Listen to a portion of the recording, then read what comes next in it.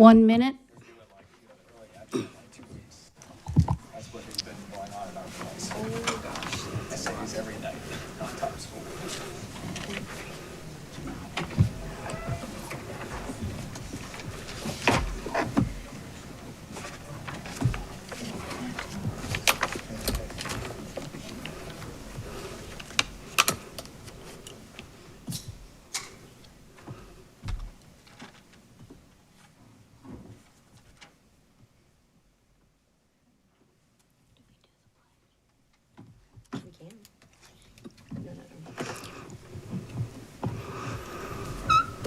Well, welcome to the Sarasota County School Board monthly work session. It's October 7th, 10 a.m., and welcome everyone. Good morning, and I will turn it over to our superintendent. Thank you, Board Chair. Good morning, everyone. We're going to jump right in. We have quite an extensive agenda today. We're going to start with our safety and security updates with Chief Enos, as well as Director of Safety and Security, Jason Overbay, who will give us a report for Q2, as well as our FSAT assessment.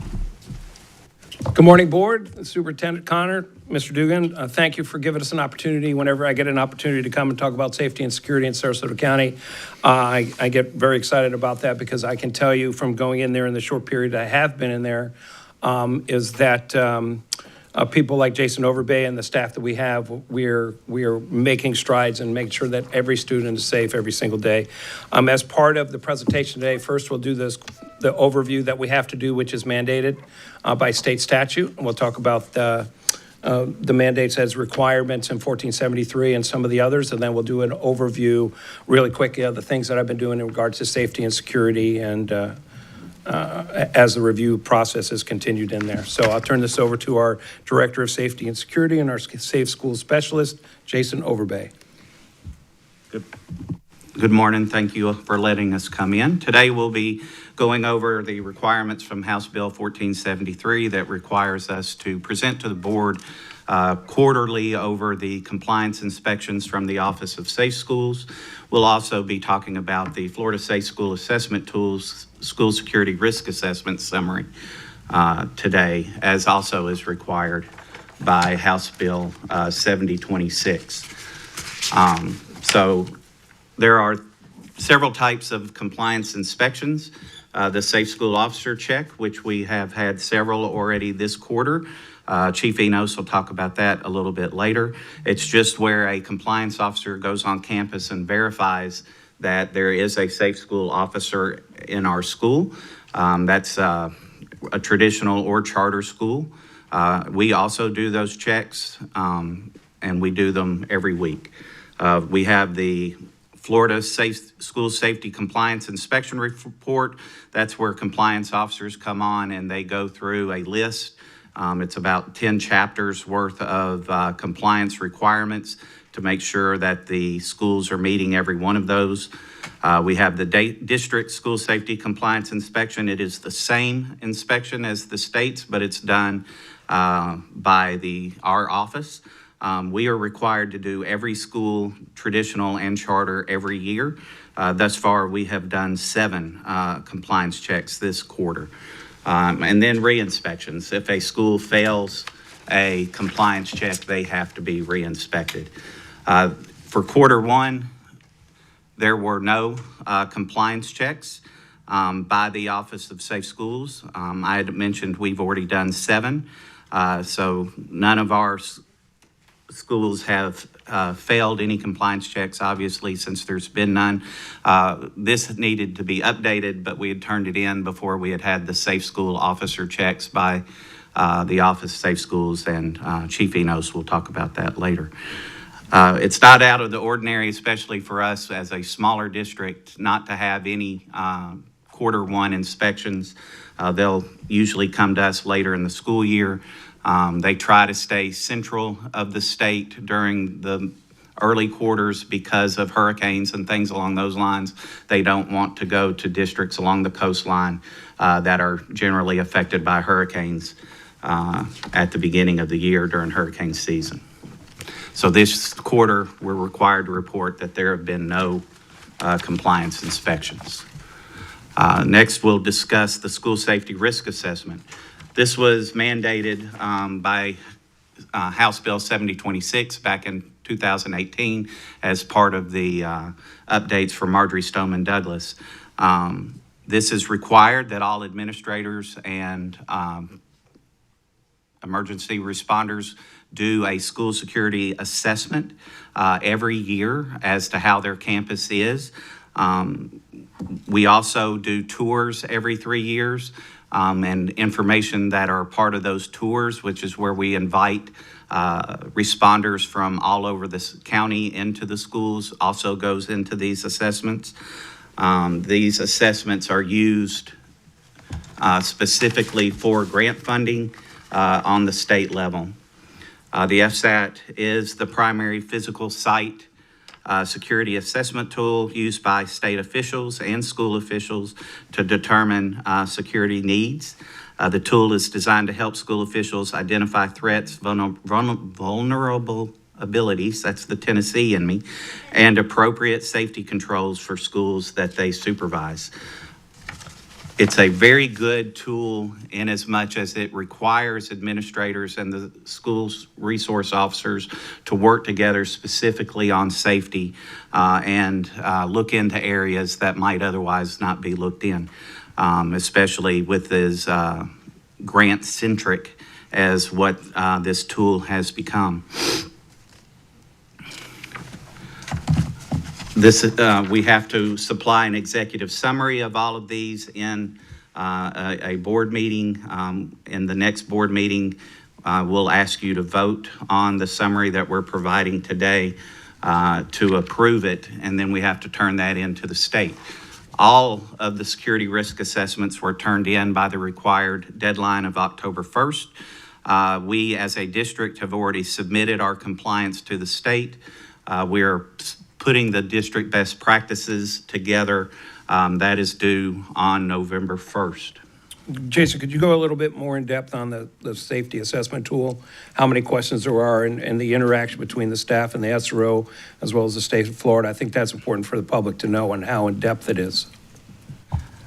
Yes, sir. So there's over 650 questions in the SSRA. It's hard to tell you exactly how many questions because there's a lot of dependent questions. Depending on how you answer one question, it'll open up an entire new chapter. So if you say, for instance, that you need emergency egress gates, it'll open up an entire chapter on why do you think you need emergency egress gates.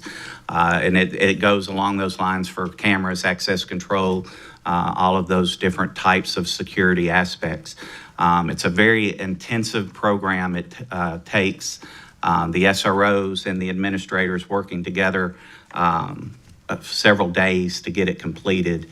A lot of man hours go in, and then as a office, we review all of the different reports by the schools. We'll call them, talk to them about their needs, specifically if there's something that's glaring right at that moment, because if it's not something that is, if it's a 90 days or sooner that it needs to be taken care of, we take care of it right then, if we're able to.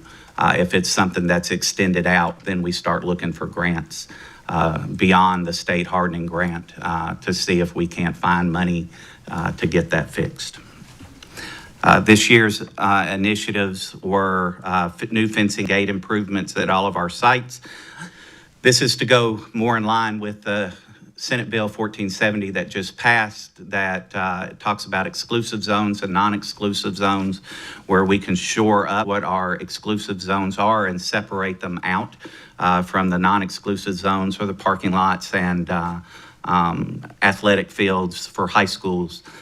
This way that we can lessen the amount of gates and things that we have to watch inside of our exclusive zone. We are looking at merging our school, or merging our school communication network with the Sarasota County Emergency Communication Network. That work is finishing up this week. And collaborating between safety and security and information IT and student services with the different dashboards that we're working on through the Florida model. assessor requirements and the Baker Act type of requirements that we have to go through. Sarasota County does meet or exceeds all best practice thresholds in all school safety areas. As an organization dedicated to safety and security, meeting these standards is not enough. As Chief Enos always says, we have to lead, never follow. Sarasota County Schools continues to push forward with better ways to work with all of our stakeholders, improving the environment at schools for our students to learn and excel. We've redoubled our efforts with all of the emergency responders, making sure that they are aware of all of our procedures, processes, and the different areas that we have on campus that are vulnerable so that they know where to come in the event of emergencies at every campus. We have tested Alyssa's alert software for each school. Currently, we use as Raptor technology as our Alyssa's alert software compliance. We have 2 charter schools, one that uses Cintiq and the other that uses 911 cellular. We have successfully tested those systems with the 911 center, and they work very well. We are testing again this week all Alyssa's alert software, as it is something we do quarterly. Our recommendations were to continue to improve the school's intercom systems for outside area notifications, continue our efforts in threat management and the Florida model, continue efforts in youth mental health first aid, ensuring that our staff count remains above 80%, pursue funding where available for continued hardening for schools. We are looking into critical incident and continuing critical incident training for drills with all of our law enforcement partners. We're trying to improve communication with schools and emergency responders and staff, and we're improving our protocols for after-school events. The district continues, as we said, to lead the way with our implementation of many security measures over the last school year, including the new Florida model with threat management. We can't say enough about the work that Michael Santagata and Cindy Wetzel have done to ensure that all of our school safety teams are trained in the new Florida model and remain in compliance with all the state rules. Megan Taylor has also done an extremely good job of keeping our district at 80% or higher for all of our youth mental health requirements. All Sarasota County schools are compliant with the required school safety tours. We're doing tours as we speak today. We do 1/3 of our schools every year to make sure that every school is toured once every 3 years. We are continuing to update mapping as required by state law. We will be having Sky Ranch mapped in the next few weeks so that we meet that requirement. As part of that standard, we invite the sheriff and the rest of the municipalities, all the fire departments to come out, part of the legislation. So they come out, they actually go to the site, they tour the school, they see where the Knox box locations are, they speak to the principals, the assistant principals, the school resource officer. So then the case of emergency that they're responding is that they're just not coming in blind, that they actually have been there, had boots on the ground, which is really a great preventative. Plus, again, one of the things we're working on is a collaborative partnership to make sure that they're coming as often and they're invited as often. If we got back to the old nacho cheese day when we had real cheddar cheese on our nachos, I think they'd have more impact. And I just say that anyway. Whether we have real cheese or not, that's not up to me to discern. But what we do is we offer them to come to have lunch. They come to all different times. But as part of these drills in the 1/3 is we put them out to have them come there as the first responders to make sure that they can see what the campuses look like. We do also invite all our emergency responders to every drill that we have. We make sure they're aware of every school's drill, what time they're going to have it, so that they can come and give real-time feedback on our emergency procedures. We would like to thank Superintendent Connor and Dr. Kemp and Mr. Dumas for all the help that they've given us. Obviously, the board for keeping safety and security always number one in our minds. I want to thank Sean O'Keefe, Joni Kennedy, Heath Guck, and Borbala Stevenson for all of the hard work they've done to make sure that we've stayed compliant with our state reports. The summary is provided by me, the school safety specialist, based on school security risk assessments and district best practice assessments. The Office of the Superintendent and Office of Safety, Security, and Emergency Management are committed to implementing the recommendations and findings that were identified within the Florida Safe School Assessment for the 25-26 school year, but it's based on what happened last year. Therefore, in accordance with these provisions outlined in the Florida State Statute 100607, the aforementioned assessment findings, as well as the recommended strategies and activities to improve school safety and security, are going to be presented in the next school board meeting for consideration and approval. Well, and that is the requirement by the state of Florida in reference to let everybody know what we're doing specifically with the Office of Safe School by the mandates. What I'm going to do now is I'm just going to kind of, without getting too much into the weeds, because, obviously safety and security, is kind of an exempt situation, because we obviously don't want anybody who might want to do anything bad to us, we want them to always to know what we're doing to make sure that we have the advantage. But what I'm going to kind of tell you is, since we've been in there, since I came back, all our policy procedures are being looked at, all of our critical responses are looking at. I've already am working with Mr. Dugan in reference to all our general orders that they need to be updated in reference to legislative changes. They've already been delivered over to his office for implementation. Everything from uniforms to free decor. I'm doing a full assessment of everything that's going on in there to make sure that we're back in compliance. One thing I will say in regarding to safety and security, we've had a couple of different briefings that we meet every week since I've been back with Dr. Kemp, Dodi Jumas, Sean, myself, and the two captains. I mean, one of the things that we want to make sure is that, as I've said, that we meet and exceed not only the state, but also the national from the perspective that I bring in. So I'm going to kind of go over a few of the things that we've kind of reviewed just to let you know where we're at as we begin moving further into the process. But I can assure you that everything that, as it comes to safety and security, is that we are meeting or exceeding everything that we're supposed to be doing to make sure that we have. The one thing I could tell you is the communication with the Superintendent Connor that happens between the chiefs, between, Ms. Manelli, Ms. O'Day, Ms. Green, Mr. Johnson, Nate Francis, is absolutely tremendous. I mean, they're on the spot with the information as fast as I get it, and to make sure that it's being addressed at multiple layers to make sure that we're providing everything we can do for the kids on any incident that happens on campus. We had the teacher at Lauren Lacomas that had the emergency. The staff there was absolutely tremendous. The fire department's response, the sheriff's office, the response from the school police department, the teachers, the students. I mean, there's be some recognitions there. Some of the students stayed with the teachers. Others went out to get the teacher. They called the 911. I mean, there's some really significant things to show that safety and security, that our kids are listening. And I tell you, to Miss Superintendent Connor and his staff, exceptional. They were there within minutes of helping and calling individually the parents in those affected classrooms to let them know, hey, this is what happened. You need to hear it from us and not from just some type of messaging that may come out. And I think that's exceptional. And as many people that I've worked with before, that's really one of the first times that I've seen something like that occurred. Really engaged. And so again, there's lots of great things. One of the things we talk about is school safety is about a layered approach. And the layered approach really starts with the people that we have in the boots on the ground, the staff, the SROs, everybody from the custodian, the bus drivers, having and building relationships with the students.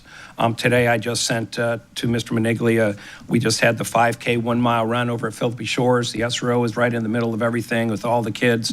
Those are the things where you build those relationships at elementary, which then carry over to middle school, which then carry over to high school, which a lot of it is the teacher, counselor, law enforcement, which is the triad of the school resource model. And we're really going to start focus on the teaching at the elementary level.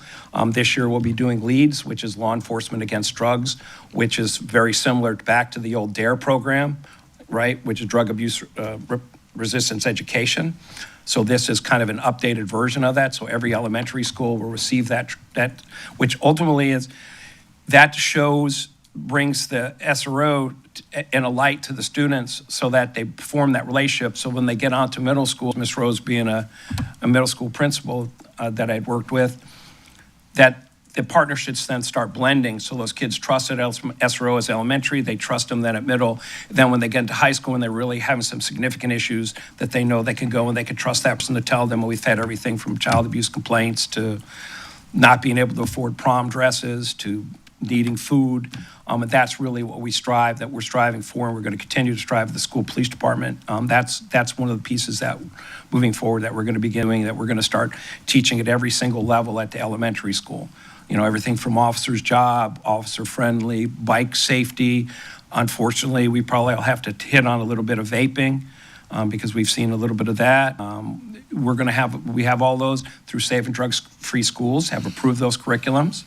So they're already approved within the district. So we're going to start implementing it. But as we talk about layered approaches, that's when you really are talking about the technology piece. And thanks to the board, we've been a lot to bring those in here. This is where we exceed many other districts, is because of the layered approach we've brought in. So part of it is the Omni Alert, which is the AI detection for weapons, as through all of our cameras. We are going to start training the 13th with the SROs, and then we're going to be doing principal training. We've already had it to the principals, but then we're going to get more back into the weeds, and then we're going to hopefully start and have implementation beginning pretty quickly in that. Again, that's all of the cameras within the district, which basically looks for any type of weapons detection that anybody may have that may come out in a parking lot, or that a student, because remember, the lives are saved by the speed of the lockdown. How fast can we lock down the students? So we have something, a technology-based, that can alert us to lock those students down faster, then we're going to ultimately to save lives while the good guys are going to wherever the bad guy is. So again, this is a piece where it'll put the school in an immediate lockdown while we're going to be going there, plus it alerts the staff at the landings. We have a critical incident center here where they're to respond to, where we have a multiple, it's almost like our Arctic. So if you hear a lot of talk about Arctic, which is real-time information center, a lot of agencies are going to that. Port Police has the first one. Sarasota Police Department is almost finished with theirs, which is basically live streaming capacity of our cameras to give them real-time information as the incident is occurring. So we're continuing to focus on those things where as fast as we can lock in the students, the more lives that we're going to save ultimately down the line. So this piece is in there. Our fencing, we continually to look at fencing because I think fencing is very important from a variety of levels. It's a deterrent to anybody that may want to come there to do something to our students, as well as it gives peace of mind to the staff too. As you noticed, we just started, and we do Open Gate, which we'll talk about in a few minutes, but we now have Open Gate here at the landings. Again, for the staff that's here was one of those pieces, so that anybody coming to the landings, so just to have another piece, but ultimately it's the human element that prevents it, but it's just another layered approach to use technology to what our advantage is. The King, if you remember a while back, I think Mr. Edwards and Ms. Rose was on the board, and Ms. Ziegler. We did the King project through all the district. It was very expensive, but I could tell you that the King project is 100% complete, as well as there's law enforcement Knox boxes at the front of the schools and the rear of the schools, so that our law enforcement partners, when they respond, is one of the issues was, okay, you get there, how are you coming in? And we have a door lock policy since 2018. We were one of the first in the state of Florida to mandate doors locked. This is a way that our staff, when they get there, they get in, which there's going to be specifically keys and other things that are going to be in there to allow our people to go to wherever the gunfire is, to be able to stop it as soon as we can, seeing how that ties in again with the Arctic, with the live streaming, real-time information, to be able to put our assets to pinpoint them where we need to be. All of the maps, so every school has a map that has the location of the boxes. I've already had a meeting with all the chiefs and the sheriff, and they all have received the CRG, which is our mapping software. So again, those first line officers will be able to pull it up to be able to see exactly where they need to be responding, which information, obviously, is knowledge when it comes to responding to a critical incident. The more prepared you can be, the more information that you have, which goes into us inviting them to come to our campuses so they can see where these things are, where they can see where the Knox boxes are, so they can meet the staff. Variety of different things. Open Gate, Sarasota High just started on Monday with Open Gate, which is the same thing that we have here at the board meetings, which is a weapons detect type of it's not a metal detector, it's notch above that, but we started at Sarasota High School on the 6th, and we'll be soon implementing it at Sky Ranch sometime, hopefully in November. So they'll be on board too, and we continually keep rolling that out with the training that needs to be taking place. Again, it's another issue that we have. One of the things is I've also been in touch with teen court in reference to vaping. On their teen court referral, if you know that administrators can make referrals based on an administrative referral, it doesn't have to be a DJJ, it doesn't have to be a criminal offense. We had them, I met with Heather Todd, and they've actually changed on there. I've been working with Dawn Clayton, where the vaping on there is going to actually be a checkbox. Before it just said drug offense. Now it's going to say vaping and then drug offense, so that the staff there can see that they can use it. They can do it even on a first-time referral. We have to be in compliance. When I was here, we received that in regarding the tobacco citation. We have to pay $25 to the clerk's office. You have to take the class, bring the certificate back to the clerk's office. If you don't do those things, then they suspend your license when you're 16. So some of the kids are getting them at 14. The state will issue them a license, suspend it, because we think that obviously that's a significant issue and impacts children. So with the vaping piece, we have it set up where Heather Todd's going to get in front of all the assistant principals coming up soon to say that, hey, on a third offense, it's a vaping, because that's also going to be a DJJ civil citation, the House floor set up. But hey, if you want to do it on a first offense, to also have that part of your disciplinary process, that they'll take a vaping referral first offense. So again, going along with Superintendent Connor with the vaping task force is something that we're implementing that I've tried to take the lead on. We had some license plate readers. If you remember, we had a couple of trials. We're looking at some costs. It's pretty effective. As we are seeing more students become transient, especially at the high school level, it would be nice. What a license plate reader basically lets people know who's coming and going on your campus. We're finding out what the costs on there, but it could be another significant tool that we're using. It's already on the cameras. We just have to see what the pricing is to see if it's something, again, as part of what we want to do. The school safety officer checks, they just happened. So the state of Florida comes here and they say, okay, they go to a charter school, they go to a traditional school, and they look to see if you have somebody who's a safe school officer, which would be a school resource officer or a guardian. So it's somebody there that has a firearm to be able to protect children. So they came out there, Alta Vista, Booker High, Emma, Booker, Gocio, Philby Shores, Sarasota High, Sarasota Middle, Southside, Toledo Blade, 100% of clients. The state person from the Office of Safe Schools identifies themselves and goes and makes sure that we're specifically on campus. They also do that for the charter schools to make sure they're doing it. On top of that, what Jason talked about, how we do this redundancy in Sarasota to make sure that we're compliant, and his team also goes out and does the same stuff. So they also will go out and they will look and do assessment reports. They also will go out and they'll do safe school. So if they go to a charter school especially, do you have somebody on campus who is a guardian, or do you have the Sheriff's Office, Northport Police Department? Who do you have on campus fulfilling that requirement? So just to let you know that we're on top of that too. There are some recent changes into trespass law for Florida, especially now in regards to, we've had issues, remember, where people will get on buses, parents will get on buses. That is now where that does not have to be a warning any longer. That can be an arrestable offense. So we're having some changes with that. I've been working with Mr. Dugan and trying to get some new signage. There is a little bit of, need some clarity on that legislatively, but he was bringing us that clarity, and then we'll be looking at doing some signage changes for our games, as well for the bus stops, because you know it's door to door, right? They leave, they're ours, till they get back, they're ours. So we're making sure that we're in compliance with the trespass. All our safe place signage is up in all of our schools, which used to be safe corners. So now all of those are in compliance, as well as all of our emergency operation books and manuals. They've all been updated and verified that every single room has those. As you look, our room right over there, I see it hanging over there, even when I was on the board, that we're in compliance with that. If you don't know, that we also have in school zones, we have the cameras for the radar. Sarasota PD and Northport has just recently approved theirs. In reference to some of the school zones down in Northport will also be doing that, which part of the funding of that will come back here to the school district in regarding to safety and security. So then again, that kind of offsets the cost. And, you know, we've had some accidents with students already this year. Again, this is just another layer in order to make sure that everybody's on the same page when it comes to safety. Also, you may not know, we're doing a dismissal pilot software. It's at Toledo Blade as well as Sky Ranch. It's been very, very effective.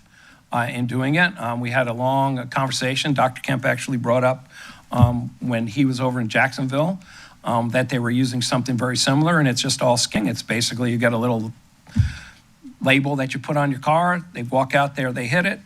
It lets the office or wherever they're at to know that they're in the line, in the queue, and that they can make them and put them into line to as they're coming up, which makes it more efficiently.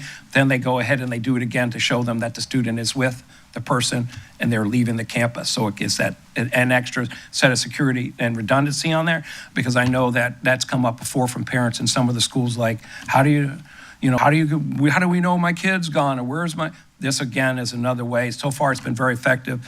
Jason and his team will be meeting actually on the 10th with the principals at the two schools to make sure to see if there's something that we want to go district-wide with at the elementary schools, which I think will be very, very effective. And then also, we spoke about bus safety, because that's something that's also significant in reference to critical incidents that are at schools.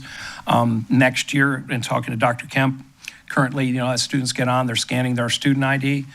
Next year, we're going to hopefully go to RFID cards.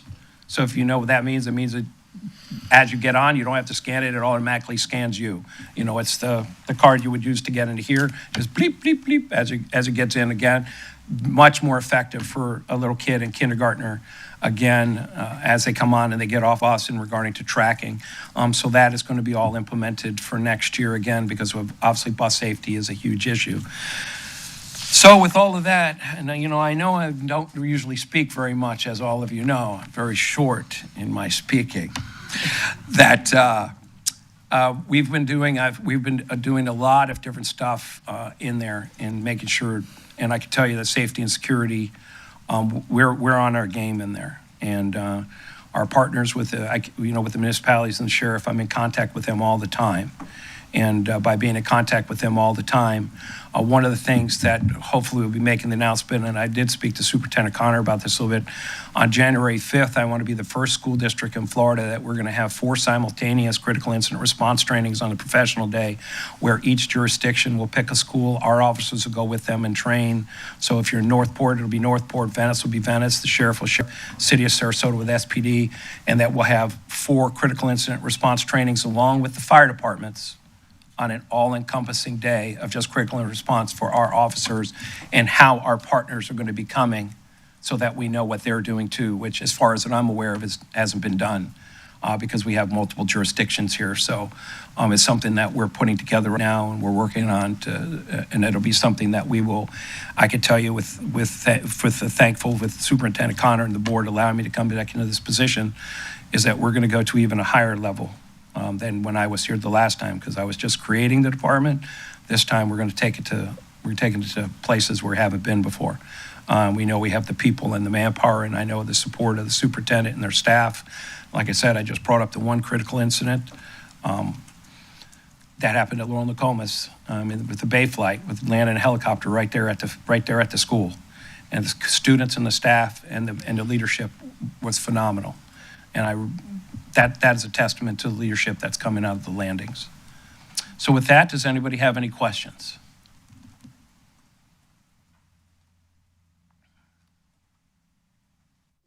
Mrs. Barker? Thank you. It's great to see you as role. You look happy, and we are happy to have you here. I just wanted to point out for any families that are listening, safety and security was highlighted in this month's version of our newsletter, and there's a lot of really excellent information in there for families, including, I saw we had a partnership with the Sarasota Police Department, wrote an article for us about safe gun storage for families, which is something that I had been asking of schools internally. Bringing parents into that partnership, into that safety partnership, is important as well. And to that point, as someone who has been using the new Raptor technology to get my children dismissed from Sky Ranch, I love it. But I wonder if maybe we could pull a parent or two from their SAC to meet with you and the principals as well. There are a couple little glitchy things with the app, and it's silly, but like the sticker can't get scanned from the inside of the window because the tinting is too dark on all our Florida cars. Well, just it needs to be no more than 25%, or It doesn't scan. I can tell you it doesn't scan. Maybe I should see your vehicle, Miss Parker. I don't know. I just- I'm I'm rolling dressed for a dirty in friend. the Honda Odyssey. I don't know what to tell you. So I would just recommend bringing in a parent or two to give you that other end of the dismissal line. Well, absolutely, I appreciate But that. thank because you. the end user Thank is you. who's the most important, right? If it doesn't work for them, it isn't effective. So 100%, we will make sure that Jason, when we meet with them, we'll ask if you come in. Thank you. Mrs. Ziegler? Thank you. Thank you, Mr. Enos. It is wonderful seeing you in this role. It is one you were born for. There's no doubt about it. A question, you mentioned the policy updates, and I am encouraged to hear you jumping in at that front because we have a great system now, which once upon a time wasn't the case when it comes to the school board policies. Is that something we can plan on and being embedded into your process because statutorily some of these are changing? Or has that already been the process? Because the weird thing about the police department policies are something he hears me talk about this all the time. They don't come to us, which I don't love, but I want to make sure we're on top of that and what that process is. It was broken for us in the administrative side to the school board, so can you talk to me about what that looks like from the police department? Yeah, so one of the things, there's a couple of different things. So you have school board policy, and then you have what's called general orders. So Right. the general orders are the operating policies of police departments. So we talk about, tasers, we talk about handcuffing, we talk about uniforms, what you can't wear, everything down to what's approved, not approved. So when we talk about that, if there is a school board policy, say there's a school board policy in regard to time off and time accrued, we, as a police department, we don't have that policy. So if the district has one already, then we don't have a different one. So the school board policy will overarches if it's something that the school board doesn't have that you need as a law enforcement. So like would be, we have 12.2, which is like levels of discipline, officer misconduct, a lot of things that are very specific. We would have that as a general order, but it wouldn't be necessarily in the school board, as in that back when we originally created it, the school board at the time approved our policies as part of the school board's policies because they are different. But we can share those with those. One of the things that needed to be updated is, just as the board has been doing, is that those policies need to be reviewed to make sure that they were in line, because there are just as many changes that go on in law enforcement as there is with education. Not as many, because education is unbelievable amount of changes, but there are some stuff. So we can obviously have access for all of those for you, but just understand that whatever the school policy is the policy, and then the general orders is just something that the school board wouldn't have that we would need on our end for compliance. Right. To meet the standard. And I remember when in the inception of the department, that was something that gave me heartburn, just because, one, it was new to me, and I think everyone up here. But the general orders piece, to your point, we copied, I think, I don't know, was it Palm Beach or something we were working with? Sarasota County Sheriff's Office. Okay, there you go. All right. But then, which it makes me feel much better. But to your point, there are a lot of nuanced policies that, I mean, you just mentioned taser. So I just want to understand the best practice, because even for us to at least be aware of what they are, it's never been that case before. So there's twofold. There's obviously the process that I want to make sure you have in place to maintain updated with compliance, because I think we've got a really good system going on now from this end and can be replicated from the. We'll do it yearly. Right, and that, or as a statute comes to bear.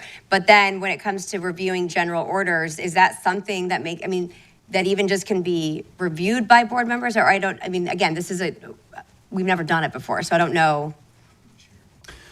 I think it's definitely advisable for you to be aware of what those policies are. I would defer to legal in terms of the operations of, school policing and policing in general has some very specific statute regarding that. And so I would defer to legal to talk about what updates are recommended based on changes in legislation, and follow the guidance of legal and what our sheriff is doing within the county. But in terms of an awareness piece of what are the policies, absolutely. Because the way I understand it, if they're general orders, if they're not really on the operation side of the school district's purview and they're more specific to LEAs, law enforcement, then that would just go through your department and we wouldn't necessarily know about it. So even I mean, I'm just saying, if it's compliance and updated from statute, similar to when we do policy updates, us being briefed on, hey, these general orders are being changed pursuant to statute, I think is Yeah, we can valuable. definitely create a system to keep the board informed about those cycles of revisions that will occur. And I know one of the things that Chief Enos, I mean, it was really the top priority, I think, coming in was knowing that we needed to address and update those general orders. So that actually is in process right now. Well, I love to hear that. So thank you. And then the other question was, you mentioned a litany, and I've mentioned this before, but we have the blessing of technology and a number of different platforms that we can utilize that, and so my question is, and this may be for Joe or you, are we set up where this infrastructure allows us to have just updates where we're not having to repurchase? Because there's always going to be something new, shiny, brighter, better. And when it comes to security, we're going to want the best. But there's a funding component to it. And so it always gets me a little concerned because, vendors reach out to all of us. I push them wherever, but to the appropriate channels. But you do see that there's a lot of different opportunities and different ideas. I know you guys have the pulse on that. When I just look at the macro financial standpoint of it, I know when we're tying in our radios with different other law enforcement agencies. We've also expended dollars with our radio program in the past, but it's over 6 years, I think. So what's our strategy there? That's a bigger question, but it's something that consistently concerns me. Yeah, and majority of all the technologies are all renewal-based, and the renewal gets the update, so there shouldn't have to be any new purchases. Okay. So we just ended up having a conversation that we had on a bunch of renewals that just came up, whether it's Raptor or whether it's OpenGate or Omni Alert, to make sure that the only one, like I said, right now that currently is not operational is the license plates readers. It's just, again, it's what can we afford based upon what is actually we're going to receive for that. So if it's not going to receive a whole lot of bang for our dollars, then that's money that can be spent at somewhere else within the district. But right now, it's just majority of everything is renewals, and in that renewal automatically gets those update pushed. Okay, so they're more platform-based. And it is critical for school districts to understand, to not fall into the trap of everything seems good, right? There's a lot of technology, a lot of new shiny things, and we don't want that fallacy, to be victim of that fallacy that the more we have, the safer we are. That's not necessarily the case. There is a level of diminishing returns too, who's managing it, the funding, all of that. So we're definitely monitoring what is valuable in making the job more efficient for our officers, making it more safe for our school district, and not layering upon layers to where, you don't know what the left hand and the right hand are doing. Yeah, well, I appreciate that. Well, again, it's wonderful to see you here. I feel everyone in Sarasota County Schools should feel very confident with the leadership that's now in place. So thank you for everything. Ms. Rose? Thank you, Ms. Marinelli. I, too, would like to say thank you to Chief Enos and your team. Excellent. Your accountability and your expertise is definitely appreciated. And I'm especially thankful for your ability, know-how, and the history that you have with our law enforcement partners. That is essential, as well as the communication that you are growing. All those pieces are key. I really liked hearing the relationship piece with students and giving that life and building it. I wholeheartedly agree with you. At Sarasota Middle School, I would say that probably most everything that surfaced that needed attention came from those relationships. So I thank you for everything that you're doing, and certainly know that speaking for myself, and I'm sure that the confidence in our school community and the community at large is growing as a result of your leadership. Thank you. Thank you. Mr. Edwards? Good morning. I know this is something that keeps crossing my desk, and I hear it in public all the time.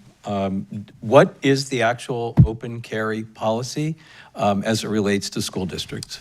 And I've had a lot of contact, and of course, Mr. Dugan could chime in on that. We've had multiple things. But at the end of the day, there are still Florida state statutes that states that you cannot carry on any school board property. cut and dried. You're not allowed to carry on there, that there are still statutes that are in book. I think there's 3, Mr. Dugan, I think that you'd sent me, and those have been pushed out to our SROs, but you're not allowed to carry on school board property, period, end of story. Thank you for that clarification. The other request that I have is it possible that the school board members can get a schedule of active shooter drills so that we can actually, at our desire, participate if we want to? And I would like, not necessarily, because I'd like to see the schedule, I wouldn't want anyone to know I'm going to be there. Not a problem. Well, I'll have Jason coordinate, and if you want to come to the training, it'll be on January 5th. It's a Great. professional day, but we'll get you the schedule of the schools because they're still mandated by Marjorie Stoneman Douglas and the commission statutorily, but we'll get those to you. And yeah, just if you want to go, I can go with you. We'll show up on event uninvited and we can watch the process. Great. Lastly, this has just been a thorn in the side of a conversation since I've been a school board member. It was smoking and now it's vaping in restrooms, and I'm glad to hear that you're paying attention to that. But I know that at one point we as a board had invested significant dollars in security individuals, which to try and be there and to bust it up, I think that from budgetary standpoints and practicality of did that really work, that those initiatives have all gone away, and I'm still getting complaints. I'm still getting, and honestly, I think that when we're looking at being competitive with vouchers, this is something that just has to go away. And I've been sitting here having this conversation over and over and over, and nothing seems to work. What I would be open to hearing about at some future workshop, if not today, is a strategy that does make it go away. End of discussion. I will tell you, we do receive a lot of, which I give credit to the students, we receive a lot of Fortify Florida tips, and that they are identifying people that are vaping. And as soon as we get the tip, we have to, by statute, we have to go out and investigate it. And so every single one of those that come in, it shows that we're actually doing something. On top of that, I know that Jason has a tract. He can kind of talk about that in reference to putting the security monitors that are on campus, have been monitoring the bathrooms. And there are some other strategies that schools are coming up with in order to handle the issues, as well as on top of, I know, the vaping task force. So again, it's about, a lot of it is about being available and being in there to see what is going on, which that would be something with Superintendent Connor that we talked to staff about, because a lot of that is when you look at the Stoneman Douglas, one of the things they did is they locked the bathrooms on the first and the third floor because of that, so you can only go to the second, and then students couldn't get in there when the shooting occurred. So there's got to be some strategies on how to be able to do that, to limit the accesses, but also else to be able to patrol it with the security monitors that we have, as well as the SROs, as well as administration. I know that Northport just put out a pretty substantial policy change in reference to what they were doing with their administrative team to combat vaping. That was sent out, as well as a letter to the parents, because we know that that's an issue. So I think that, with Mr. Edger, I think that I could work with Superintendent Connor and Mr. Overbay, and we'll be able to get a more pinpointed plan, but it's going to take that kind of stuff. I did an assessment in Myrtle Beach, South Carolina, and it's super labor intensive, but they have gang bathrooms like we did, but they actually paid somebody to sit in the hallway, one person in, one person out. And that, you think about how that was their job, was just to sit there. So, everybody is looking at the same thing like you're asking for. Everybody is looking for some type of solution in order to curtail that. And we also can try to figure something out, but I know that we're being very, very proactive than some of the other districts. But I think that with the superintendent and the chiefs, that we should be able to come up with a plan that could be district-wide. But I can tell you that we're visible, we're out there, we're looking, and we're writing. I just had the officer who's here. He wrote 3 vaping tobacco citations just the other day, as well as one at middle school. So we're on it as the best we can, but we'll come up with some type of a better game plan to be able to get back to you. Well, thank you. And as I said, I wasn't expecting any magical solution today, but it's also something that has just been an ongoing, and I think, I get that it's a headcount issue. I get that that's part of the problem, but I think we can strategize within the rank and file here to come up with ideas and suggestions that nip it in the bud, especially when we have cohorts of students that are available to us that want it to go away as well, and how to tap into them more than just the reporting mechanism, to see how they can participate peer-to-peer on their campuses in a more effective way. Mrs. Ziegler? A quick question on that. Is there, because it's a pervasive issue, and to Mr. Edwards' point of this being something that comes up, and I know there's the dynamics of high school, I understand there's a component of it, but is there a way, I mean, can we elevate the penalty? Is that, Well, it's in the I mean, to mean like we mean business, we're not messing around anymore? Because clearly just- whatever the penalty is isn't making people stop. Well, disciplinary-wise, the district potentially could. Statewide, it's statute, is you basically get 3 bites of the apple. So the first 2 times is you have to take the class, pay the fine, or so, as we have it set up as a tobacco citation. The 3rd time, it's a civil citation. So that's statutorily, but disciplinary-wise, that would be a function with Mr. Connor and his staff to determine where it is. And I know, like I said, I've been working with Dawn Clayton, because that's one of the things we can do is the cessation piece. Because back in the day, we used to have it on Saturdays and drag kids out of bed at 8 o'clock in the morning, put them over at the old VOTEC or STC to make them attend, or they would get their license suspended.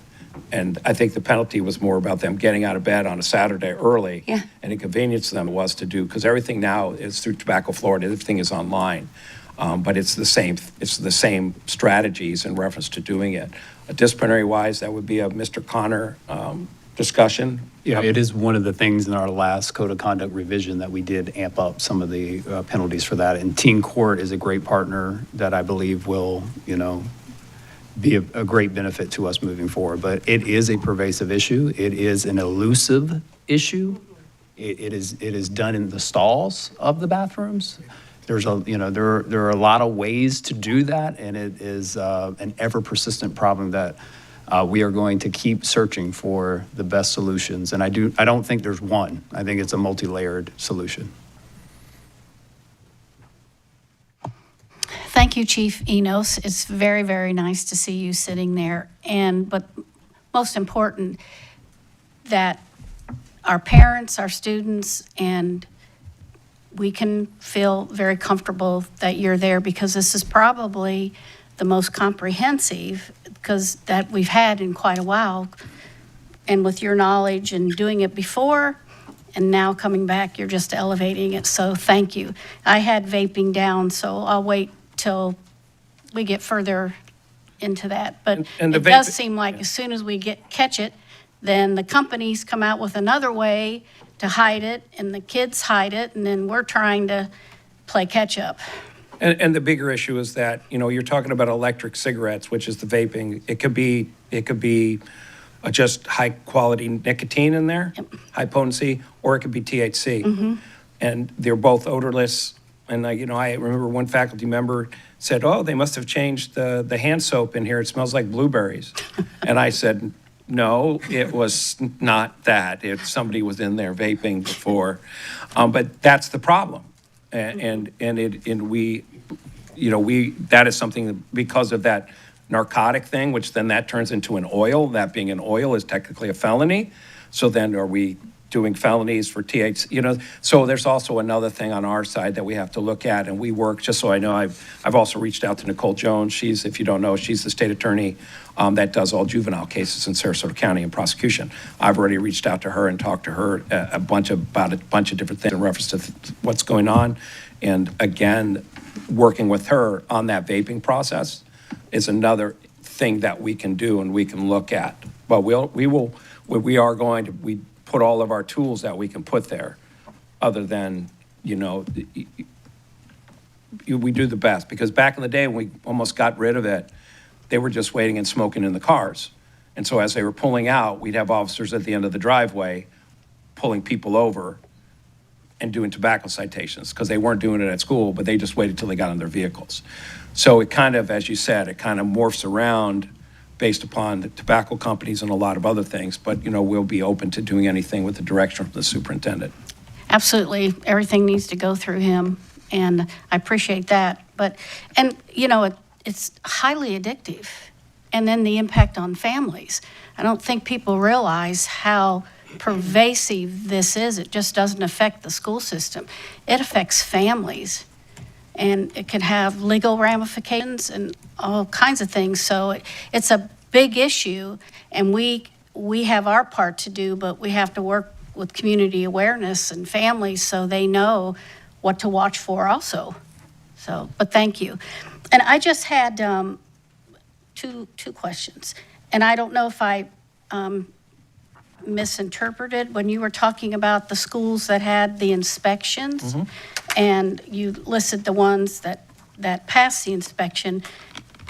Did we have any that didn't pass? And if we did, what's the next step? No, in reference to the safe school officers, then no, they're 100% compliant because we have SROs as well as at the charters that Jason and his team make sure that they have somebody there that's either a guardian or an officer. Okay. So there was nothing in reference to that. In reference to the bigger inspection piece, they haven't conducted any yet. They really don't come until the spring.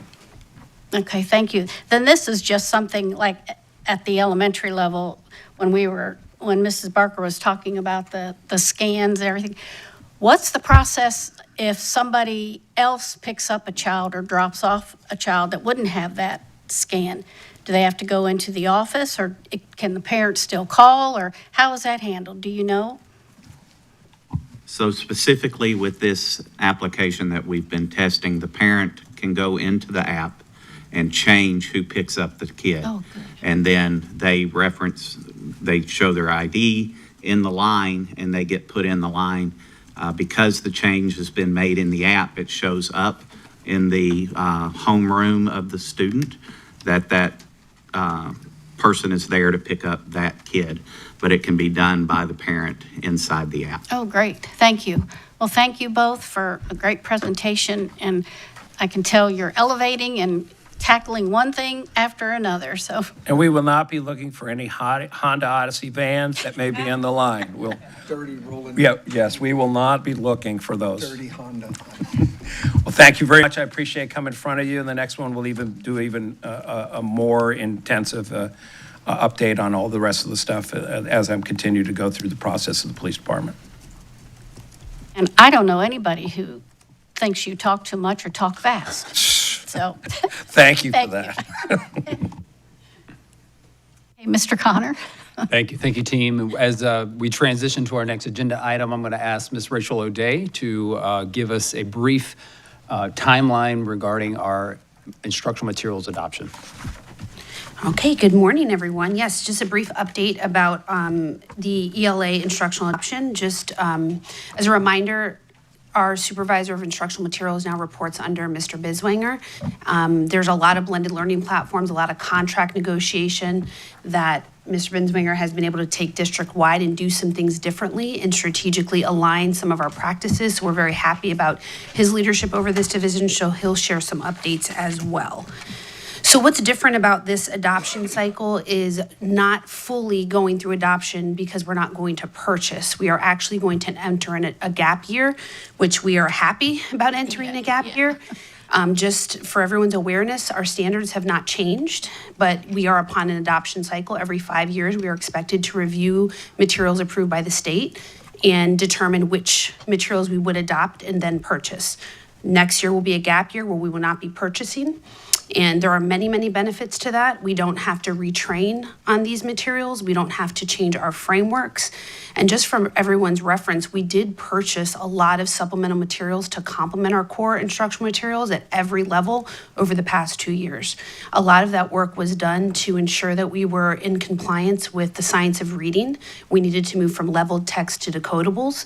We needed to make sure we had differentiated intervention resources for students in specialized programs. programs, whether it was an IEP, an EP, or an ELL student, in addition to advancing some of the coursework in our secondary schools that were providing that strategic intervention. So there's a lot that's been done to add into the core instructional material base, and our teachers are doing very well with that. We don't have any complaints or concerns regarding the resources we have. They are not inadequate, they are not out of date. So this going into a gap year is very, very beneficial. We're looking forward to that. So we will go through an adoption without a purchase because we can only do that for 1 year. So after we continue with our current resources this upcoming school year, we will purchase at the end of that school year to then implement in the following year as per state statute. When we look at the resources we have, as a reminder for those that need this awareness, the core instructional material is the first box under each level, and then the second box outlines all of those supplemental resources. And over 75% of those supplemental resources have been purchased, trained on, and implemented over the past 2 years. Because initially, upon purchasing the core curriculum, the district at the time did not buy the supplemental resources that go with providing tiered interventions or advancement for the varying levels of students. So we have, when we came in as a district team, we evaluated some of those gaps, did some listening tours with our teachers, and went through purchasing. And one of those these purchases are very extensive. The flyleaf alone, going from level text to decodables, is very, very expensive, very, very needed. And then we also trained and implemented on that. So we are really set very well in literacy with our core and our supplemental. The gap year is going to be a benefit to us. And then per state statute, we'll follow along with purchase at the end of next year.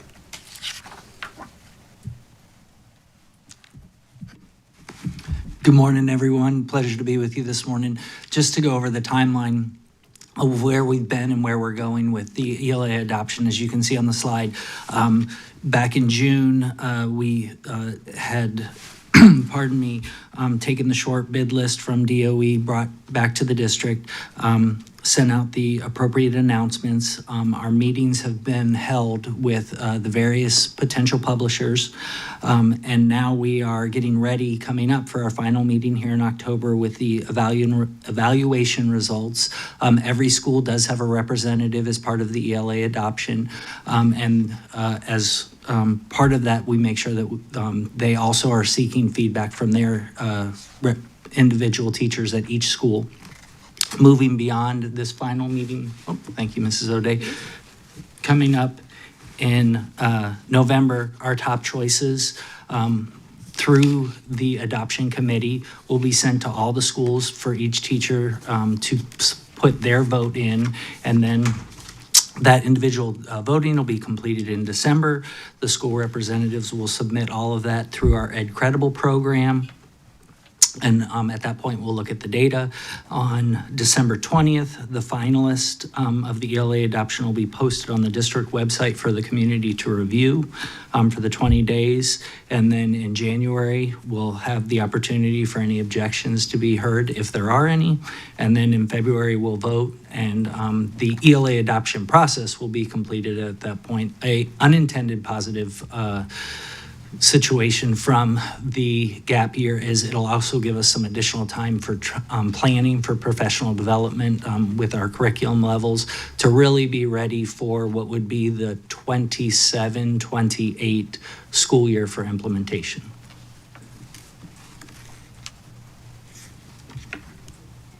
That concludes the update on the ELA adoption. If there are any questions, Superintendent Connor? I just have one comment. I really like that we spent the money on the supplemental, especially for our ESE students, because we know through that evaluation that we did a little over 2 years ago, that was identified as an area that had been neglected, for a better term, for quite a while. So I'm really glad to see that we're working on that, and I would be interested at some time if you're getting any feedback from parents. Are they noticing that there is a deliberate focus on our ESE students? As far as the instructional approaches? I think what they're seeing is there's more. So in the past, we would just focus, there was a heavy hat hanging on Orton Gilliam, but that's a very great program, but it's not the only program, and that doesn't fit and check everyone's boxes.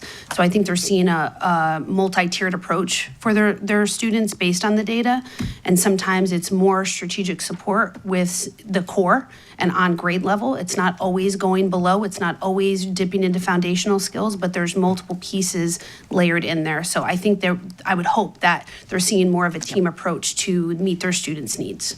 Well, thank you. And the whole, MTS process, getting quality interventions to students so they don't have to go into ESE. So I think that's excellent. So thank you very much. Okay, Superintendent Connor, again. All right, we're going to just continue on with Ms. O'Day as we look at progress monitoring 1 data. So we have gone through, it's hard to believe we are already through the first quarter of school. It really has gone by fast. And during that process, now that we are on a progress monitoring cycle through the state, which is the FAST assessment. And it assesses grade level standards for students in 3 cycles, and the first one being at the very beginning of the year. So that window has closed, and we are now ready to share the results of Progress Monitoring 1. Thank you, Superintendent Connor. And what we do with Progress Monitoring Assessment 1 data, it really gives us a baseline. As the superintendent said, there are 3 windows. It is standards aligned. It is grade level. And so students are, some students are coming in at a level of proficiency that's very, very impressive, but there is a progress towards mastery that occurs throughout the entire year. This gives us our starting point in that progress towards mastery. We set goals at the district level, at the school level, and then down at the individual student level. And then we monitor, track, and provide high dosage instruction throughout the school year to advance every student's outcomes as we progress towards PM3. This slide particularly you have seen before. The superintendent did present PM3 and where we have landed and where we have been over the summer. You also heard from our level chiefs and myself and the superintendent regarding the instructional approaches that we have been using and will continue to use in quite a good amount of depth, including our strategic plan updates that also align to that work. But we have set goals at this point that we wanted to share with you, so I would draw your attention to the top row. And what you will see is a mix of different growth points for us. We have met our strategic plan goals at this point. If we were to look at the scorecard for the strategic plan, we're anywhere between 1 year and 3 years ahead, depending on the indicator. So we had to look at where we were in progress there. We also looked at our cohort data and how we're tracking and what would be a good high expectation that was also reasonable. A lot of our staff, they don't respond well when we stretch too far. It feels like a higher lift. So we like to be aggressive, and these are aggressive. And our most aggressive stance is really our bottom quartile. We don't want the 5 and the 10s place anymore. We are eliminating that number. It shouldn't be anywhere in any of our indicators. And so we've already met and talked about that. We have really strong approaches for that, and we need to make sure that those approaches are implemented consistently. It's not the plan, it's the consistency that we are continuing to strengthen. So we are excited about that, and we will talk a little bit about those plans as we progress in this presentation. Again, this slide, you have seen this before as well. It's just really calling out some of that lag data that really has had a powerful impact on our performance over the past 2 years. We're excited about high school acceleration. That data is still being worked on and cleaned up, but we are looking at anywhere between a 6 and 7% jump, which is huge for us, very exciting. And graduation will continue to see another increase. Those updates will come to you in December, closer to our PM2 update, but we are advancing in that lag data, and that will impact our school grade and our goals and gains for this upcoming school year at the end. Additionally, at the bottom, you'll notice that we have improved over the past 2 years 53 points, which is excellent. We're looking to improve another 40 this year. We do believe we can do that. Again, when we're together for this long and some things worked in some areas and not in others, or for some schools and not others, people have really gravitated towards what we're doing. So we do see this advancement as something that we can achieve and continue to work towards. So we're excited about these outcomes and the work ahead this year. When you look at this FAST ELA data for PM1 on the left. You'll see the green for 2024, so that was last year at this time. Then you'll see the blue, which is this year at this time. You'll see the difference column, and then all the way to the right, we always reference our PM3 from the previous year just to see where we ended up, and then also what those goals are for the upcoming year.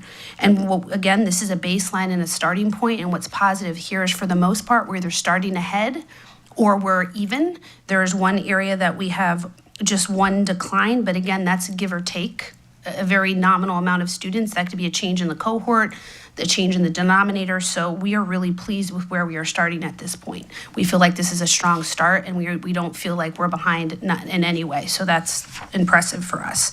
You can also look at, if you wanted to look at the cohort data, just for example, looking at third grade, last year in the green column was at 32% proficient at PM1, and as fourth graders, they're at 41%. So those diagonals are also demonstrating some nice strength for our cohorts. Obviously, our state assessment data doesn't do it based on cohort. Wish they did. It's a much better way to track the apples to apples versus apples to oranges when you go left to right. So keep that in mind as you're reviewing the data. Same concept with math. We have the 2024 in the green, and then the blue would be right now 2025, our difference column, and then our end where we ended in PM3 and our goals all the way to the far right. And we're again excited about where we're starting, either even or ahead, so that is a good thing. And even again, looking at our cohort data, you'll see that there's strong improvements from where they were last year to where they're landing in their new grade level this year. Don't do that for 7th to 8th grade. 8th grade is a little bit different. Our students that are on grade level or above are scheduled into algebra or geometry. And remember, algebra is 1 year ahead, geometry is 2. The students remaining are taking pre-algebra, getting ready for high school courses at that point. So it is a different group taking that test. It is not the entire grade level. So you can't really compare those cohorts that way. When we look at our primary years, we have our literacy on top and our math on the bottom. Again, it's the same concept. If you're looking left to right, you're proud of where we are going as a district and starting just a bit stronger. And then looking at those diagonals, those cohorts, for example, early literacy in 2023, all the way down to 2nd grade reading in 2025, continuing to retain the information from year to year and coming in just a little bit stronger and putting them ahead as they're on their journey towards mastery for PM3 within that grade level. Our ESSA student groups, this is again showing you the green last year at this time, the blue this year, and then the orange where we ended up at the end of last year. And you can see by student group, our students continue to advance and perform from PM1 to PM3, and we're either right there starting where we've been or just a little ahead for the most part, which again is a great strong start. We want to be starting either a little bit ahead or right where we were. Gives us a great springboard into continuing to advancing student outcomes and giving them every opportunity to master their progress and standards throughout the school year. And that follows the same logic for math, as you can see by the diagonals, or you can look across the horizontal. We do attribute this work, and this is just going to be a quick snapshot and a reminder of the work that we are doing. We do talk about nothing new. This is not new. We instituted the Focus Framework for Advancing School Performance 2 years ago. We are in our 3rd year.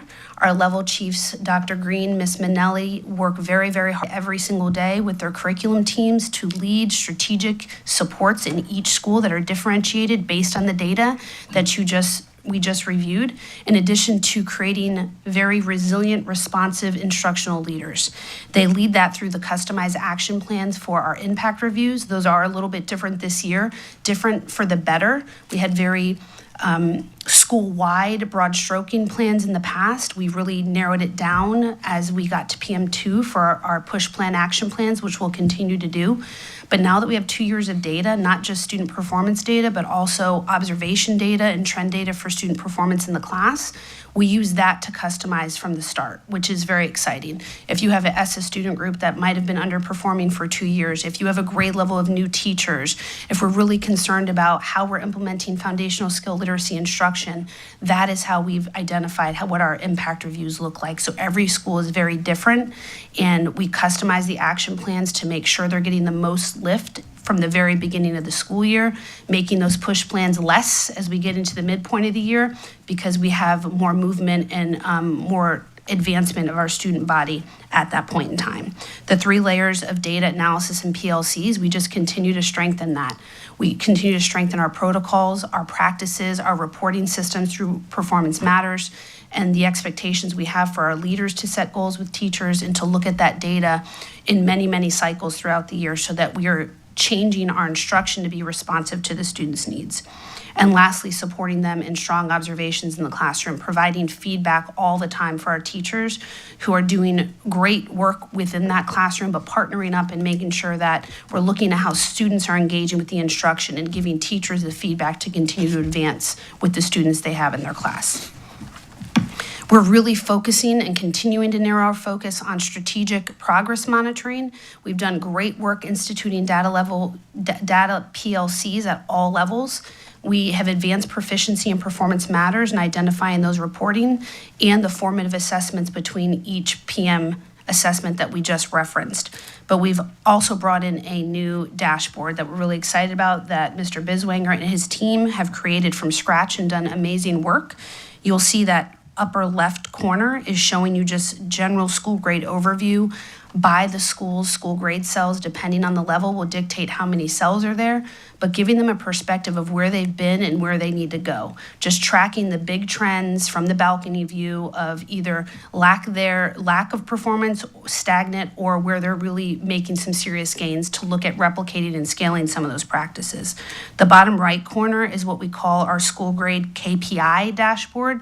This one is very exciting because it allows our leaders very, very quickly to look at their previous performance of last year to their current performance of this year based on high stakes test. But then we bring in the key performance indicator of attendance and behavior. As we know, that does have an impact on students' performance, whether it's moving in the right direction or not enough. And we can identify additional issues that we need to problem solve around making sure we're addressing the whole child. This tool is something that our leaders will use as they go in the classrooms and observe and narrow in on different students, because again, our teachers are doing great work delivering instruction, and they do every day and every year. But the classes in front of us may change. So are our students that need advanced support really engaging with the content at a high level of rigor, high level of expectation? And those that may not be progressing, are they engaged in the work at the depth that they need to? Are they getting the right touch points and interaction to perform in that classroom? Looking at the students and then giving the teacher the feedback and support using that data in front of them in addition to those instructional practices. This dashboard also follows them in PLCs. It could be in Swiss Care meetings. It could be used in a multitude of ways. And this is just the beginning for dashboards, because next month we'll be rolling out additional dashboards with the staff focused on acceleration, schedule helper, discipline risk ratio, and more attendance data, taking an even deeper dive on that information.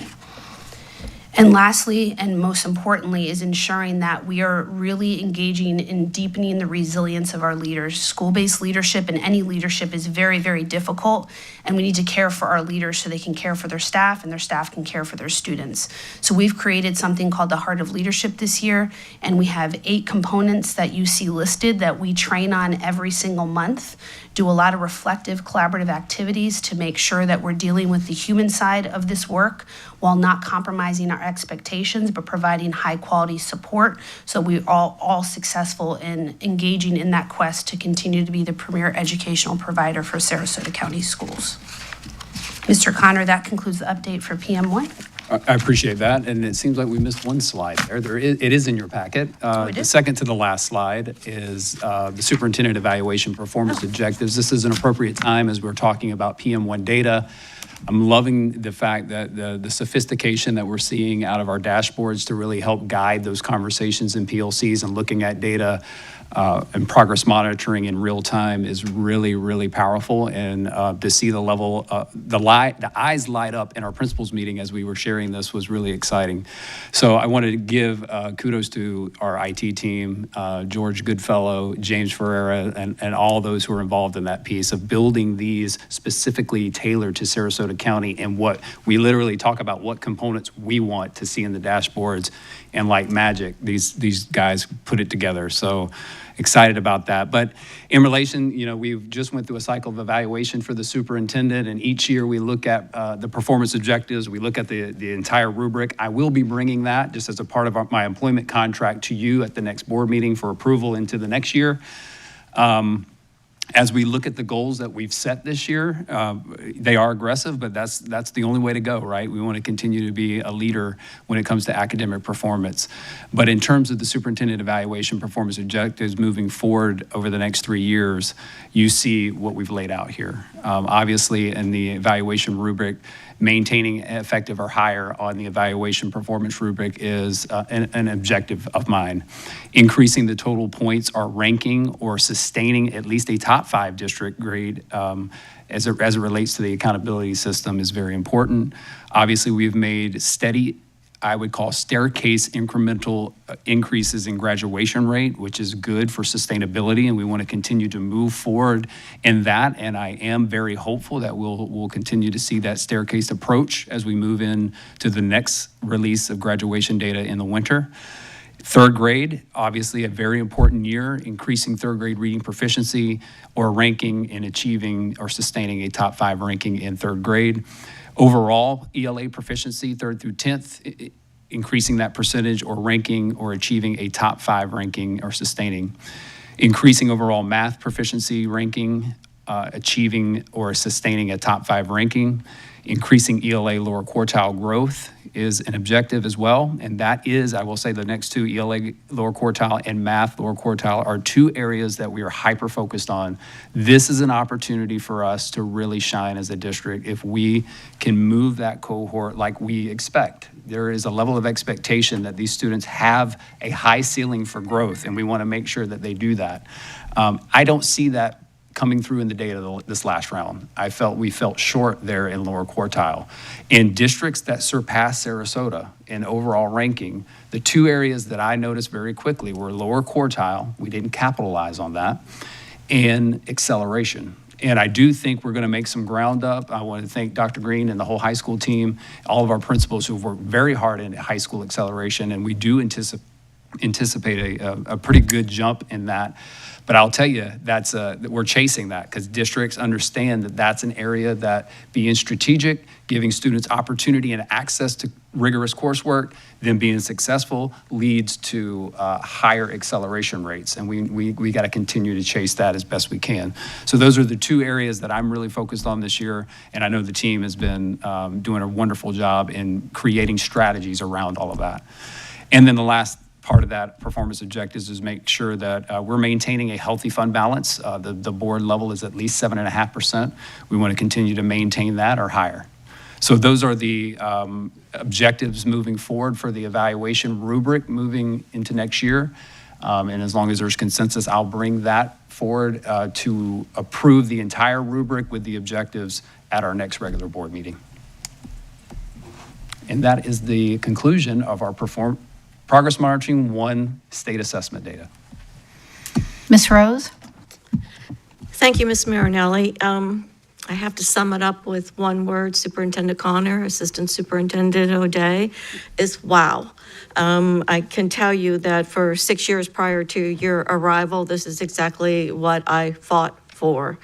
The level of progress monitoring, the transparency of data, the availability of data that's impactful is certainly showing up in the results. I couldn't be more excited. I'm speechless at the fact that your baseline data is showing just to have, the small points of improvement are huge. There were years after years where we started in the negative from the previous year, but this level of transparency, and again, you don't get these results unless you are aligning those instructional practices and those resources, something that you have referenced quite well.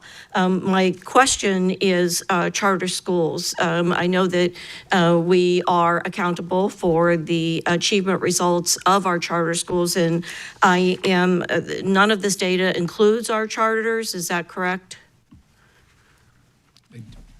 this data is all encompassing because it is a part of the state accountability. Charters are included in that. Okay, so, wonderful. yeah. That's good to hear. And are charters invited and taking advantage at all of the accessibility of data, the professional development? Could you just talk about that a little bit? Because if I'm understanding our data history in the last couple years since your leadership took effect, that our charters have been standing out as not getting the results that your leadership has been able to get, and obviously the hard work of our teachers and staff. Yes, if we take out our charter schools, we do increase the overall points that we earn. So that is still not adding as much as we would like, especially because the oversight really is optional as far as what they would like to engage in. Sure. We do have four C charter schools. Those schools have all been visited by Dr. Johnson and his team. Part of reorging some of our structure was to ensure we had high-level leadership that could go in and spend more time in our charter schools. As you know, that's a stretch on our bandwidth, but he's already made contact relationships. We started engaging with charters last year in our principal meetings, doing our own with them because they're in a different place than our current leaders, but they need the support that we give our leaders to continue to advance their practice. We've done an even better job this year now that we've reorged some of the structure for that.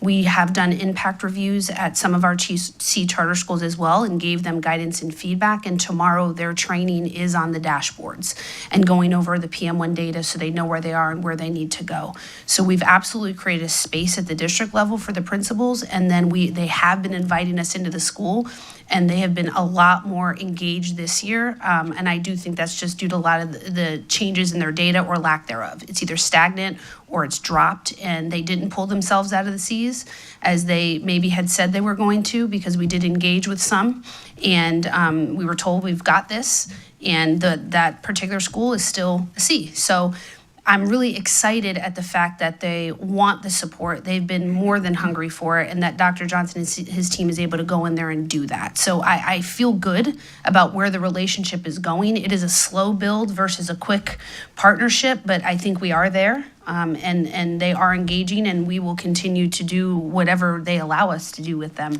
because they're our students at the end of the day, and we want.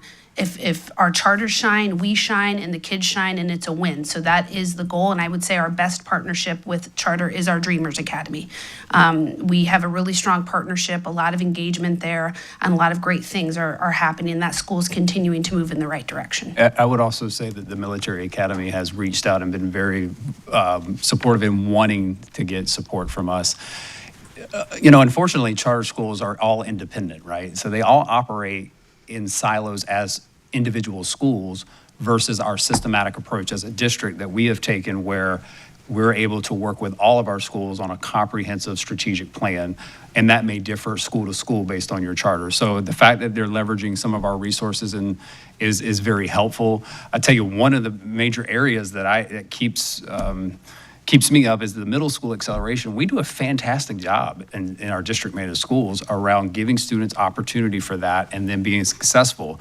But what keeps us in that 70s area is that we're seeing some of our charter schools not taking the strategic advantage of putting students in algebra or geometry, which then leaves them with a 50% acceleration rate. And then that brings the district average down. So we stay in that 70. We could be, as a district managed, in the 80s, but we're living in the 70s and middle school acceleration because those 15 schools, and remember, 11 of our 15 charter schools have a middle school component.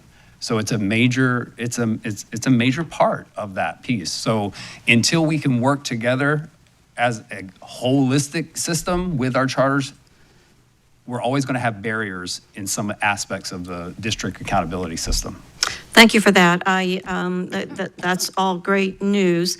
Given that I'm a strong advocate for school choice and for students to have opportunities to go to the school that best meets their needs and their family's choice, I also encourage us as a district and you as a staff to be very transparent with the data results of our charter schools, because I think that we are outpacing them. And This is a world that I actually like, where we have opportunities to become competitive and shine and grow our quality. So again, I'm very glad to hear that they are taking some advantage of participating, and I want to end with encouraging you to be very transparent with our achievement results relative to the hard work that you've accomplished and our staff, and how that compares to the charters. Thank you so much. Mrs. Barker? Thank you. I was just wondering if you could take a minute. The bottom quartile is something that I feel really passionately about as a former school psychologist. Those are my kiddos. And I'm wondering specifically around math, because I know what we're doing already with literacy, but can you talk just a little bit about some of the strategies that we're using to bump up that lowest quartile in math, particularly for those students that are not eligible for special education services or ESOL services? Like, you know who I'm talking about? Those kids that just kind of get stuck there. Yeah. So in secondary, this gets a little bit more clear cut because of the way that we can schedule children and the different courses we have available based on performance. We still provide interventions and we'll push in where kids maybe need an extra period of support on the front end or the back end of something, or additional tutoring or support after school, or pushing in with other resources like an interventionist. But in elementary school, it becomes very tricky. You typically have a bottom quartile in each classroom, and the first pass at it is ensuring that we have high quality core first, because you will have less interventions if the first pass of instruction is a strong stance. And then we do have structures within the frameworks that allow, after a certain amount of whole group lessons, that we can break it down into small groups based on how they're responding. So we don't like to have a knee-jerk reaction and not getting it immediately, right? We like to give kids time with good instruction and practice. If we see that not working, we move into some small group structures within that unit of study while we're addressing those standards. In addition to that, we do have partnerships with a tutoring agency that we actually brought to the board, I want to say a month or two ago, that we've put some licenses and supports in schools for tutoring in math, where we see those bottom quartiles significantly underperforming. Glen Allen would be one of them, where we had to look at what was happening. We have given them some additional support with tutoring. They also contract services, ensuring that different groups of students have the intervention after core is given. In elementary too, with the scheduling, you want to make sure you don't miss the core. So you don't want to jump the gun too early either. So a lot of it is timing and scheduling after really high quality instruction, and then giving the tiered supports in the classroom. We do have a curriculum for that, where they can intervene if they need to. We also have opportunities for advanced work classes for those that are performing. So it's interventions, it's data progress monitoring, it's aligning with the core teacher, with the intervention support, with tutoring, after school tutoring. So there's a lot. I do feel like our math is a strong place for us. We had math for all this summer. We had close to 400 teachers attend that training, really focusing on strengthening their instructional practices, coupled with our progress monitoring tools. I think we'll be right on track with that. Yeah. Mr. Edwards? It's a pleasure to look at data over a 2-year process and to see your team come in and work. I remember Mr. Connor and Ms. O'Day. It was like days of them looking bleary-eyed when they first got here, of just all the programs and all the initiatives and all the things that were going on at exactly the same time. And I think when I hear things like the gap year on new curriculum and all that kind of stuff, it shows, it exemplifies to me, I'm not sure the public picks up on it, but you've done so much foundational work for the first 2 years, and now it's time to really just let that data take hold and that work take hold. And that's the beginning of what I start to see in the data. So I want to compliment that. I want to circle back also and to say, when I look at as hard as you all worked and getting those programs in and getting everyone trained, I really have to give big kudos to the teachers, because they really had to step up and get there and be grassroots in the classroom every single day. So it was almost as if they were working 2 full-time jobs to get all the new training, get all the information, and then be in the classroom. So I really, really compliment the teachers as much as I possibly can. I'm asking about the 5th and 8th grade scores also. They're astronomically improved. I see those as the tail end of COVID years. Is that correct? Where being in and out and virtual and back, and once you got them back into the classrooms, those years in between from kindergarten to 3rd to 5th or and the same thing to 8th, you really got them up to speed, and that's, as I see that, and that's a huge compliment to really take them from as far back as they were to those extraordinary, and I think those numbers should be double, because I think about what it was like in those 2 years of in and out. I also want to say that I'm glad to hear about everyone's eyes lighting up. I've had 2. I don't know if anyone picked up on Dr. Shelley when she was here, and she gave you guys huge kudos when she was talking about. She said the district work has mattered. And when she was doing her highlight, and I've had conversations with her as well, that she cannot thank you enough for the programs that you have brought and all of the work that you've given to teachers and the results that's mattered. I also take her feedback as it relates to the lowest quartile, because that's where the equity and equality conversation goes into play. And I think our lowest quartiles always end up in Title I schools. And we're not always, I should say. I don't mean to make it as a blanket comment, but a good portion of it is a Title I school. And what I have said since I've been up here for a long time is, when poverty enters a household, so does trauma. And that's it's those extra hurdles that you're facing with those students. And when you see the kind of gains that you're making in everyday households, it's so hard, and it sticks out for me every single time. So I appreciate your concentration. I appreciate watching Mr. Connor's eyes light up when he talks about how they're going to be fired into the lowest quartile. But I'm grateful for the heart of leadership, because that is kind of the same thing I think we need in the classroom for our students that are struggling in an environment of poverty. If you're starting at the top, it's going to filter down. So overall, I want to echo what was said about segmenting the charters.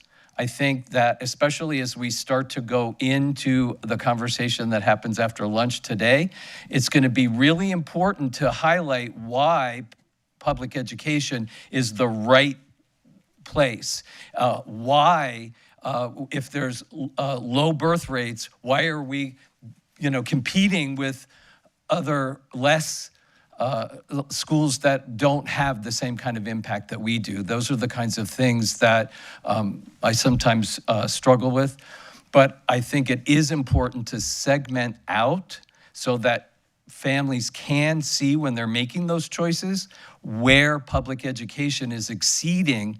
And of course, I love our partnerships of the schools that were already mentioned: Dreamers, Sarasota Military Academy. I've always said I'm a fan of choice if it works here in Sarasota, not cramming it into Sarasota. So well done, everyone.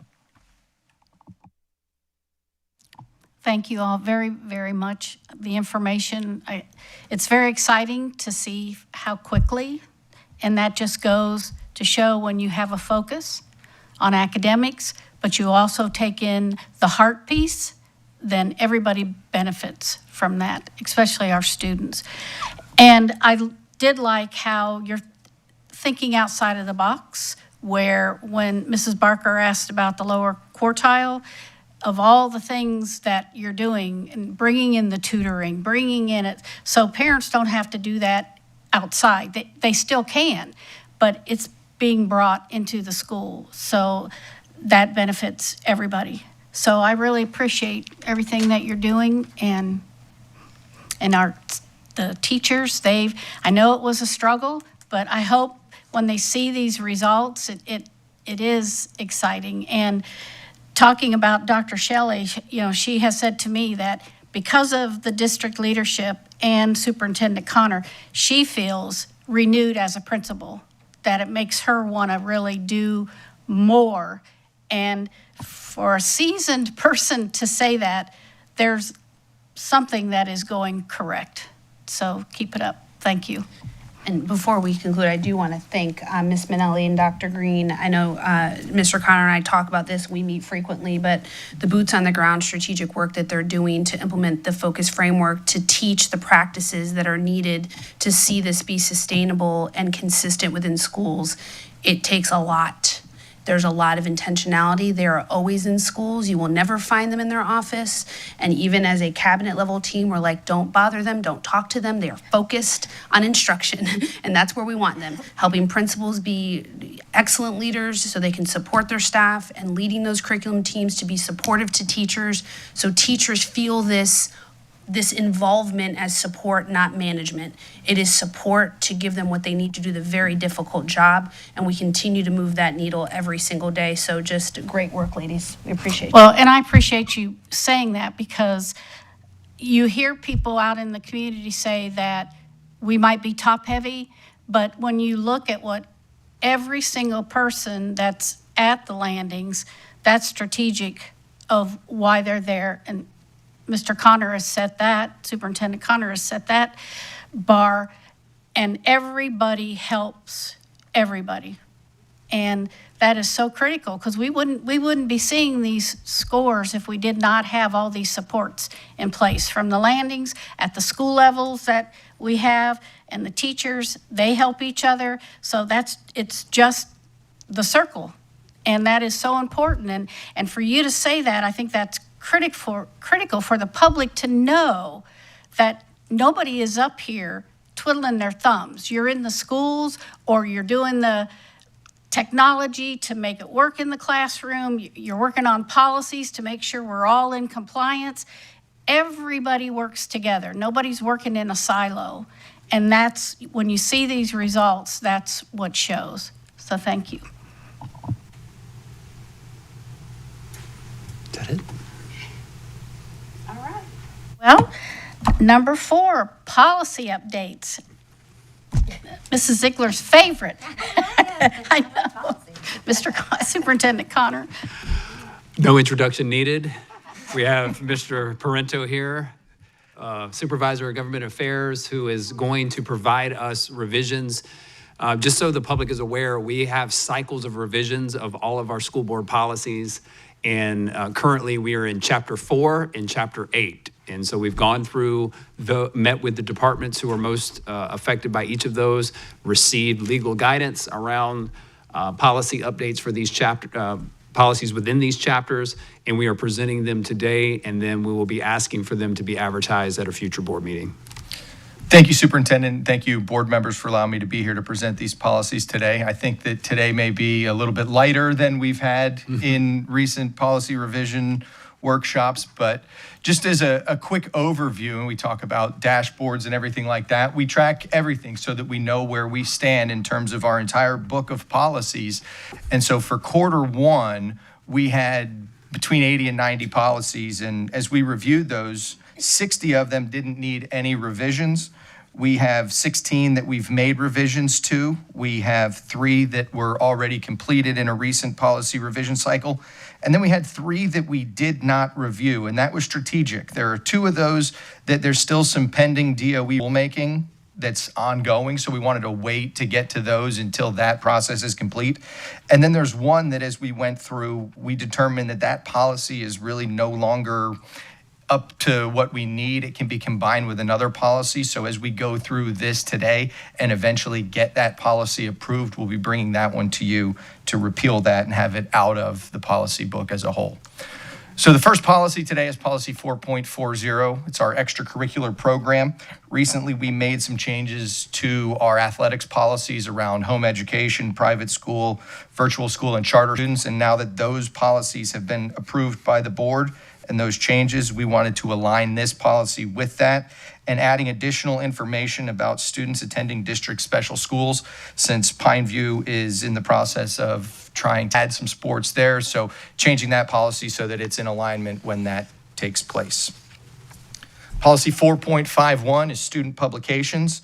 We provide more clear regulations for editorial control of the school principal in regard to content that is in school publications, and redefining the appeal process if there's a disagreement between students and the school principal over content in those publications. Previously, the appeal went to the school principal.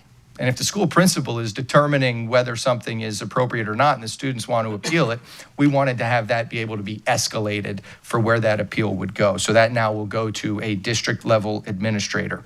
We define what is allowable and prohibited content in those publications, and then additional advisor responsibilities for those publications. Policy 4.65 is virtual instruction. We removed some outdated timelines for Sarasota virtual open enrollment to make sure that it is in line with what we're actually doing in practice. Policy 4.115 is our grade forgiveness policy. We added additional information on ways that a student can earn a new grade after earning a grade of a D or F that is eligible to be replaced. Policy 8.10 is our safety policy, one of many. We updated the assessor reporting requirements in alignment with the appropriate state administrative rules. Previously, we'd called out the specific number of assessor offenses in there that have to be reported to the state, but as those have changed, rather than making the change to that number every time that an additional offense is added or taken away from there, we just reference to the appropriate rule. Policy 8.17 is our emergency disaster policy. We revised the district responsibilities at emergency evacuation centers based on new guidance and direction from the county. Policy 8.19, security plan. This was a piece of what Mr. Overbay and Chief Enos talked about earlier, adding requirements for annual update of our school emergency management plans, requiring information about each school's emergency response team in there, and additional maintenance of records to ensure that we are in compliance with Office of Safe Schools requirements. Policy 8.23, use of unmanned aerial systems, or drones as they are more commonly referred to. Adding parental consent requirements for all drone instruction or activities in there, just so that parents are aware that that's happening at school. Requiring certification renewal every 2 years and approval for contractors and vendors prior to drone use. A lot of times we'll have inspectors that are doing roof inspections with drones, and a principal will call the Office of Safety and Security saying that there's a drone flying over their building, but that contractor hadn't gone through the Office of Safety and Security letting them know about that drone flight. So we want to make sure that that process does happen. And then information has been added for the handling of recordings and educational records under FERPA in the drone policy. Policy 8.24 is our school use of school district security video cameras and security footage. We revised the process for requesting video recordings and authorized viewing of recordings under FERPA. There have been, I think Mr. Maniglia sees many of these requests that come in, and the redactions that have to be made to those video recordings when you have, an incident on a bus or a video request for something in a school cafeteria. So revising what that process looks like and making sure that it's in alignment with FERPA. Adding additional information about cybersecurity standards for our district cameras, requiring annual training on privacy requirements and handling of video recording for the people that are involved in that process when those requests come in, and then removing outdated statutory references that were in that policy. Policy 8.52 is construction change orders, requiring districts to respond to a change order request for construction services within 35 days, either approving or denying that request. And if the request is not responded to within that time frame, the request is deemed approved. That was a change in accordance with statute 218.755. So we now have 35 days to respond or deny to those requests. Policy 8.80 is record retention and disposal, just adding a designated person, the records management liaison officer for records retention schedules and documentations. And that was a request from Sally Frank in our records department to have a designated person that is responsible for that information. And that is it for the policies in Q1's review cycle. And if there are any questions, I'm happy to answer them. Mrs. Barker? Thank you so much for doing this. I really appreciate it.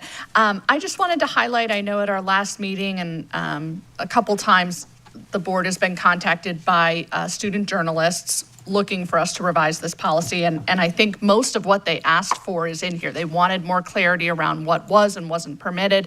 But I just wanted, for the benefit of the public, can you talk a little bit more about that policy, what they were requesting and what we provided in our policy revision?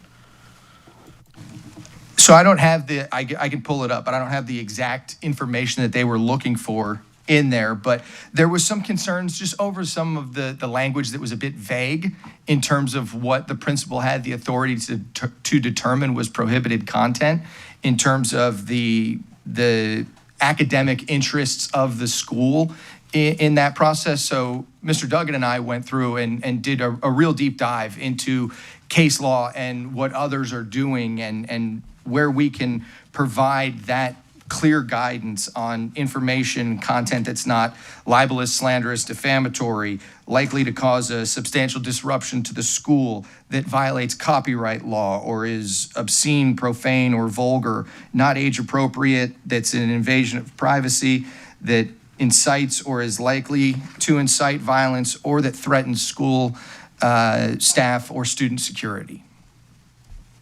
Thank you. And I know they asked specifically for that to be fleshed out, so that's awesome. The other thing I remember hearing was that they wanted their advisor to have more editorial control, but it looks like in our policy, we retain the principal as being the primary editor-in-chief, for lack of a better word, but that we now do have an appeal process in place. So within that, the principal has the final editorial control in there. So the advisor still does have editorial control over that and can work with the students on that. And then it goes to, if there's a concern over that, it escalates to the principal over that final piece of editorial control. And then if there's a disagreement between the students and the advisor and the principal, then it would escalate that appeal to the district level. Perfect. Thank you so much. I appreciate it. Mr. Edwards? And just following up on Mrs. Barker's questions, I know that students came to the school board meeting. I see a few of them here today. I'm glad that we went through those processes, but my curiosity is, maybe this question is more for Mr. Connor. Were there lots of disputes about what they could write and not write, or I'm just curious? Not to my level. So it had not been reported to me that there were any disputes, but we can definitely verify that. Yeah, it just, I love the fact that they're, arguing for freedom of speech. That's what we want them to learn. But at the same time, we have a lot of responsibility about content and those things in an age-appropriate environment in school. So it's a balance, I think, that I hear it was achieved in the changes and the appeals process. So I just out of curiosity was wondering, how many times did that happen? And I'll follow up with the superintendent on that separately. The 35 days to respond to change orders, is there a rationale behind that? That was a state legislative change, and Yeah. it was it was done outside of the education sector. It was done as a broader statewide change to that process. There's a financial. And Yeah. I get that the legislature did change it, but was it because the contractors didn't think they were being paid quickly enough, or I just am curious, because it seems to me, at least just from my point of view, and I don't think the 35 days is insurmountable for our team. Our team is terrific, and the relationships that we've had with with those contractors, with those builders, has been incredible, back and forth, positive and negative. Sometimes we've had to cough up more bucks, but they turn it around quickly. Is the response turning it around also 35 days to reimburse us? That I don't have the answer to, but I can get that for you. Okay, thank you. Mrs. Ziegler?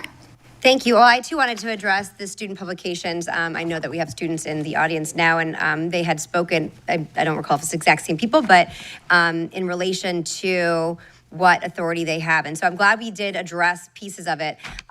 Similar to what Mr. Edwards said, I think I found it encouraging that they came and spoke and to advocate. At the same time, I also find myself thinking, what great experience, because that is truly what you will have to deal with if you work for any publication outside of being an independent journalist. And that's certainly growing and very robust opportunity in that alone. But the branding piece and that, all of that plays a huge role. But I do love that we have the opportunity, at least that can be channeled up or reviewed if you feel that things are being unfairly or something that could really have value getting out there, but at least there's a mechanism to that. But I'm appreciative that we were able to respond to that, so thank you to the team. One other thing, I think this may be, I just want to bring attention to it, excuse me, on 8.23, the unmanned aerial systems, and then also with the video camera, and just because we're going into the next discussion on AI, and you have FERPA reference, but I think there are other, and it may be suitable because you say any other federal laws, so we don't have to list COPA or whatever, because that would apply if there's any AI technology in that space. And I just want to make sure when we have them, I don't know, we may have to, if any of the discussion we have with the AI policy that overlaps into some of these, that we're just making sure that they're buttoned up, because some of these technologies are starting to get to the point where they have AI included in it, and they will hold us, and we will have a liability component there. So just want to bring that up. That's. Thank you. And I love policy. I know. Thank you very much, Mr. Barrento. And Superintendent Connor, we're at the last one before our break. Yeah, we're moving right along. This is a little deeper dive into a specific. This was requested at the consensus of the majority of the board to bring forth the next iteration, and this is a part of an annual cycle that we look at our artificial intelligence policy. We established that last year around this time, where we had now a policy related to AI. And as this discussion continues to evolve with the increasing demands of technology and AI and what we're learning daily, it will require us to consistently look at this policy and have guardrails around how it's used. I will say, when it comes to the educational use of that, I think we should not shy away from that. I think we should have great guardrails in place, policy that aligns to the priorities of the board.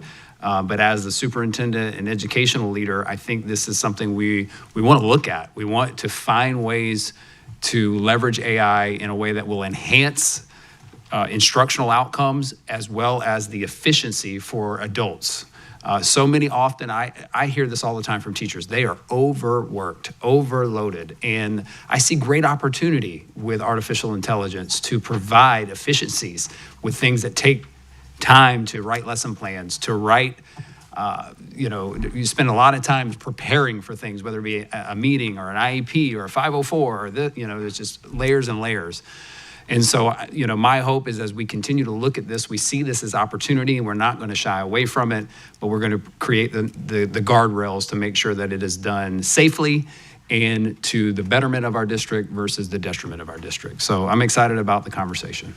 So I'm going to hand it over to Mr. Joe Binswanger, our executive director, and Mr. Parento.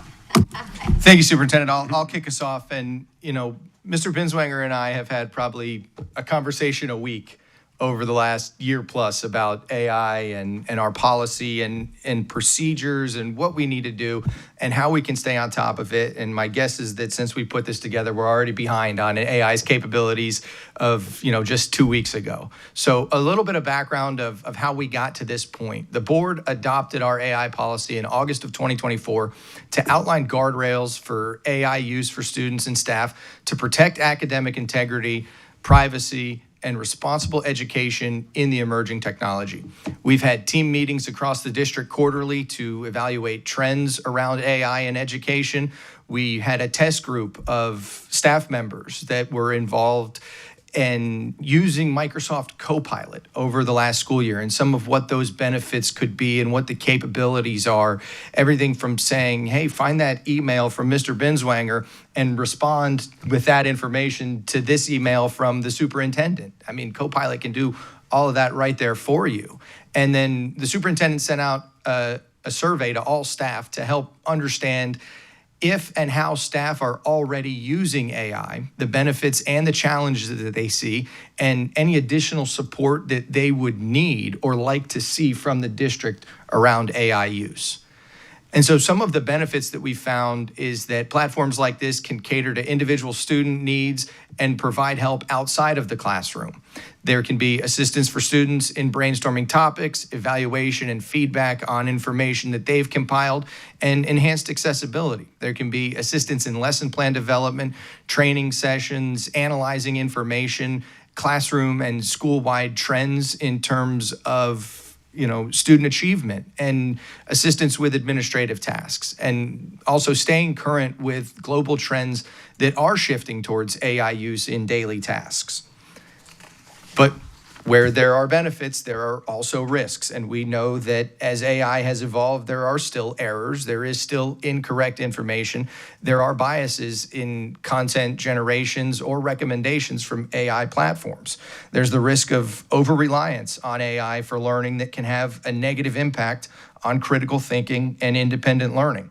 There are privacy concerns around AI use and what you are prompting the AI platform to do for you. And there can also be a disengagement with that personal aspect of teaching and learning in the classroom if there is an over-reliance on AI. So as we went about revising this policy, things that we did have to consider are the Florida standards for outlining instructional requirements around AI use, which begin in elementary school. We know that we have to prepare students for those rapidly shifting global workplace trends by equipping them with the skills they need for responsible AI use and algorithmic thinking. We wanted to define the boundaries for AI use in the classroom to prevent that over-reliance, to prevent plagiarism, and to prevent biased decision-making. We want to ensure that teachers and staff are supported in their AI integration needs, the ethical use, and the uses that maximize efficiency, like the superintendent talked about, to keep them from being even more overworked. We wanted to make sure that privacy and data protection is in accordance with state and federal laws.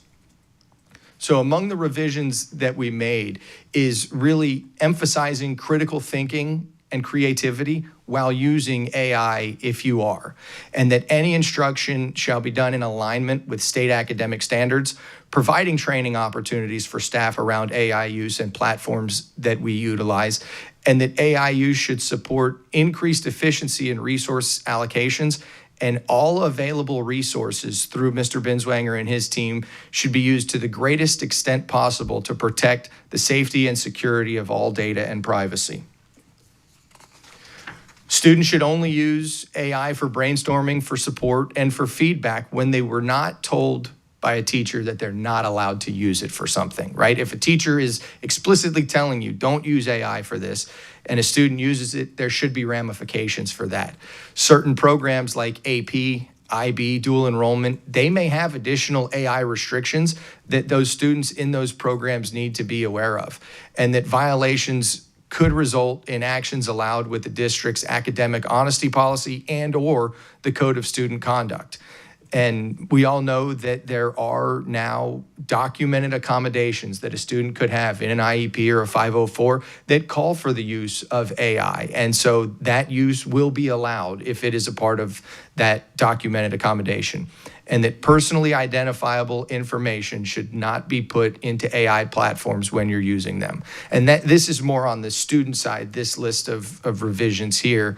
And so as we move to the staff use side, outlining certain allowable uses for staff to enhance student learning, to streamline processes, to enhance efficiency, and to improve resource allocation.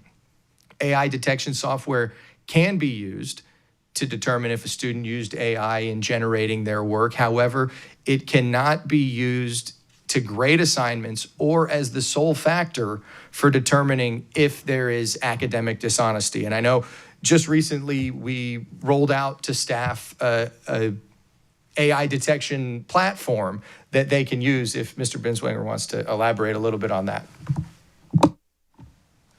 Thank you, Mr. Parento, and a pleasure to be with you all today. And one of the things, as I was sitting here reflecting on what Mr. Parento was saying, one thing I do want to point out before I share about this tool is when we use the general broad term AI, it can be a lot of different things. It can be like saying, I'm using tools to do this task. And as this past weekend I was hanging a fan at my house, if I just said I was using my tools, well, if I was using a hammer to hang a fan, I'm probably not going to be very successful. So as we go through this conversation, let's be mindful that we do need to speak specifically about the language models we're using, the tools we're using, because there are a lot of different AI tools for different purposes. Speaking of which, an AI tool that our teachers have access within our learning management system, Schoology, is CopyLeaks. And CopyLeaks is, oh my goodness, and now I just totally drew a blank. The modern version of the copyright. Turn it in. That's why he's the superintendent. Turn It In was our original copyright solution that we had in our original learning management system, Blackboard. And it brought up potential copyright violations. This is just the modern version of that with CopyLeaks. It's not perfect. And in fact, we had the opportunity for several Pineview teachers to sit with CopyLeaks and go through a webinar with them and ask them questions that we recorded and recently shared in the Staff Weekly newsletter for all staff to kind of look at, to get a better understanding of what is CopyLeaks looking at. And how is it going through its algorithm to determine if AI was used as part of this student's work. And so part of what we're trying to do is not only explain the tools that are there, but how they work and how they impact instruction in the classroom. One of the sayings we like to say is, make it make sense. When you're looking at something, does it make sense? If you have a student who traditionally is a high-performing student and something comes back as a high AI detection and they are traditionally not a student that you have had academic concerns about, then it's an opportunity for you as a teacher to have a conversation with that student to learn more about what happened, because it's possible that they used a tool like Grammarly that is not what would be considered content creation, but would come back with positive results in the AI detection and CopyLeaks. And so this is all helping our teachers understand this new world they're living in to be best prepared and equipped to support students in their learning. Thank you. And so we want employees to know that if they are doing this and they're doing things that are going to impact instruction, that are going to impact grading, that supervisors should be notified if staff are using this to make sure that they're all in alignment. They have the best tools that they're equipped with as they're using this, and that they understand kind of what it all is involved and what the expectations are within this policy. And employees should not upload test questions or internal instructional materials unless it's through a district-approved AI platform. And AI should not be used to record meetings or classroom instruction or training without approval from a supervisor and without consent from those that are involved in that. So making sure that if it is being used to record, that everybody's aware that it is being recorded. We also want to make sure that AI programs or platforms are used as supplemental resources, and they must be vetted by the superintendent's designee. There are a lot of those supplemental resources that we use that do have an AI component to them. So we want to make sure that anytime those are being used, that they are the ones that have been vetted and have been approved, so that they not only meet the academic standards, but so that they meet the privacy standards that we vet all of our programs with. Agreements must include a standardized vendor contract with language to safeguard against improper data collection and cybersecurity risks, and that the agreements must also ensure that there is compliance with applicable state and federal laws. And so from here, once this is approved, we're going to share these revisions with administrators and staff through multiple channels like virtual meetings, our weekly newsletters, and develop training and professional learning opportunities based on that feedback that we've received from staff and the input that we've received.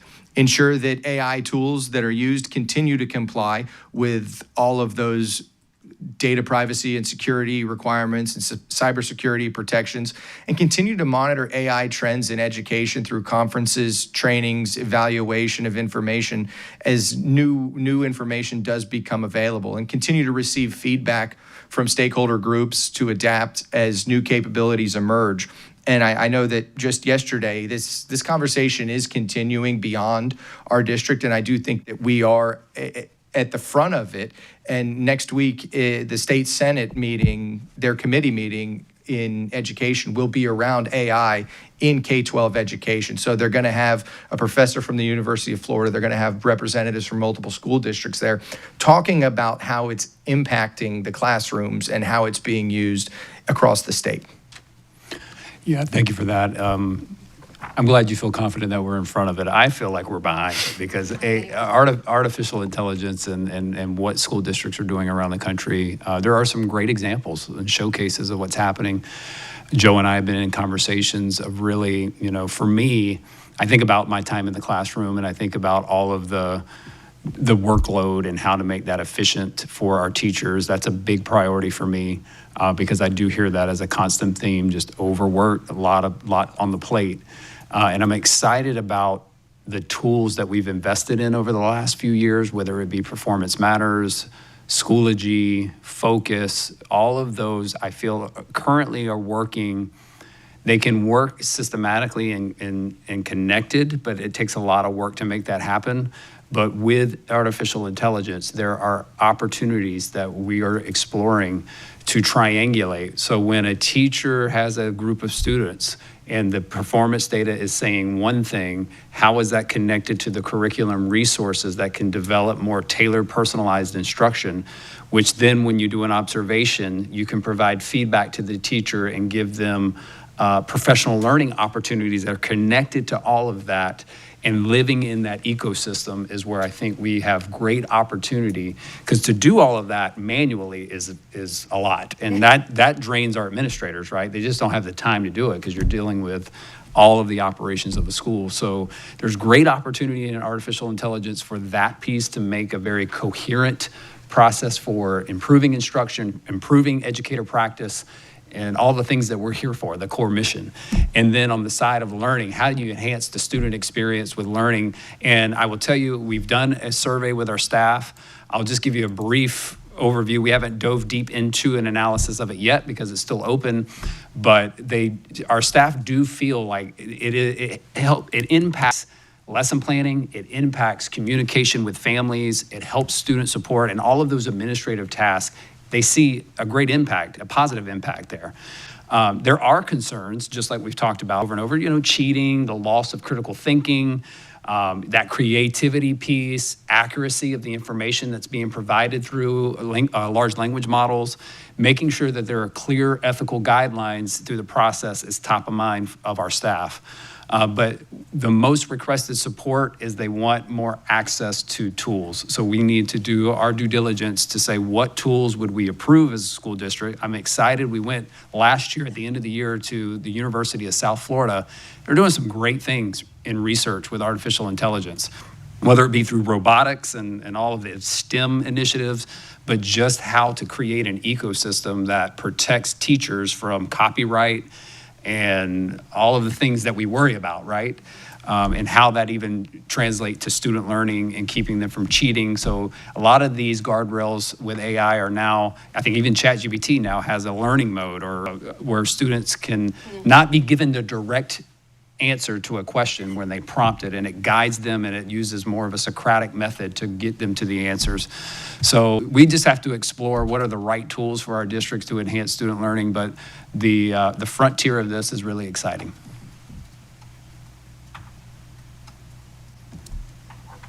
Mrs. Ziegler? Thank you. Well, I appreciate this, and I think that, and no one's ahead of it. It so exponentially expands. It's impossible. I mean, it's impossible. But I think that we all saw it coming, and then it was almost like we had influx of different vendors and all these different people reaching out. And to me, I feel like we have.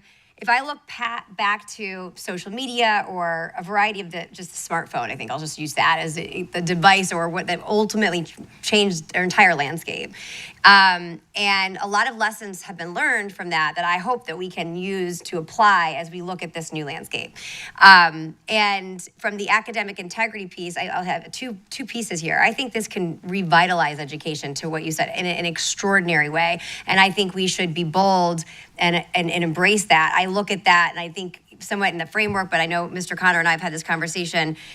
I've looked at different models that are happening across the country, and there are some really fun, creative, innovative ideas that when you talk about being competitive, that I can see really being a game changer. And I want to unshackle, administration and our team to really explore what those ideas are. At the same time, I am a believer in classical education. I think that at least at the elementary level, and that those fundamental skill sets are so vital to their ability to be successful and be successful at, maximizing or optimizing or, AI and all the, whatever is to come. So it's this double-edged sword. And I think if I go back to some of the cognitive developmental studies that have come out when we look at smartphones and just young people using them and how it's completely, there's robust data now that illustrates the negative impact to that. And we know that. And so for me, I know that, I shouldn't say no, I don't feel very confident that I'd be supported in this, but I know I've got to start somewhere. But, I am the direction where I would like us to be is be much more protective or limiting with the students' experience with technology, not operational. I'll get there in a second. When we're talking pre-K to third, for sure, and then can kind of weave up through the grade bands. But in my mind, just because I think there's enough data to support that the overuse of technology, which yes, these students, and I'm sure they go home and use it, I understand that, but our job is academics, and so that is why that framework would remain much more disciplined in that space. And the reason is because human nature is to find the easiest path. It is human nature. And so when we know that exists and we don't put a very clear discipline in place for X amount, like the early education space, it's going to find itself weaved in there. And so I put that out there as something to consider as we look ahead, how we evaluate how much technology our younger students are currently exposed to, just in general, not AI related, but just overall, and then play into what decision making and what tools are available to our younger learners. I believe that, again, if we look at what we could have, lessons learned from a life-changing technology a decade, 2 decades ago, I think they should be considered when we look at this. When it comes to, I think that the streamlining and efficiencies in the customization, I want, I think that this covers that well, and that you have that, authority to achieve that. And as long as the board is giving that direction, that we're all on that same page, I think that this hits the mark. I think another part, as we evolve and come back to this, I think that there is a huge opportunity when we talk about programmatic, particularly on the trade side of things, as we talked about. There's a whole world of just having to be able to support AI and the infrastructure piece. And so, again, that's not necessarily going to find its way by way of policy, but when I think about what you guys and what we would be allocating resources for, that as one board member is somewhere I think that we really want to be robust and lead the charge in that space. So I think that annual is probably too is not frequent enough. I mean, policy changes, but I mean, I don't know if we do semi-annually, what have you. The other thing is that there are different work groups. I know there's different associations and this, all that. And because there's a whole technology space that they can see things on the horizon that are unfathomable to me.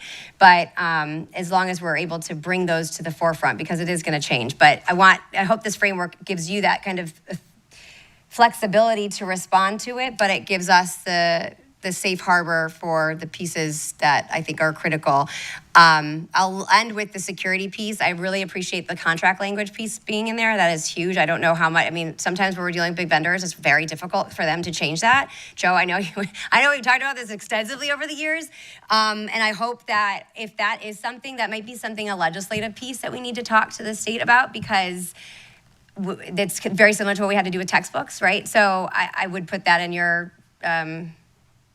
ear to consider that, because when it's just one district, we're going to have a harder time with some of these massive platforms or technology firms. But if we can get it to be something supported from a legislative standpoint as it's state law, then we will be in a better position.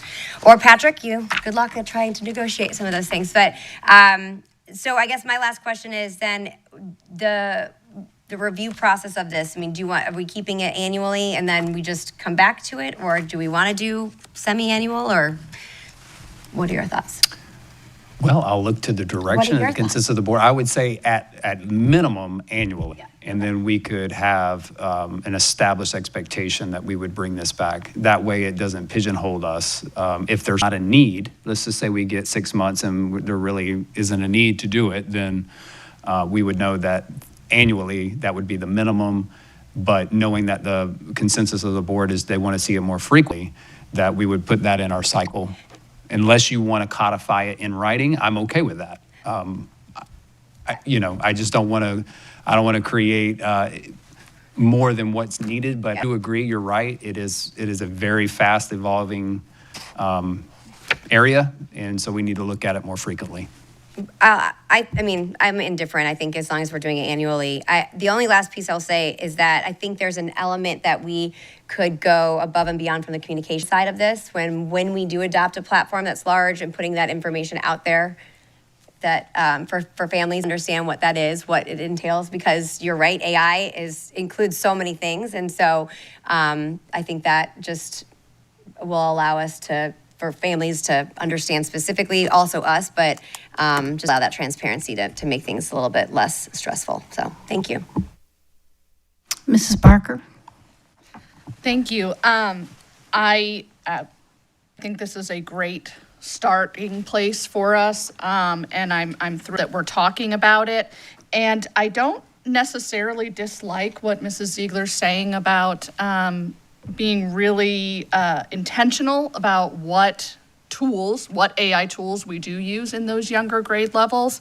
I mean, you've had to hear me talk about more recess and more independent play. So those, that is really important for that time of growth in a child's life. I think maybe, if we're starting here, if we want to talk more about grade bands, maybe we go to that discussion where you said, Mr. Binswanger, we're talking about AI just as being all tools. Maybe we do need to get more specific about which tools are appropriate for which grade levels. Maybe not in this iteration, but as we move forward and review it again. I don't know, or maybe that goes in procedure.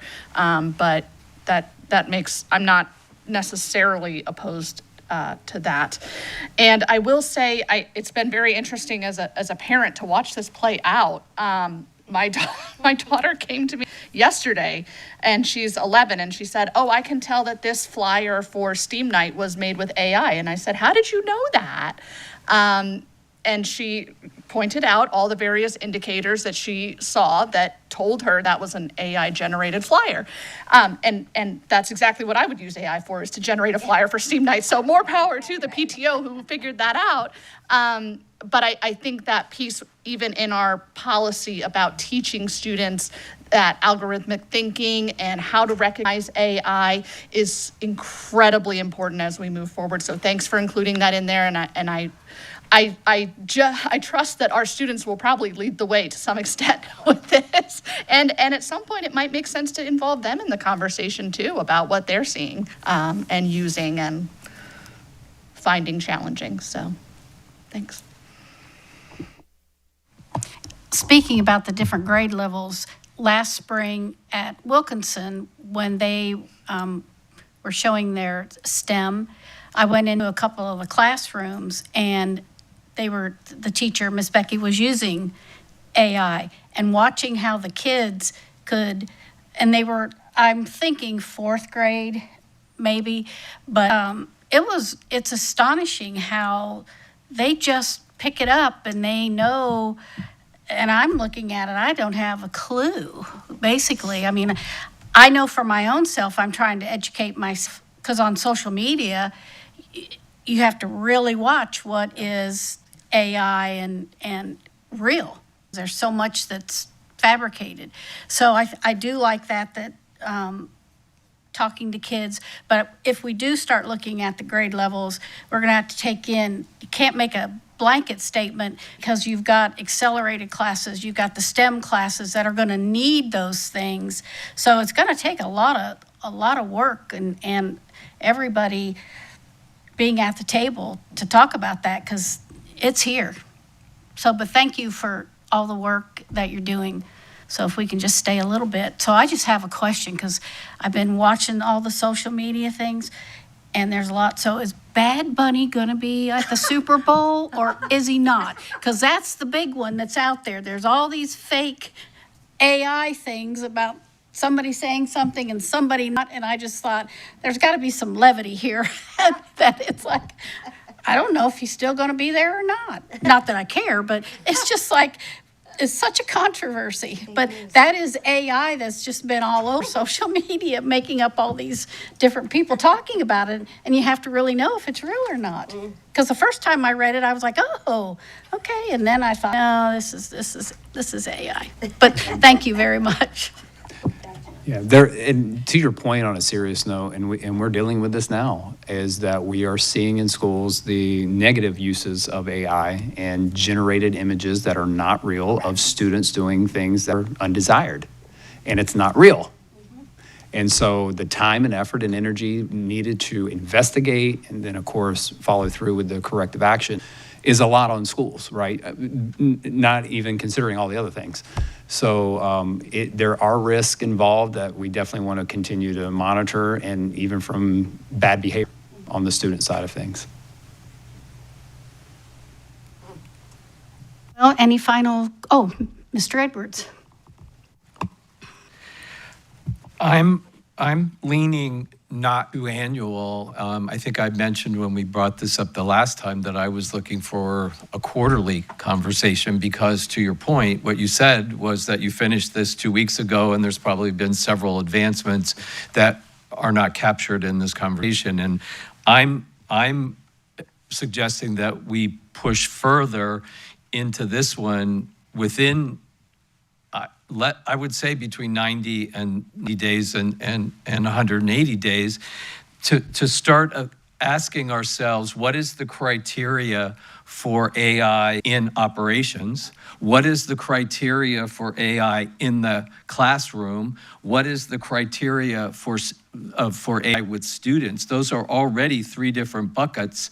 To your point, what is the tools and all of the different vendors that are going to be throwing ideas and suggestions to us for each of those tiers, and then how do we evaluate them to the criteria that's important to this board. One of the words that I heard that in my mind is essential is critical thinking for students. So how are we going to evaluate every one of those tools so that we're maintaining that criteria? So I'm pushing not to put this off for a year because it's here, it's fast, and I appreciate a classical education, but that might be a middle school. I think it could be the other way around for students that really love technology and move them into a micro environment where they're getting as much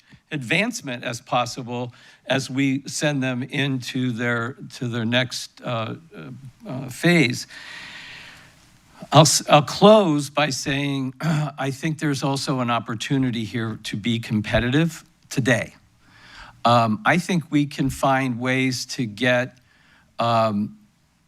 small little evening classes for parents and for the public on AI. Like when we were, for parents that are trying to help their kids do the new math homework, they didn't even know what that was. And we had to get them up to speed. I think it's the same thing if we're expecting parents to help their students use AI correctly. We have to help them understand what all of the, so I'm not suggesting that we create masses of courses. I think there might be teachers or volunteers or PTO members that could lead some of this charge, but if we're offering it to parents and to the public, I think that also gives us a step up to be competitive because we care not just for students, but for our community. Mrs. Ziegler? No, I thank you for that comment, because if you go back to one of my initial comments before was that framework piece is intended to go down those various areas, as was just suggested, because it is different when we're talking about operations versus instructional, and then even at what level of instructional we're talking about.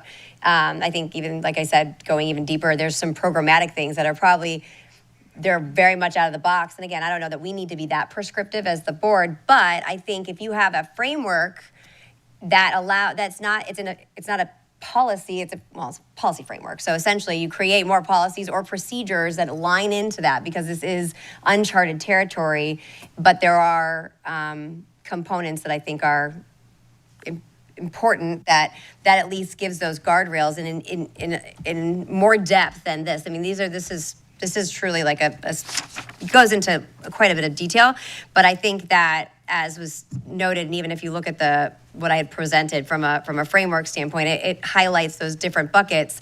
And to Mr. Edwards' point, if we go a step further, what would that look like for a board to create than to tell the superintendent to go with? I think the best piece would be to do it in the manner of a framework that says, here's where we're looking at this, and here's where we're looking at this, and here's where we're looking at this. Now go forth and conquer, and then we evaluate things as they move forward. Because right now, if we don't get a little bit tighter, this is a big business. Like, don't get me wrong. I mean, we talk about security. This is like on a whole nother level.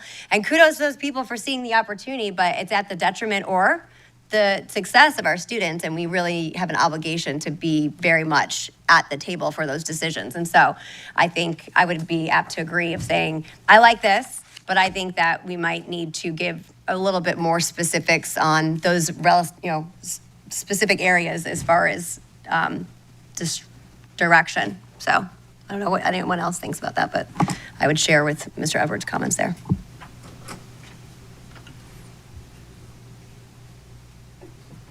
Mr. Edwards? So what I'm suggesting is this isn't a bad place to jump off. I think it should be advertised and we should move forward, but I think we should be back here in 90 days and we should be talking about what is the criteria for ops, what is the criteria for a classroom, what is the criteria for a student, so that we can keep, because I think there are more policies that will fall behind this.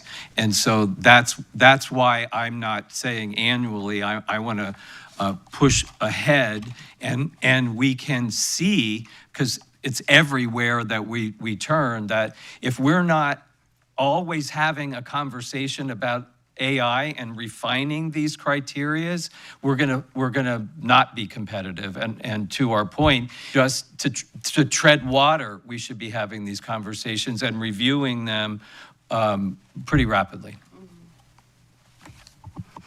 Mr. Connor, you So probably need some direction here. thinking from a practicality standpoint, and I agree, like we need to move rapidly, but there's a practicality involved in this too. So while I appreciate the 90 days, the cycle to approve a policy takes about 90 days. So by the time we have addressed it, publicized it, vetted it, and then approved it, we have already gone through a 90-day cycle. So I think to meet in the middle on that, I would like to maybe go to semi-annually.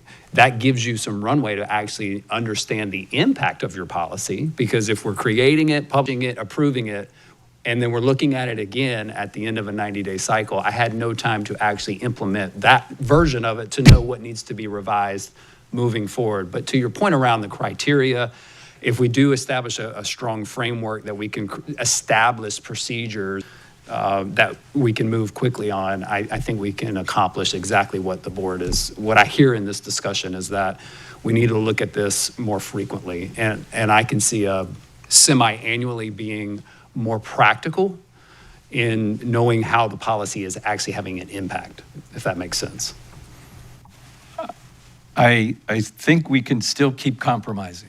I'm not suggesting that we have to produce another policy in 90 days.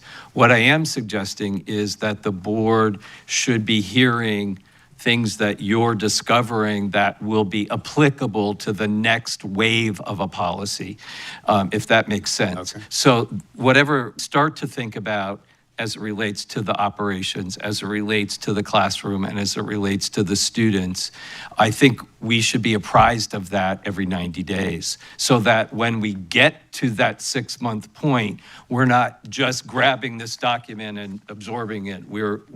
And that is the revert, or it's complementary to what I'm saying we want to do for our families and for our public, is to keep them abreast so that they're keeping up with their students, or keeping up with the instruction that we're providing their students.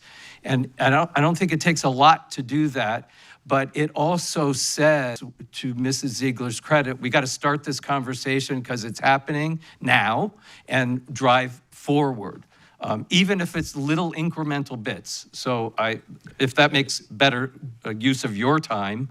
Absolutely, that's more clear for me in terms of direction. I would much rather be able, I could easily work with our team and can provide updates on a 90-day cycle for sure. That's what I was going to say. We'll use the word updates. Updates, yeah. And then in those updates, you can let us know all the good things with this, both operational, classroom, security, and what are the bugs that we have to work out that we're finding. So they're updates. So you don't have to do a lot of this kind of work. We just need an update. Yeah. Perfect. Well, I think it's time for lunch now. Any final comments from any board members? All right. We have 30 minutes, so that'll take us to 5 after 1. That we'll be back. 105.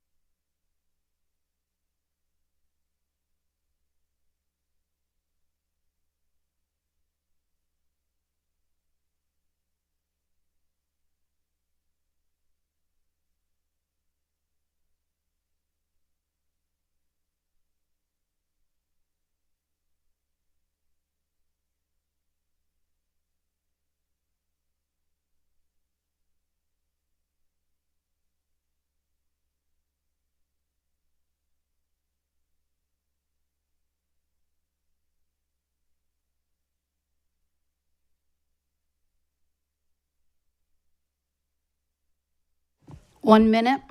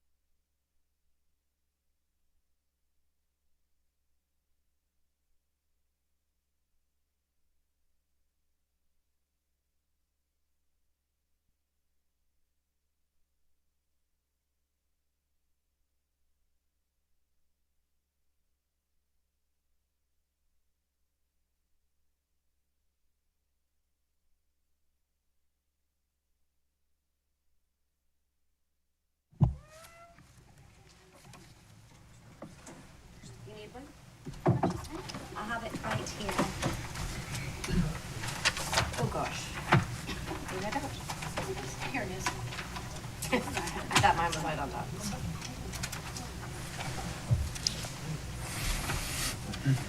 Just getting situated. Well, welcome back.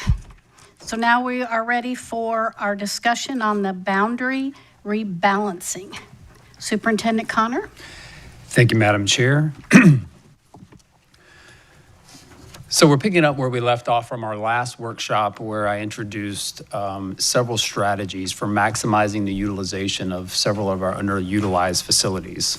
And really, that's the continuation of this conversation and why we're here at this point of our workshop, to really recognize where we have underutilized facilities across our district and some of the strategies to increase enrollment, to add programmatics and partnerships to meet the needs of our community, our students, and our family.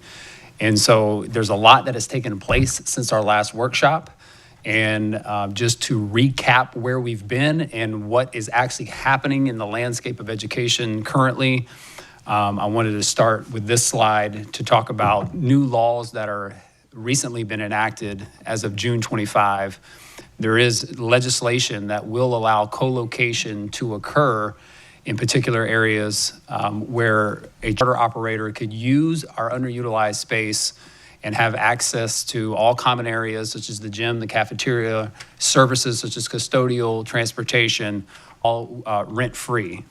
And that's a very significant expansion of the Schools of Hope legislation that has been on the books for a few years, that were designated primarily for persistently low-performing schools, but with the expansion allows co-location to really occur almost anywhere there's underutilized space. There's also the dynamic within our county that for years, and many of you who've served in this district know that we have a lot of facilities. And there has been changes, shifts in enrollment, whether that be, we could list a myriad of different reasons why that is, whether it be birth rates, school choice expansion, cost of living that's driving families maybe to different areas where it's more affordable. The result of that being is there has been some shifts in those enrollment periods that is causing us to really examine the utilization of our facilities, why we're seeing underutilization in some of those facilities, and where we're seeing growth in terms of enrollment. And coupled with that comes our fiduciary responsibility to look at all of this, right? Our core mission is education, but we are a business. We do operate with revenue, and there are expenses, and we have to balance the books. And so the fiscal responsibility to look at under-enrolled schools, there comes a cost at which you have to analyze and make sure that you are directing your revenues and expenses to a point where you are balancing the books. And so in order to reach long-term financial stability, you have to look at all of these areas. When we talk about fiscal responsibility, the fixed costs that come with operating a building, whether you have 100 students or 1,000 students, occurs. You have utilities, you have safety and security infrastructure, you have administrative support staff, you have instructional programs in these facilities. You also have maintenance of these facilities, regardless of the number of students in there. And the fact is, we have a lot of facilities that range from buildings that were built in the late 60s, or maybe even longer than that, right? We have Bayhaven that's 100 years old, and I think Southside will reach 100 years old this year, all the way up to we just have our newest school at Sky Ranch that was built this year. In terms of transportation cost, you know, whether you have a few students or a bus full, there comes a cost, fixed cost with that. But the bottom line is that when you have fewer students, you have less funding, but you don't necessarily have less facilities. And you have to weigh that cost out and make sure that we're being responsible with our decision-making regarding that. What I would say is more of an urgency in this whole dynamic, because the underutilization and fiscal responsibility have been long-term things that the district has been, you know, burdened with, or, you know, our responsibilities towards. But now with legislation that has come along in just the last couple of months, it really does spark a conversation and bring some urgency to the conversation and decision-making, because we want to protect and maintain local control of our facilities to the best of our ability. And by definition of a school of hope, who is allowed to actually find a suitable location in our underutilized facilities for rent-free, there's an aspect where you are losing control of your facilities there. In terms of competition, you know, by co-locating on our schools and giving up that control, you are creating some dynamics with some competition directly on school campuses that I don't know what the unintended consequences of that actually will be, but that really does set us up for barriers that I could see could be problematic if this were to occur.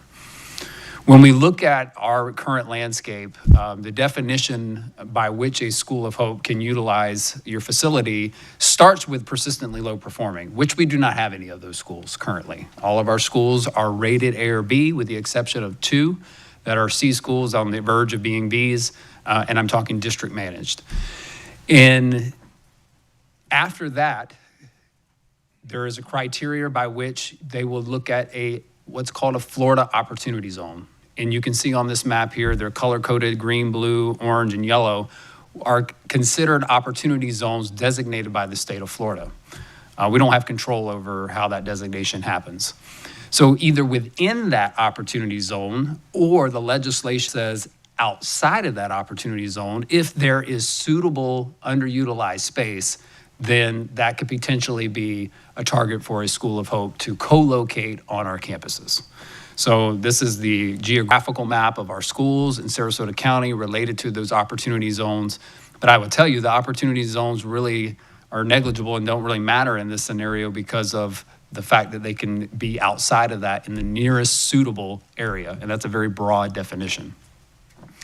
As we've been doing our analysis district-wide, there are several schools that I would consider very underutilized, ranging from low 40% in the 60s.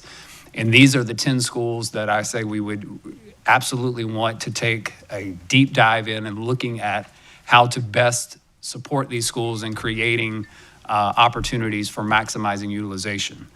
When you look at the 4 schools that are the lowest enrolled currently, you see them in orange here: Alta Vista, Brentwood, Gulfgate, and Wilkinson. Total, just in those 10 schools, you have over 5,600 underutilized seats. So as we've been meeting, and I shared this at our last workshop, you know, why is this happening? It really does come down to looking at the capacity and the availability of seats at these schools. The 4 most under-enrolled schools have several hundred, over 1,000 seats available in capacity. And that's where the conversation starts. Just so happens that these 4 schools are geographically located within about 3.5 miles of each other. So So the timeline, we start back in September where we looked at the board work session that I've been mentioning. We've met with the faculties. We've had boundary advisory committee meetings. We've had a community meeting. Today we're at our second workshop to provide you an update.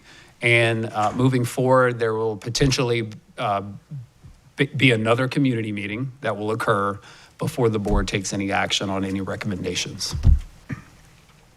When we met with the community a few weeks ago, we spent a bulk of our time really breaking up the group into constituencies. We had our parents, we had community members who are very vested and interested in what's going on. We had staff members that were broken up into groups and developed proposals to what was already currently and originally proposed at the time. So I want to share some of that with you today as we go through this. One of them being that Wilkinson should be combined with Brookside to create a K-8. Obviously, that would increase the utilization at Brookside significantly, but it really doesn't address the ultimate issue of the under-enrolled schools at our elementary school. So at the other elementary schools. So when you think of this, every action has an equal and opposite reaction, right? So if we decide to go one way, what does that? What are the consequences of that? We also looked at what modifications would have to be invested in terms of capital in order to make the existing campus suitable for elementary school students to be on the Brookside campus. So that was one of the proposals. In terms of Brookside to Wilkinson, it was kind of the reverse of that.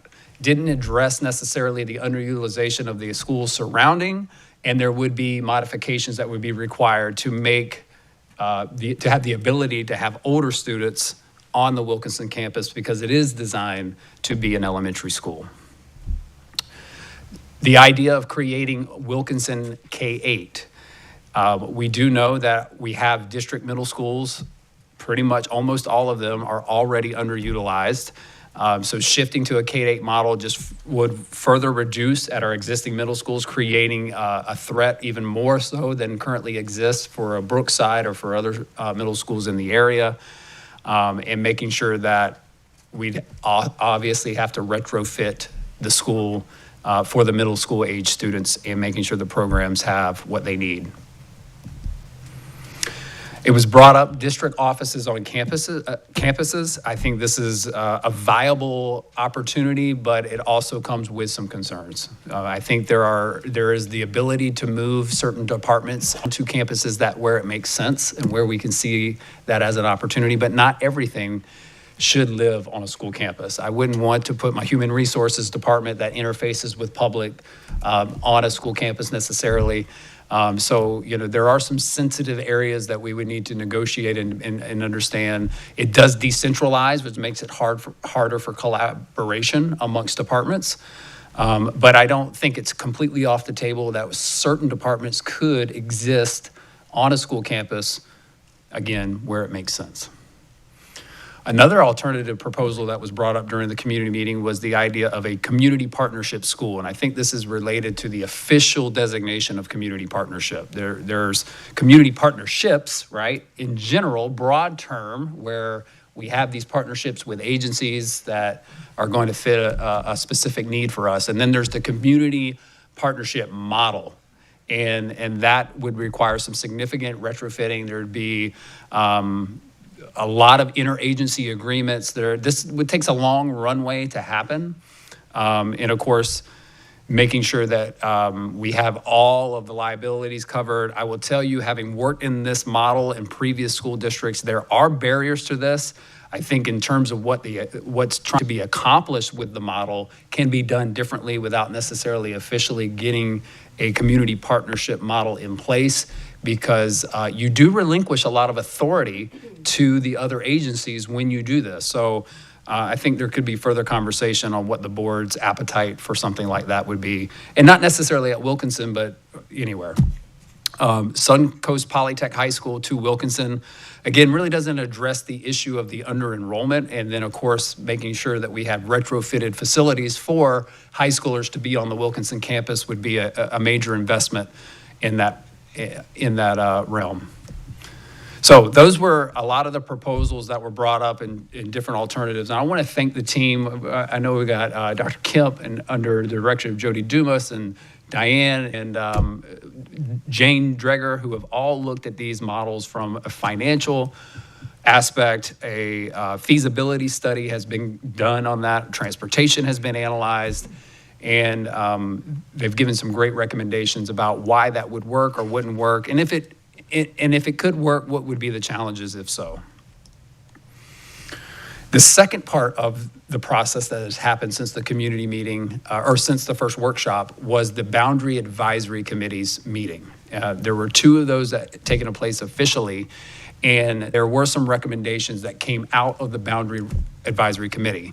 The original proposal was what you see on the screen here, which if you focus your attention towards the middle there, where everything kind of converges, the colors converge right there at Wilkinson, that's where a lot of the changes and recommendations kind of centered in here. So the original proposal put the cutoff for the students going to Gulfgate at Wilkinson Road, which is where the school sits currently. So Beneva and Wilkinson was the original proposal. That was given. That is a feasible option. That was why it was provided. The team did due diligence to create that boundary proposal. Then handing that off to the advisory council, which consisted of representation from all of these schools, including the administrators. There was a scenario that came up, and everything I'm sharing with you today, board, is all feasible. So it really comes down to what we believe makes the most sense. The Boundary Advisory Committee, which is representative of not only Wilkinson families, but Alta Vista, Brentwood, and Gulfgate, came up with a scenario in which Proctor was that cutoff. So again, centering back down where Wilkinson is on this photo here, the blue was moved down from Wilkinson Road down to Proctor Road. And the reason being for overall was to kind of balance the level of service at each of schools. But I do believe that there are some issues with this. It's still a feasible option, and it was voted as the most feasible by everyone holistically. But it does create some challenges with transportation because students are moving beyond a 3.5-mile radius in some areas and maybe traveling a little further, which means longer bus rides. So having heard all of the different scenarios, Scenario 1 was one that I felt as the superintendent looking at really created equity in terms of transportation. We don't want students, if students were not to attend their local school, I think transportation is a major factor in assuring that kids can get to school in a reasonable amount of time. So this puts the actual cutoff now at Bee Ridge. And I will say, I believe that those who were on the Boundary Advisory Committee, I think Wilkinson representation preferred this option too. So hearing from the Wilkinson community as a part of that did have some influence in me making this decision and understanding what this truly is. All 3 that have been proposed, the original, Scenario 2, and Scenario 1 are all feasible. They can be done. But when you take these factors, I think Scenario 1 with the cutoff there for Gulfgate at Bee Ridge is my recommendation to the board. So that's where we're at with the results of the Boundary Advisory Committee. So what does that mean for Wilkinson? So moving forward, if November 18th, the date that we decide to approve, which is tentatively where we have set it, what happens next? What happens next for Wilkinson? And we had to start that conversation really with the most drastic option, which could have been a closure. It's not something anyone would desire to do, but I do think after listening to feedback, after getting some insight from the survey that we just currently did, and knowing what the community wants, I do believe there's an opportunity here for Wilkinson to be reimagined and not necessarily closed. And there's 2 things that I think we've desperately needed, at least from a district aspect, is added facilities to provide quality professional learning opportunities for our teachers and supporting them. And so I think I see Wilkinson more as a multi-purpose, repurposed facility. And so if we look at the facility in a way where part of that facility serves as for educator excellence, where it meets the needs for professional learning, it provides the space, it gives us an opportunity to even maybe have a teacher supply depot. It currently does serve as an emergency operations center for our school district, and it can continue to do that.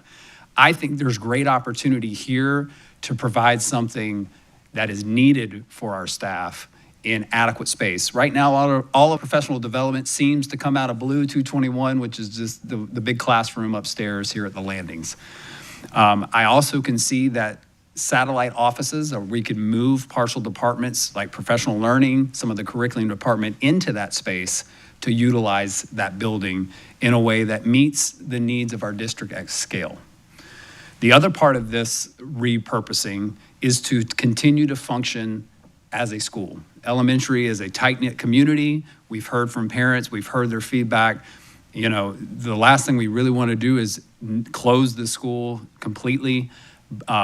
And they have done such work, and I really get hats off to the teachers, the administrators who have worked hard to get the national STEM certification at Wilkinson.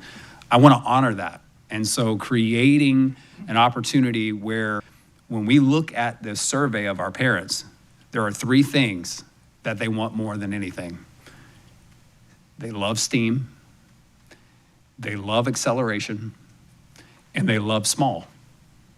And so if you get one of those things in a program, you're doing good.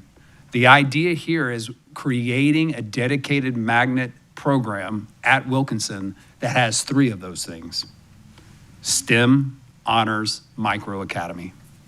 And I think it creates an environment where I know the community at Wilkinson feels very strongly about having that smaller feel. You know, that's been a benefit to them.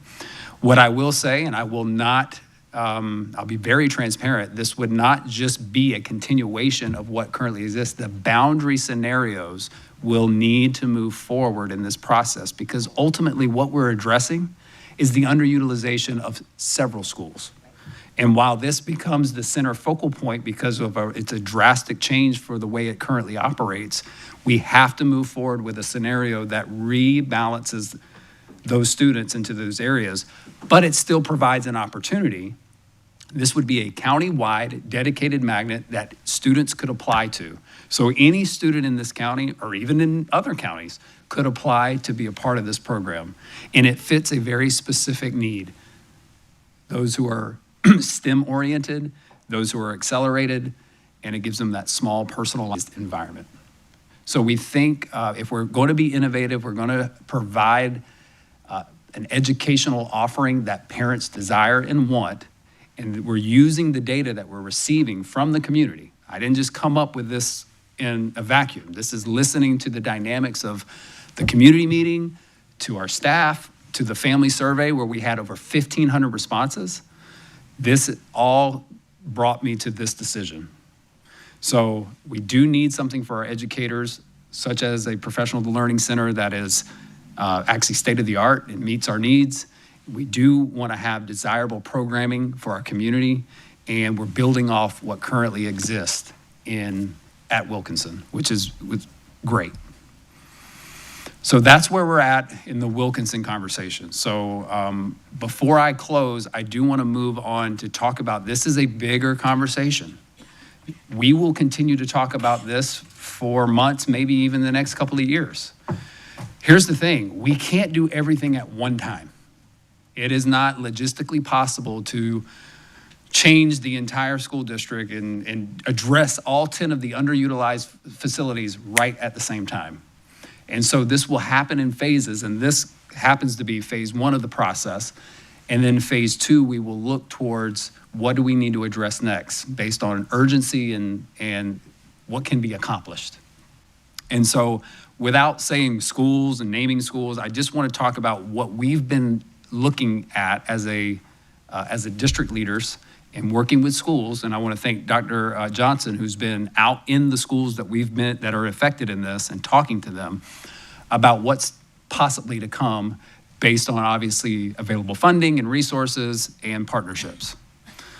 So I'm moving the conversation away from Alta Vista, Brentwood, Gulfgate, and Wilkinson, and now moving to the other schools that are underutilized, which is Emma Booker, Booker Middle, Brookside, Fruitville, Herring Creek, McIntosh, and Venice. Those are significantly underutilized as compared to other schools. So what are we looking at? Really, it's three main things. The first thing is maximizing the utilization of schools. We're working closely with the DOE to have them come out, do spot surveys. Are there areas we can repurpose for different rooms, different buildings, different facilities that would actually serve our purposes, but not necessarily as student stations or classrooms? Looking at the feasibility, because the middle school model has been on the decline, honestly. It breaks my heart as a middle school teacher to say that, and a principal, that, 6th through 8th grade is not as attractive as it once was. So how can we increase the opportunities for K-8s within the district? And then rebalancing just student enrollment in general. Is there opportunities where we may need to do some more of that, where we're shifting students from one school to a next? The other part of that, secondly, is partnerships. I'm going to get into some of them a little more deeply as we go through here, but it could be childcare, other business partnerships, and then what do our families want? How do we attract families into our district-managed schools? We have to embrace choice. We have to declare competition with charters, with FES scholarship, whatever. We have to be on the forefront, need to be aggressive in that. That comes with marketing. We have to showcase more of what we're doing. We do outstanding work. You mentioned about Booker's showcase last week at the board meeting and what's going on there. I don't know that many people in our community truly knew all of the things that were happening at Booker High School. We got to continue to do more of that showcasing and show how we're outperforming the competition. But then we got to listen and actually create pathways that meet the needs of our families. And so I'm going to give you a little glimpse of just some things that we're moving forward with in these areas. So Dr. Johnson, and I'm going to throw it to you. I know I'm putting you on the spot here, but I'm going to throw it to you. Just give us a 30-second to a minute overview of what you've been accomplishing in your one-on-one meetings with the schools that are in consideration. First and foremost, good afternoon. No, I'm okay, sir. So you'll see up there, really what I wanted you to see first is actually the agenda. Once Mr. Connor presented at the principals meeting on, I think it was October 1st, sir, and we identified those underutilized schools. I set out to actually meet one-on-one to first talk about what exactly does that mean that you're underutilized, like level of service on your campus. 2, answer any questions about School of Hope that I could to help them understand why we're even going through some of this process.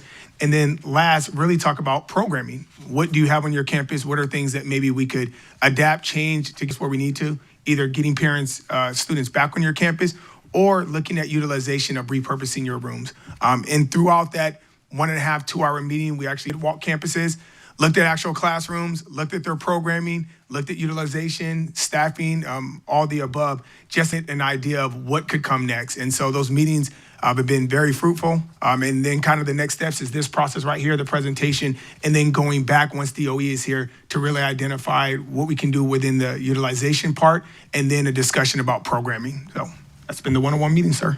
Thank you very much. And in addition to that, over the last month, we happen to have a family insight survey put out to learn more about what our families want and prioritize in their students' education. And I did have the ability to close that, create the report. I sent that to the board on Friday, and you were able to, or Saturday, you were able to take a look at the insights related to that. And honestly, it didn't reveal, it wasn't a shocking survey. It really just validated what I think we all thought, right? We know safety, security is always a big top of mind. Middle school is a big scary thing for our families, and so they tend to find smaller options there. And that could be a charter that may be small. But our families want gifted, accelerated, and advanced coursework. They want STEM, innovation, technology. Those are very highly rated. Artificial intelligence, actually, after we had that conversation on policy, was a very highly rated area. But there are several things in that survey that I found to be very interesting. And for the public who are interested in what those results are, I will make sure to have that available and publicized on our website as soon as this workshop is over so that you can see the results of what you submitted. This is just a glimpse of some of the data that we looked at. So a part of some of the partnership proposals related to the schools that are in question here, we've been doing a lot of investigating, and we've had our teams out and about. We went and visited Pinellas County Friday. They have a child care facility where they converted one of their schools into 120 babies capacity in the ability to provide discounted employee child care for their staff.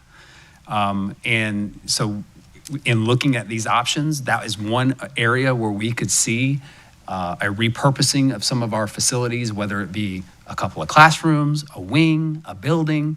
There could be an opportunity, not that, I'm going to be clear, I'm not really wanting to get in the business of doing childcare, but I do believe working with and I've had conversations with the Early Learning Coalition, that there are reputable partners who are willing, waiting, and eager to partner with us through some type of a lease, that they run the program, we provide the facility, and there's a beautiful marriage where we get the benefit with our employees to get that discount of that, and opportunities for the community who may need this option for their child, as well as early learning options as well. We do a great job with the 63 VPK classrooms in our school district. We're highly rated. We're very excited about those ratings that came out this year. But there are some great partners that we may want to lease space in this area throughout the district. When I talk about leasing our space in our school district, I'm talking about those who align with our educational core values and mission. I don't want to get into this kind of Piccadilly, we just lease space to whoever just to fill it, right? It's not a smorgasbord of just agencies. I really want to keep our options tailored to who supports and enhance what we do, which is educate students, and how can that be a partnership if we do lease some of our space out. That also includes talking to specific charter partners. There are, we've mentioned it earlier in this workshop, I'm just going to say it specifically, Dreamers Academy is a great partner with us. Is there opportunity within our school district where if they're going to continue to expand dual language, which is something we don't offer currently, why can't we partner with someone who does it well, who's been good partners, and find available space with select charters that we want to partner with versus being told we have to partner with. And that also goes for other community partner agencies as well. So there are, I believe, opportunity and expansion to do these types of partnerships in specific areas where it makes sense. Again, not to just fill the space, but it actually serves a need for us as a school district as well as the community. I also have been doing a lot of exploration around district managed charters. It's a strategy that we could employ as needed. We're talking about micro learning academies a lot more because that's what we know our parents are desiring. In that survey, I asked very specifically around this concept of micro learning communities. And it was overwhelmingly, there was a desire to see that and to explore that more. If there's the ability to protect our facilities, district managed charters may be one of those ways to do it. So we're looking at all options on the table. And again, this would be in coordination with our collective bargaining partners. All of that would be formally established along the way to make sure that we're doing this in a very strategic way for our district. And then big partners. We've been having a lot of conversation for now about a year with junior achievement. And there's some great plans in place when it comes to what we would like to do. It does require funding. It does require space. We had talked about even at one point going on a campaign to raise money to build a facility and have something similar to what's going on in Tampa and Pinellas County with J.E. Biztown and Finance Park. But we have underutilized space in big areas, like big underutilized buildings, right, that could potentially be used for something that I believe is a tremendous benefit to our students, to our community, and even surrounding communities that could come in and partake with something like a Discovery Center where elementary and middle school students are getting this financial literacy component and getting these simulations through J.A. Biztown and Finance Park. So those are things that we're continuing to explore. There's a lot of traction here. There's a lot of community desire and support around this that I think could come to fruition very, very quickly. So that's more of the partnerships. When we talk about programs, I'm really speaking of innovative instructional programs that we establish in our schools that I think would be attractive to our parents and maximizing that attractiveness to get them to enroll in our schools. And again, going back to junior achievement at our high schools, we are down the road with this idea of a 3DE program at Welland Park and potentially at Riverview. We've done a lot. We've had our teams gone up to Atlanta. They're looking at how we're going to kick this off, how we're going to launch this, and there's a lot to be done here, and we'll be bringing more to the board as we solidify those plans for a kickoff and launch of this program as early as next year in August. But really, the 3D program is a high school model that really reinforces work-based competency skills and working through this interdisciplinary model across all of their subject areas and collaborating around case studies with Fortune 500 companies. It's really, really cool. And so they walk out of this experience and they do this 9th all the way up through 12th grade. They're ready for the workforce. And that's what employers want. They want students ready for the workforce. And so I'm excited about seeing that progress as time goes on. Back to the micro-learning community concept, this is just something we've been exploring. And it's really been just originated as we've been talking through how do we find that attraction for our middle school students is creating these small environments where students are cohorted 6th, 7th, and 8th grade, and they stay within that class. It's a smaller environment, and it's thematically based, and they go through almost very similar to what I said with the case studies in 3DE, that if it's a entrepreneurship academy, that micro-learning community is going to learn everything around financial literacy, business, maybe technology, design thinking. All of that's going to be the center focus, and they're going to spiral through 6th, 7th, and 8th grade with multiple connections to case studies and outside resources centered on that particular theme. And we know through the survey what people want. And so we're going to be able to offer this model connected to the thematic programming that parents want and do that in a way that I believe is going to be more attractive than just the traditional middle school model. So more to come as we begin to flush this out. But those are some of the programmatics that I think could help us maximize enrollment in our schools where we're seeing decline. Dual language, again, there are partnerships outside of the district that are doing very well. We also believe there's an opportunity for us to add strands of this throughout our district in certain areas. Right now, we do not really have a program for dual language in South County, and there's a great need for that. Our parents have said through the survey that we just did that Spanish is number one. That's what they want to see. And so we can have lessons learned through things such what Dreamers have done and working with those partnerships, as well as classical education. Hey, I make no bones about it. There's going to be a classical charter opening up next year. I want to compete with that. I want to compete with that. And I think we do education very well in Sarasota County. And so if that's going to be an option for our families, I want to be the option for that. So I think us expanding in classical is an area we need to really consider. And then resources for innovative programs, all of this does come down to money, right? It's going to have a cost to it. And some of this we're down the road in investments through philanthropic partners. I want to give hats off to Jessica, who is in our grants department doing wonderful work. She is writing grants for everything, and we've done a lot around STEM and STEAM, and hopefully we will land some of those grants, but she's doing some wonderful work there. And of course, our federal entitlement grants. I know we don't know what the future holds.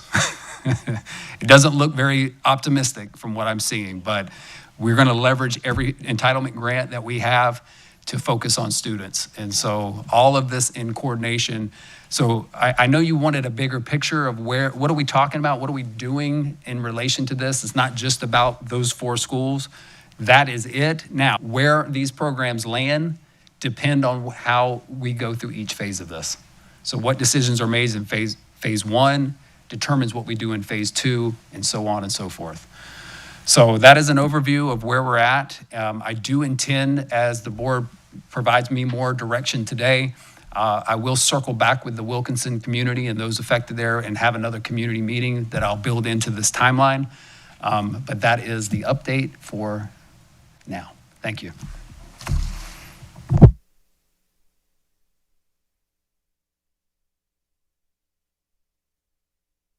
Mrs. Ziegler? Thank you so much, Mr. Connor. I appreciate the overview because I know I'd mentioned not looking at this as a silo, and this you delivered. As someone who, we've had a conversation, many of us, about the competitive nature of the education landscape, and this is very exciting. I think this is, having been on the board for a long time, this is something I've wanted to see us move towards this direction, kind of completely breaking the status quo and really delivering beyond the imagination. So I think the future is extraordinary, and really even actually if coming off the heels of us talking about AI and not knowing what that landscape looks like and looking at how many creative out-of-the-box thinking we can do, this really, in my mind, feeds very, very well into it. And so kudos to your team for the work that you guys have done.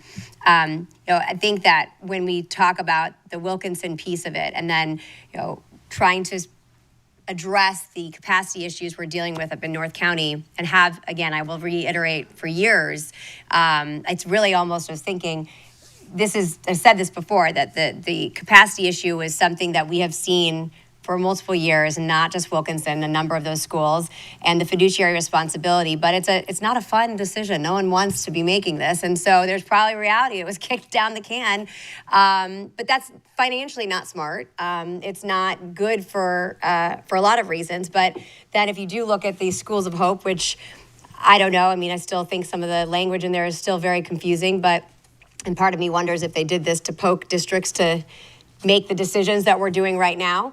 There may be that to bear, but at the end of the day, we have to make sometimes very tough decisions. But I think putting these things together and hearing back from the community, looking at the different ideas, I think that, it's the best way to turn lemons into lemonade. I always screw up those phrases, so I got that one right.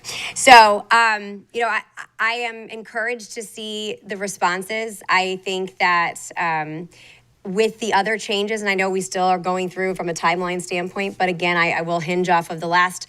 We've had to do with 2 major redistricting, and prior to that, I was terrified of them, and they have worked out very well. And I think it's a testament to the team and how much work you're doing with the families so that you're not leaving them high and dry, because as anyone who's impacted by that change, it's very disruptive.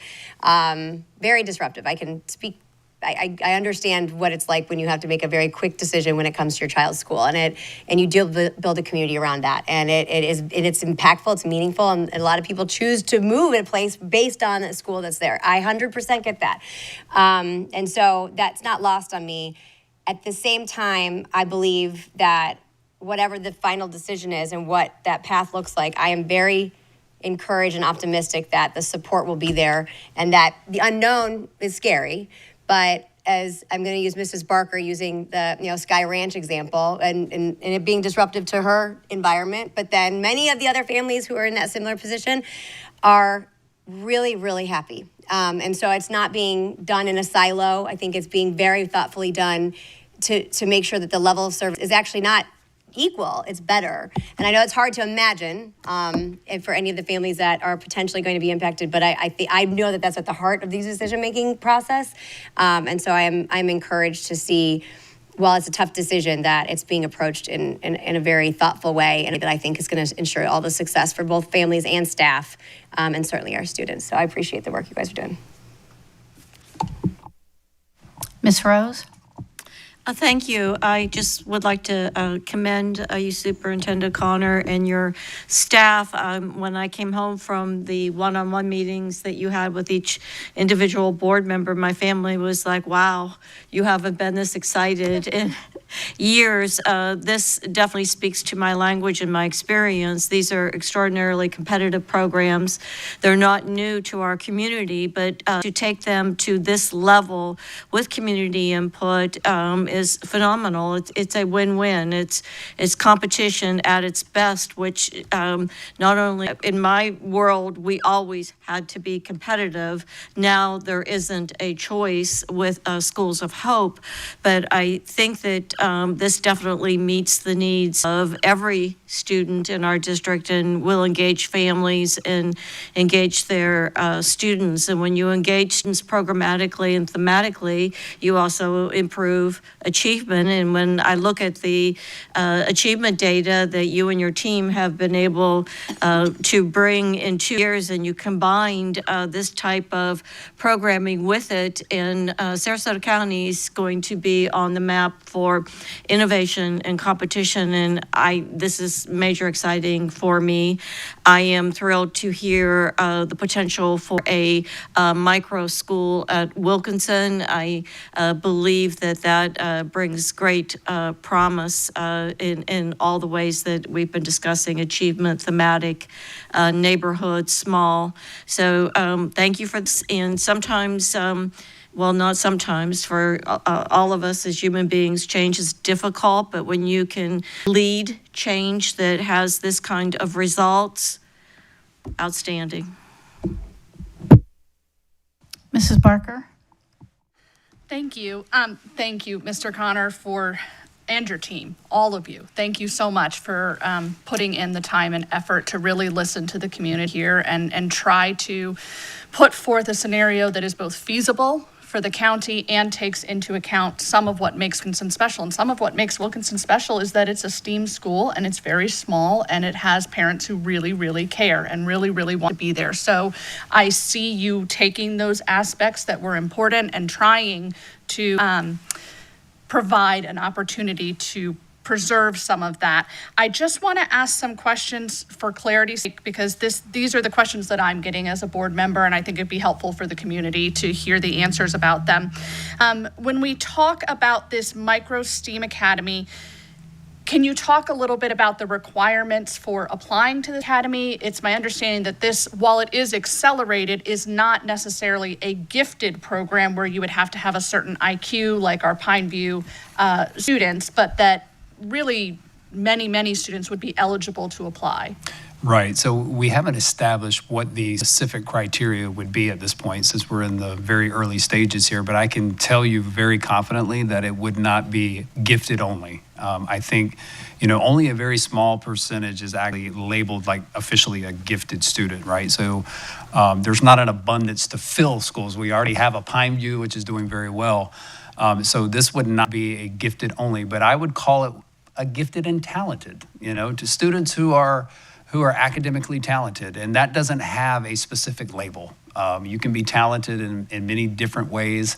I would say that the idea around an accelerated STEAM academy would be that you're getting rigorous coursework in math, in technology and engineering, and so in science. So we would be developing those frameworks with the idea.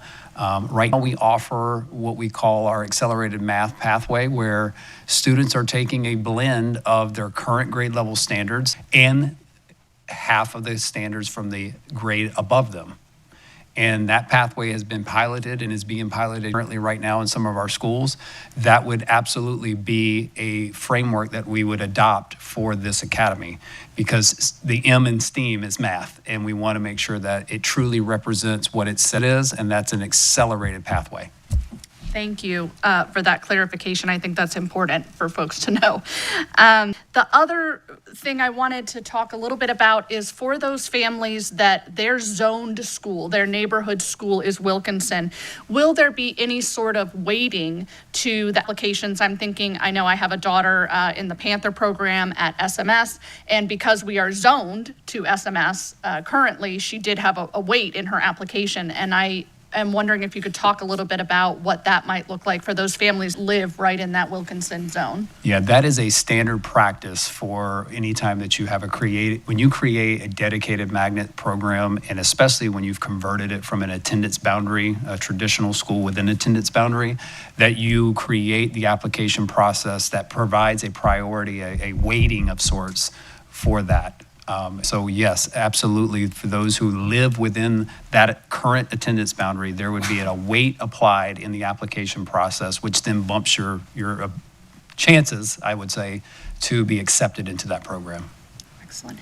And for those Wilkinson families that are considering applying for this STEAM program, is there anything we can do to perhaps if their students hadn't been on that advanced math track, is there any sort of tutoring or community support that we can put in place to try to help any of those students who maybe are very interested, but maybe haven't had the opportunity in the past to pursue the more accelerated timeline for STEM?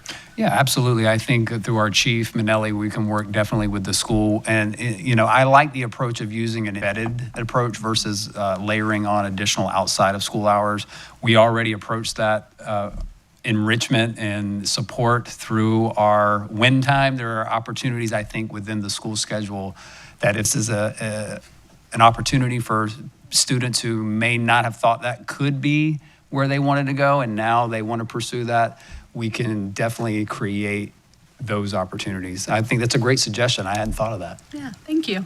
Well, it wasn't my idea, but it may have come from some of these lovely ladies right here. I have to give credit to them.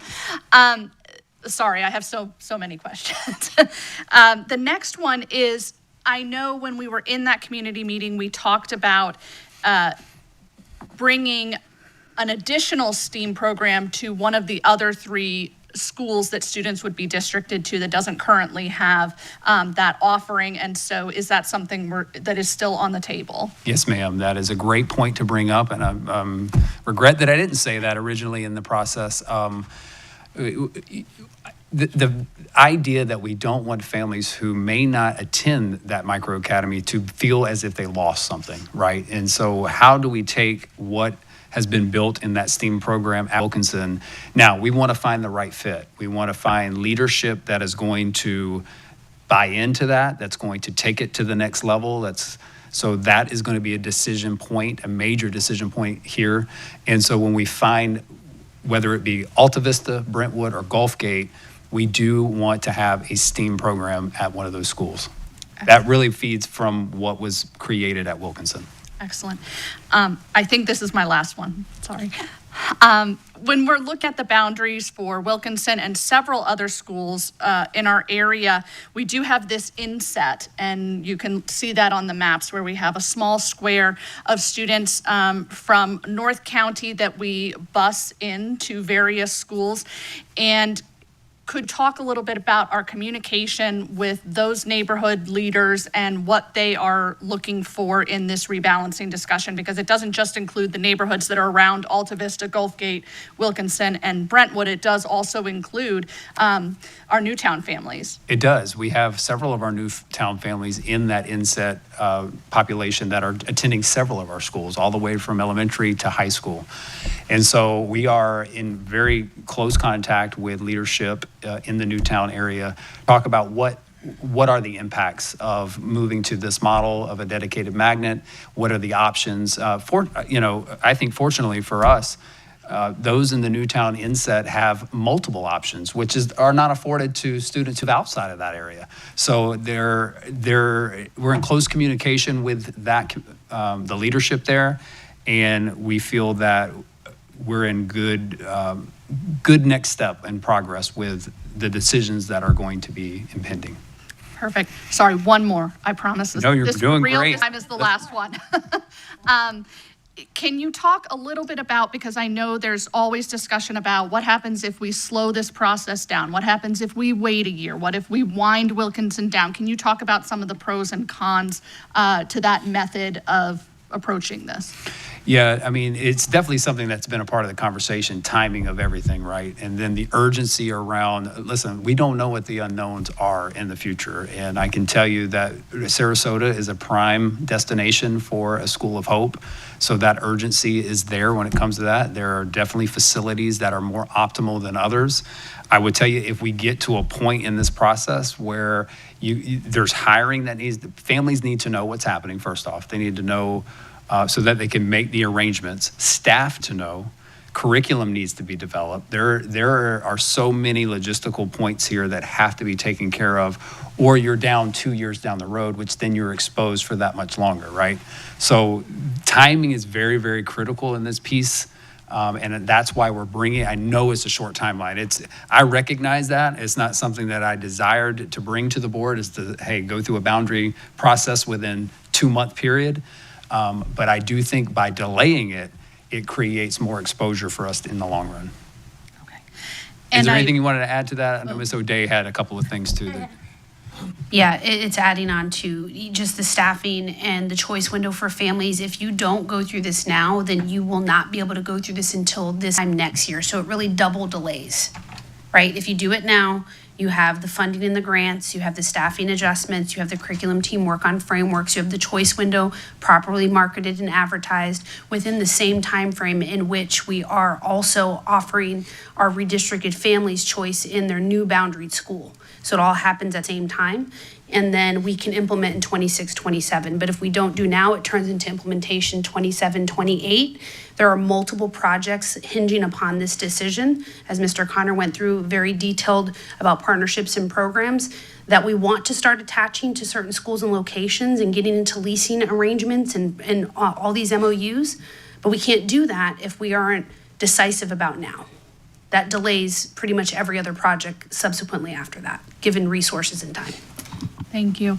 And I just also want to thank all the Wilkinson families who have been reaching out daily, hourly, minutely.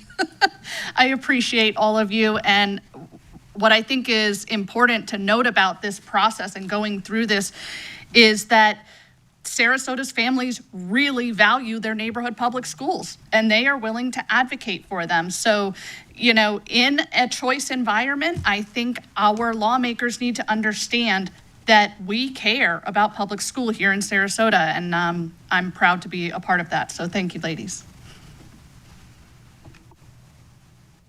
Mr. Edwards? So just to be clear, the timing of this is that Wilkinson would finish out the year. Would we start 27 as the enhanced program of STEAM, correct? 26, 20. So August of 26, the next Right. school year, yes. So I just want to be very clear so that that timeline is specific to Wilkinson and know that they have time to choice back in. Because what I've heard also is so many of those families chose that area specific because it's walkable and part of the neighborhood. And I know that I think that's an important component to maintain. And I'm grateful that the school isn't closing. It is being reimagined and giving those families the opportunity to choice back in an accelerated program. I think that's a win, not a loss by any stretch of the imagination. But I also want to point out that when I became a school board member back in 2020, there were 2 opportunities that I learned at that time. One was early education. We really didn't have a pre-K and have those programs. And the other side was the academies. So the Trades Academy, the academy that we have at Venice High with the partnership with SMH. But then, you know, just in the timeline of bringing Mr. Connor on. I'm saying that as diplomatically as I possibly can because I don't want to agitate anyone. But we talked about earlier that it was 2 years to get your programming in, the academics, all the changes. So lots of this conversation that we're very excited about having, it had to be postponed. It just had to be postponed until Mr. Connor had his academics, his plans, his people, all of that in place, and all of that great data that we saw today. But I think it's important also that where Mrs. Barker was driving is that, and we've seen in this presentation, there are a lot of schools that are about to have the same conversation. And what is so very important today is that I'm so appreciative. I heard that when I was at the meeting at Wilkinson. So many parents walked over to me and said, I wasn't paying attention. I really wasn't paying attention. And all of a sudden, parents are saying, I'm paying attention. Please spread that word. Please get that word out, and to make sure that all the schools that are listed here are going to be having similar conversations because of the fiduciary responsibilities that are associated with running the school district. So even though this undercapacity or under-enrolled issue has been here for a while, we just didn't get to it because of the delays in the process that we had to go through. So it's so very important because I think Schools of Hope are part of this conversation, because my questions are, I think at some point with all the schools that are on this process, and we understand that Wilkinson is to be reimagined and the redistricting boundaries is phase one. I get that. And I think the community can even accept that. But we need to know what phase 2 and phase 3 look like as soon as possible for the entire conversation to be had, so that the community understands that we're making sound decisions and good decisions and the right decisions, not just for today, but for the future of our students. Because that, in the meeting that I had with you guys last week, that's what I heard. I went home, similar to Ms. Rose, I was excited because I see the possibilities, I see the opportunities. That was what I saw when I got here in 2020. And why I was juiced to be a school board member in the first place. So I see it happening, but a couple of my questions are, when can we discuss phase 2 and phase 3 or 4? Yeah. I'll give you a preview. So phase 3 really does include, we shift the conversation to Brookside Middle School.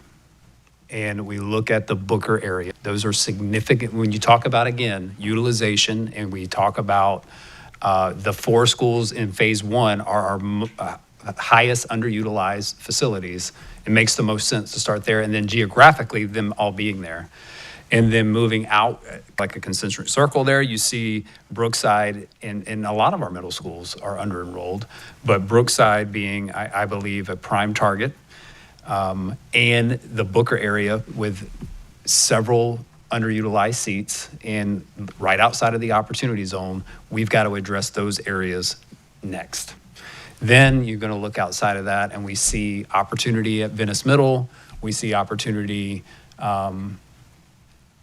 Herring Creek, which I do think in the Northport area, not so much a threat because there's growth and expansion that's occurring out in that area. But they do have quite a few hundred underutilized seats. So it is definitely on our list to monitor.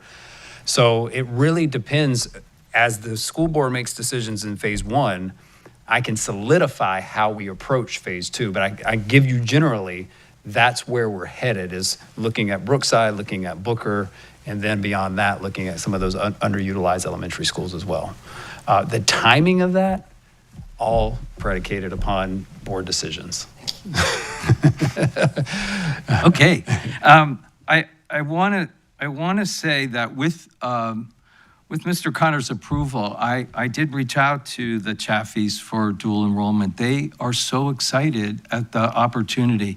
So I wanted to be able to tell people that there are good conversations.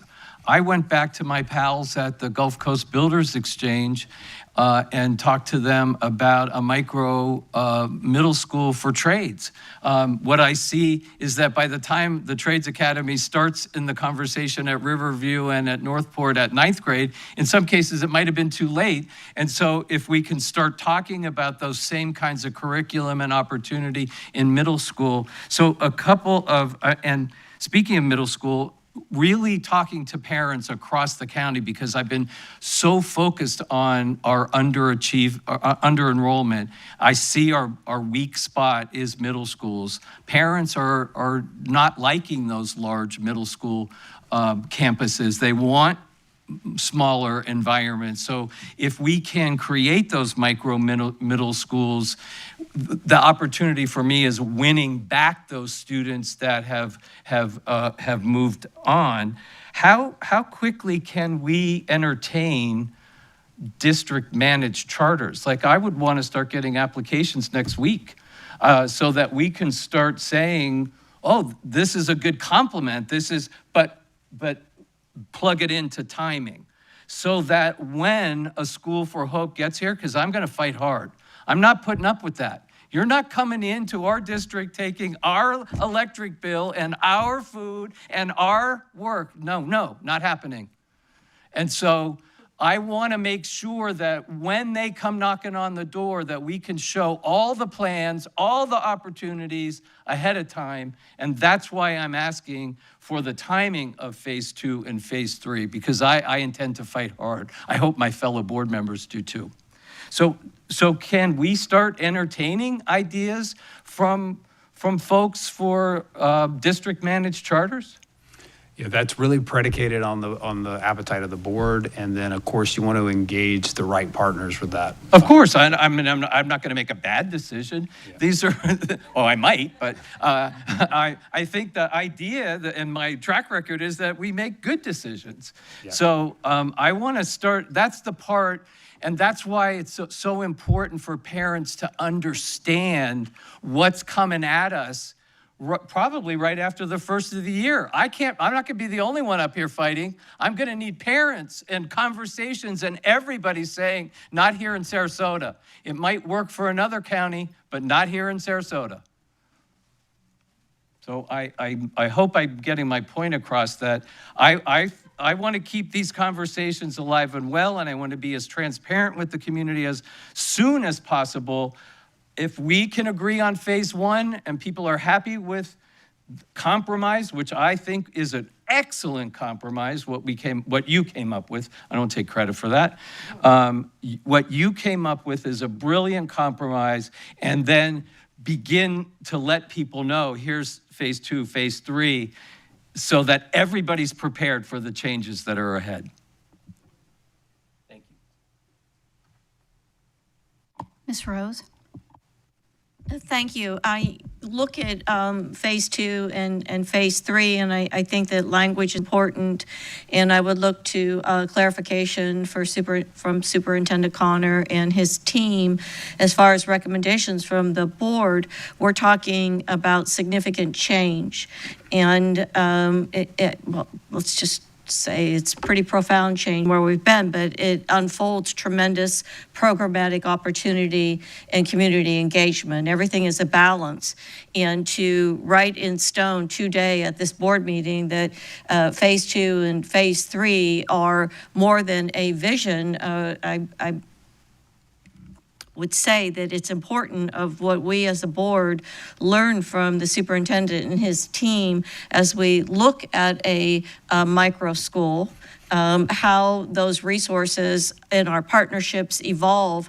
I think to jump that far ahead and solidify things, even though it is a vision that brings great promise and has to be discussed and has to be out in the open and transparent, I didn't interpret phase 2 and phase 3 as written in stone at this point. And perhaps I misinterpreted, but I caution us, we are taking on with great excitement, tremendous opportunity with a highly skilled staff and an engaged community. But it is, from my perspective as an educator, having built several programs from scratch, it's a one step at a time and learn and continue to make the great decisions. Well, thank you, Superintendent Connor and staff. And I want to thank all the Wilkinson parents that reached out to me. And because I've been a part of this community for so long, I never envisioned Sarasota County would be looking at underutilized schools. But since I've been on the board, and even before that, I saw the ramifications and how charter schools were growing, and then we had the voucher program going. But we also built many schools out east. So like Brentwood, they lost almost half of their population and they went to Tatum Ridge. I mean, so this stuff it's been going on. And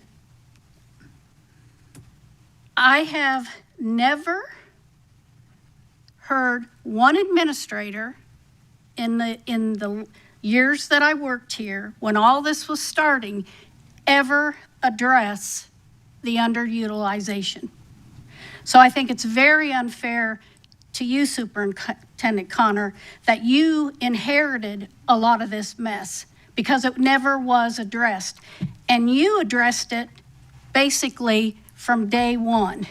You saw the handwriting on the wall. But there were so many other things that had to be taken care of. And yeah, I'd like to be like Samantha and Bewitched and have phase 2 and 3 and everything all be there. But you're looking at the people that are doing all of this, plus the day to day to the day. It needs to go slow, and that we involve the community, we involve parents, every step of the way. You can't do it fast. But once again, you inherited so many things. And really, I'm so glad it was you that did, because you have such a vision what needs to be done. Is this happy for Wilkinson parents? No. I worked at Wilkinson for summer school, so I've known many of the principals. I've known teachers there. I've known the counselors there. It's hard. But I think we all know we got to do something, because we can't keep on doing what we're doing now. Because those schools of hope, or any charter, if you had your choice of Sarasota or Leon County, which one would you go to? Sarasota. We've got beautiful schools. We have parents that are so engaged. We have the arts. I mean, anything. We have a referendum. Who wouldn't want part of that money? So anyway, I grieve, but I'm also kind of excited for what this change can bring. So I think you and your team have put so much thought into this that I think, is it one of those choices that you really like, but is it the best choice in a difficult situation? And we're involving the parents and trying to give them, your staff is working with whatever school they choose, and then if they choice into the new STEM, I think it's the best that we can offer. I really do. And I see they're shaking their heads. That doesn't get any better than that. Doesn't mean we like it, right? But it's the best. So I appreciate everything that you have done. I just have one question, and I think I know the answer, but I would like parents to hear this. If a parent has an ESE student and they meet that criteria or almost because, they have some learning difficulty, or they'll have the ESE resources there to help. Absolutely. Okay, perfect. Okay. Thank you very much for working through this, and thank you, Wilkinson parents, so much for working with us to make this difficult decision the best that we can. Thank you.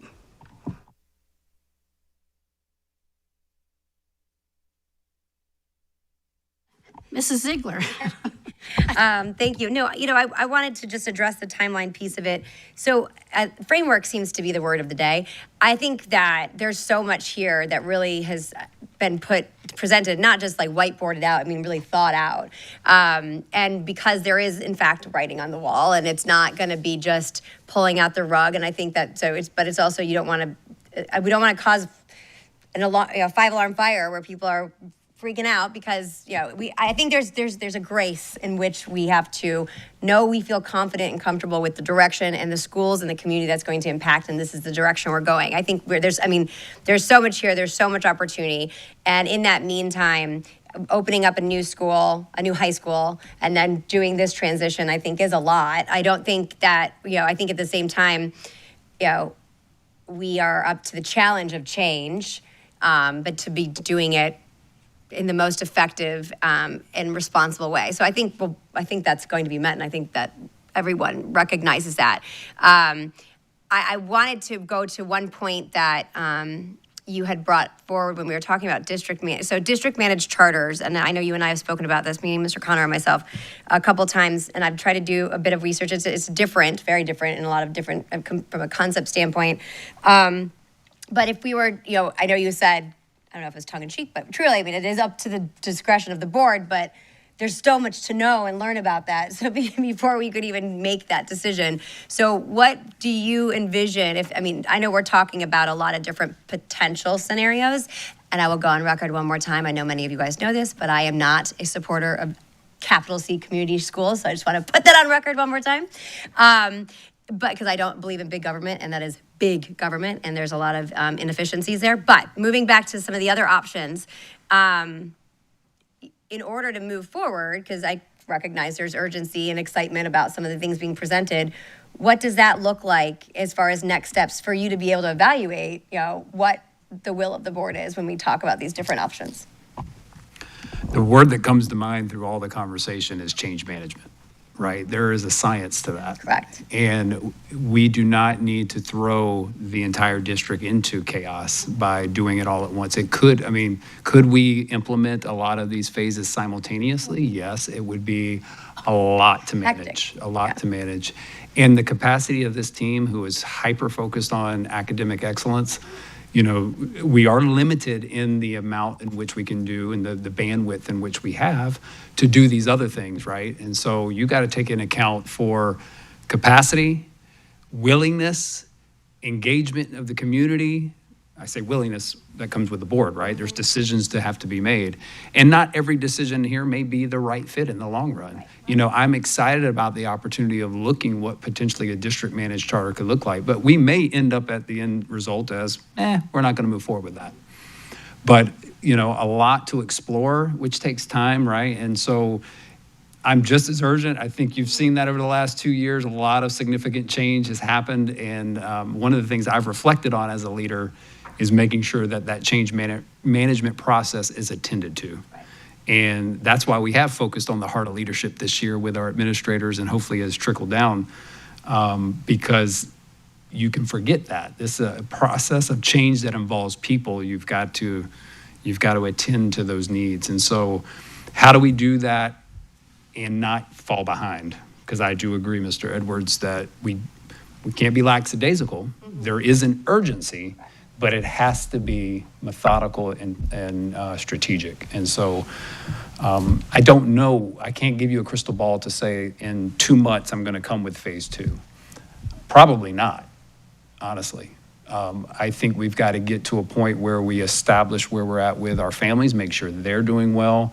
But in the meantime, a lot of planning could be happening in preparation for that. And it's not to be not transparent about it. It's about every decision that we make in phase one may change a little bit of what we do in phase two and so forth and so on. So there's a lot of dynamics. You got to think about funding, got to think about what partners are going to be truly good partners for the district, the alignment to our strategic plan. There's a lot of things to consider, but I will promise you this, we will do it as methodical and as fast as feasible that makes sense for our community and what can be tolerated. Too much change and, they toss the superintendent out, right? It's like, well, there's too much, we can't handle it, right? So, right. So I'm trying to manage all of that at one time. And, I always heard the old metaphor, manage your fires, right? Because otherwise it'll manage you and you'll have a wildfire. And so you have to manage this process in a way, and there's not a clear-cut direction, but I think our team's pretty equipped to make it happen. And I would just like to interject before I call that we also will be able to talk with the parents who have gone through this change. What worked well? What could we improve when we go to phase two and when we go to phase three? So we do this the best way that we know how. So it's like building a big subdivision. You do phase one, and then you make sure that's all right. Then you go to phase two. So we can't be idle, but you can't do it all at once. So, Mr. Edwards. So first, let me start by saying, I think you're doing a great job. I think your ideas were wonderful, and I am extraordinarily concerned because I did hear the word grace used. And what I'm concerned about is Tallahassee might not be affording us that breathing space of grace. Being a business owner who that understands change management, understands continuous improvement, I wholeheartedly agree with everything that was said here. Because many times our conversations with my fellow board members can be perceived as adversarial. I want to make sure that I'm very clear that I trust you and your decision-making and your timing. But the space of grace is not, in my opinion, being afforded. And so having the concept of phase two and phase three and its potential timing of, because I agree, you cannot have all those balls in the air at once. And I am not looking for chaos by any stretch of the imagination, but just as important, I've heard over and over again how frustrated our Sarasota community is with having to offer free space to a charter school. They're very frustrated, and it's important that we get this message out that the grace that we all might want isn't being afforded to us. And at the very least, we have to be able to present concept so that we have concept to fight back a school of hope. And so I want to make sure, just because I don't want to keep doing this back and forth like we do, I want to make sure that we all understand academics and how important that is. And right behind it is this strategy.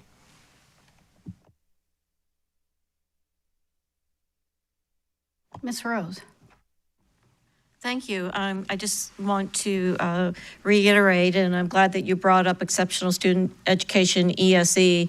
I think it's important for the community to know that when you look at the kinds of programs that Superintendent Connor and his team and the innovation and the thematic approaches and those opportunities, not only do they engage exceptional student education students with different forms of learning, hands-on and et cetera, that support their learning opportunities and gifted and talented across the board, whether a student is operating at an accelerated rate or they have learning differences. These kinds of programmatic approaches are good for all students. Any further comments? Superintendent Connor? Anything? No, thank you for the very robust conversation, and I'm excited and I'm glad that we had the community engaged as a part of this, and we will arrive at a feasible option that will address the various needs that we've all discussed today, and your input has been very valuable.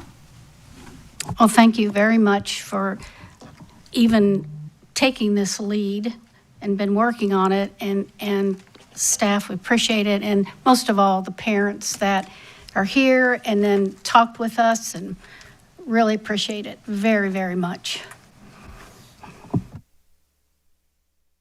Well, now we're going to go to the invocation policy discussion. Yes, so the next item is our invocation policy discussion. The impetus for this was brought up at our last workshop I was provided direction by the board to research viable options for invocation during our regular board meetings. I will toss it over to Mr. Parento, who really did the frontline work on research and provide you and set the stage for a policy that we found actually coming out of Miami-Dade as a starting point. And then really, I will look to the board for direction about how to move forward with this potential policy. Thank you, Superintendent. And board members, what you have in front of you today, as the superintendent mentioned, is an outline that we took looking around at other districts across the state that do an invocation or a prayer before their regular school board meetings, and tailoring it for us and getting it in front of you to provide feedback on this. This is not by any means a recommendation to move forward with at this point. At the direction of the board, we're looking for feedback on this to try to craft it in a way that there is board agreement if this is the direction that the board would like to go. Mr. Duggan and I worked very closely on this as well to make sure that we're meeting all of our requirements as a governing body and checking all of the boxes that we need to check if this is something that we are going to do. As many of you are aware, many other local governing bodies here locally do an invocation or a prayer before their regular meetings. And so we did take a little bit of that and put it into here. And if this is a direction that the board wishes to go, we can probably use any list of invocation speakers or things like that as a starting point for our district in terms of compiling a list of potential speakers.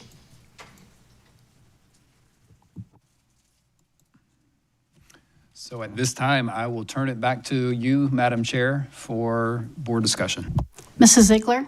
Yes, thank you. Thank you, Mr. Connor and Mr. Parento. I appreciate the work on this. I'm excited to have this conversation. And just for a little background, and I know it was mentioned by Mr. Parento, Miami, and I've done quite a bit of research on this as well.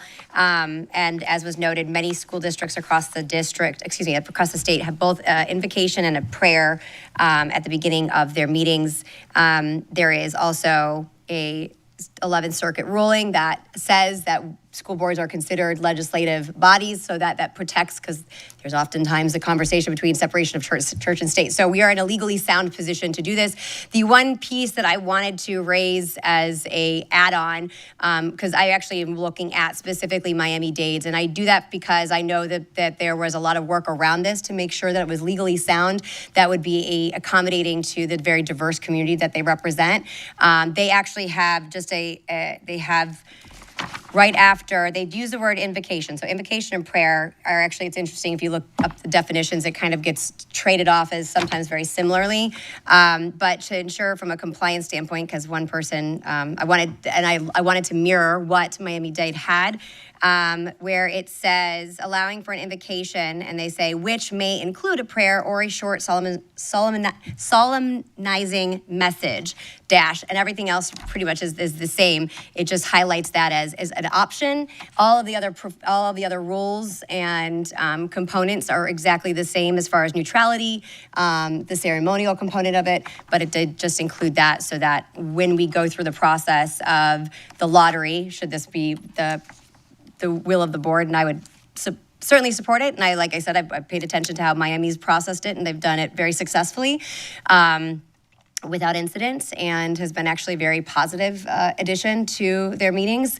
That would be my only request, that we add that one blip, which it is, again, reflected in current Miami-Dade's policy, which I can write it down, but it literally only says, which may include a prayer or short solemnizing message, and that's just after invocation. But invocation is then used throughout the rest of the policies, just to make for clarification. So I appreciate the work on this. I am very happy with the setup of it. My only recommendation would be that one piece, and would love to see this move forward.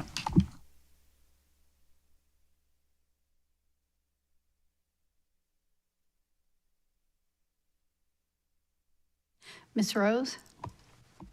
Yes, thank you for the work that you've done to prepare this for the board, and I concur and would like to see that piece added as well as this to move forward. I think it would be very much a positive for our school board chamber.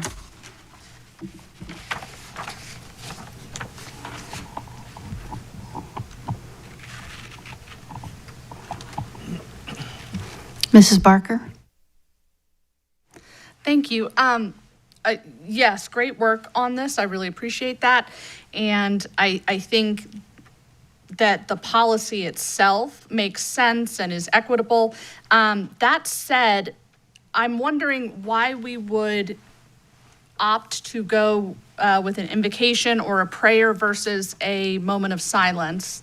That I think would be less divisive and would include, it wouldn't make anyone feel not included. I thought Mrs. Marinelli did a really lovely job of the moment of silence at our last meeting, and so, what would there be an option to do that instead?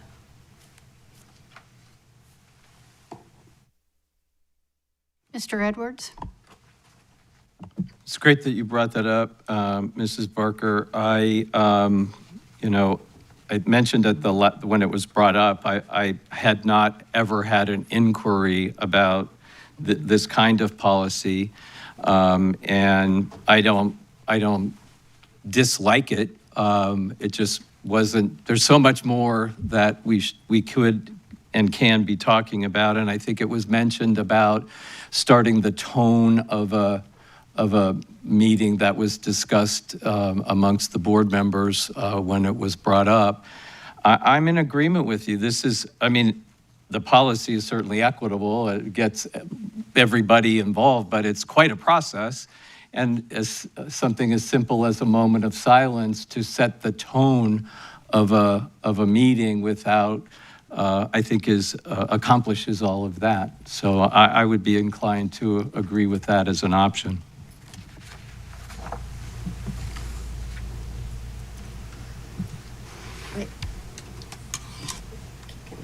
Mrs. Ziegler?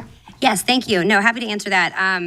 If you read this, a moment of silence is an option if you go to whoever the speaker is throughout the lottery process. My personal contention is that I am not looking to dilute it. I think that the response to, over the years, this has been brought up many times, and even when I presented it publicly, the response was overwhelmingly positive. I think there's this notion that it's divisive when it actually isn't, and you see that time and time again across the state with the districts that do use this process. I think I personally I object to the notion that bringing any kind of ceremonial that's rooted in history with a faith component, but that's neutral, that is divisive, is something I think we need to get away from. I think it can be approached in a way that's welcoming for all, but then doesn't shy away from a component that I think is very meaningful. And I think again, the response was very overwhelmingly positive in support. And I believe it reflects the will and desires of this community as well. And I think it will be a good, positive direction for this community. Mr. Edwards? I didn't hear the word divisive or divisive at all on the dais, and I certainly haven't heard it from my constituency or the folks that I've spoken to. And I don't think anyone here is in disagreement that having a moment of silence, I'm a little bothered that would be confused as diluting it. I think that when people have their choice of talking to their spiritual guider or their higher power, I think accomplishes the tone part of how we'd like to start a meeting. At least that's what I heard. So I'll repeat it. It's overly complicated to me, and it could be simply addressed with a moment of silence. So that's just. But I don't want to get into anyone up here saying it was divisive. I didn't use those words that was presented.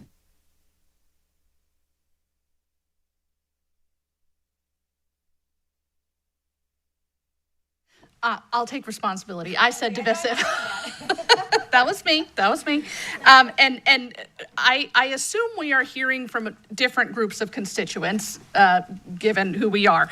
But I have heard from the folks that are approaching me some concern that it could be something that makes certain families feel left out or feel like they are not represented. And I see here that we would go to all the different organizations, but there are families who do not choose to engage in a religious practice at all. And for those families, a moment of silence is more appropriate and less, it doesn't make them feel like they are somehow being left out of the equation. And again, I agree with Mr. Edwards. When I read all this, I was like, gosh, we put a lot of work into this, which thank you, I appreciate it. But it just seems, I'm not sure why we're focusing on this right now when we have so many other big topics that we're trying to tackle. It seems like we have an easy solution, for what it's worth.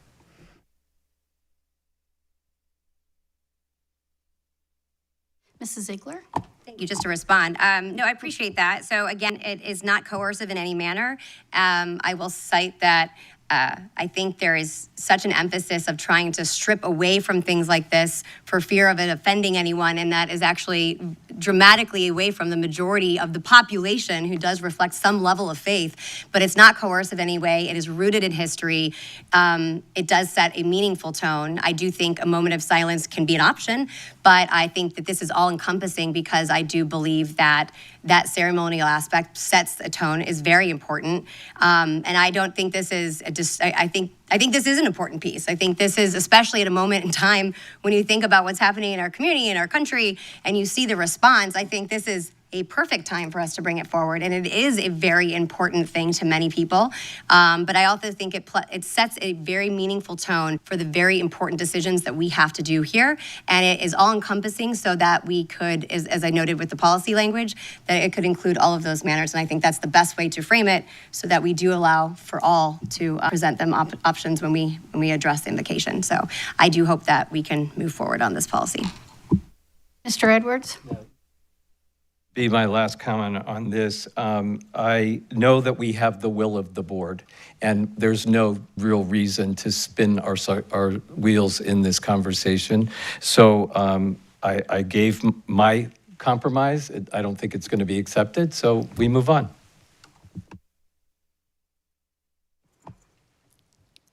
I find it interesting that we end the discussion with that kind of tone. I've been in many luncheons with people up here on the board. Granted, they're not a government building, organization, but they do a prayer and they keep it neutral. So whether you're Christian, Jewish, Muslim, atheist, don't care, they're said to where they're not offensive. So I find it very troubling when what is the unspoken message that the will of the board, where it's political. And don't even try to deny it because it's there. And that is not it at all, at least for my thinking. Anything that can reduce the tensions that come into this boardroom, and I think we should try, whether it's a prayer that just covers the basics, everybody, no offensive things, but you see it in other government organizations. Congress starts with a prayer.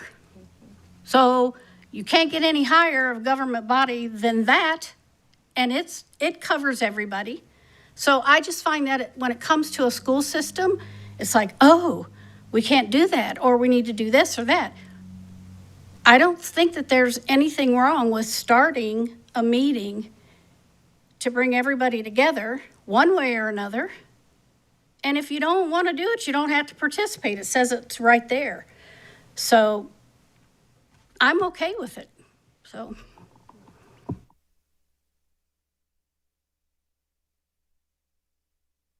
next steps. I believe I have what we need to move forward with advertising the policy as it is presented with the addition of the phrase prayer or solemnizing message. I believe you got the language on that. Yeah. All right. Great. Yay. Solemnizing is not a word that we use very often. No, I couldn't pronounce it very well. Thank you, Mr. Parento, for working on this. Ms. Ziegler, everybody for their suggestions.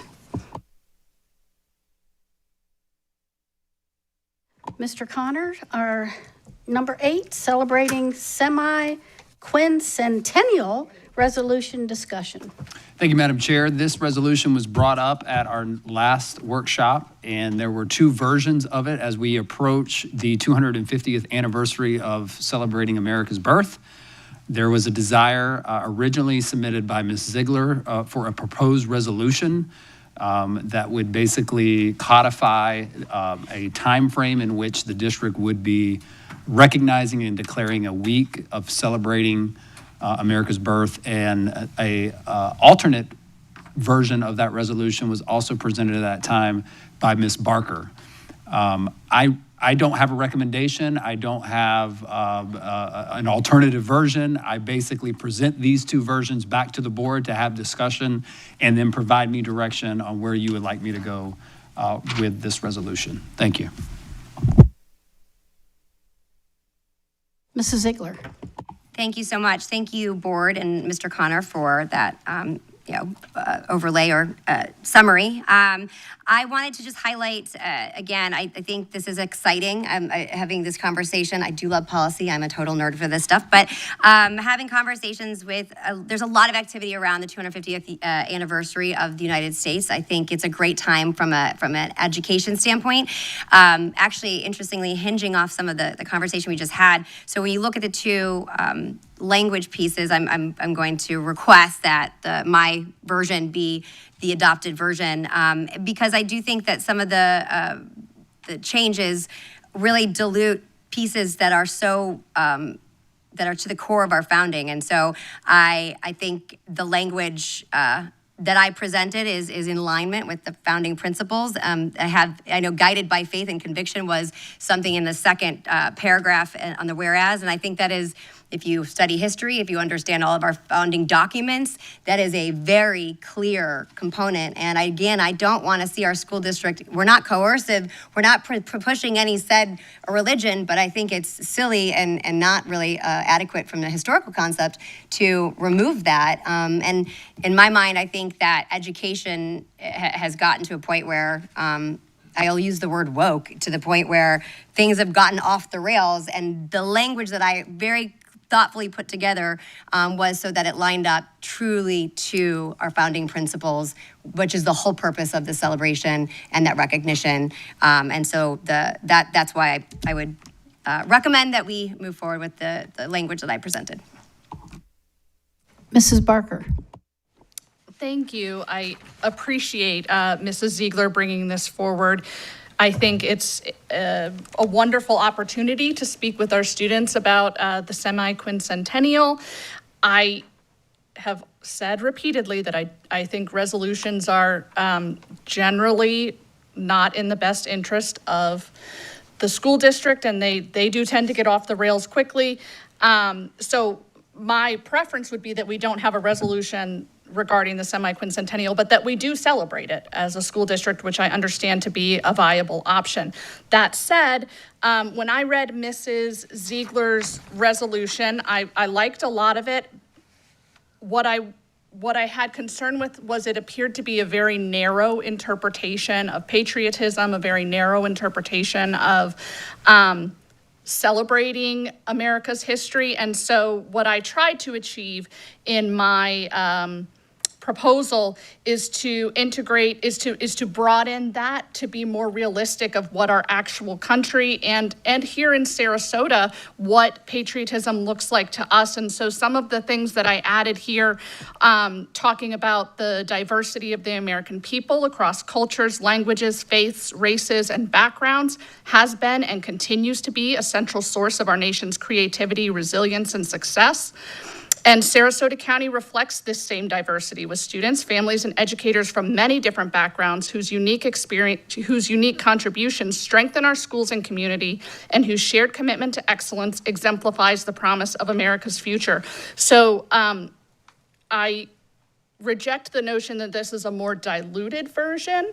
I think actually it is a more expansive version that better reflects our community, specifically here in Sarasota, and what we're here to do as a school district. So thank you for your consideration.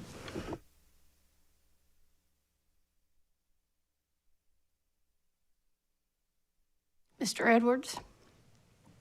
Once again, I'm going to be brief here. I just found at the time when the invocation and this resolution was introduced, it coincided with conversations coming out of the federal government. So I have a hard time finding it not to be political, but on both conversations.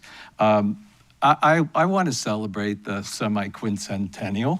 And so I find, it's going to pass. So let's do it.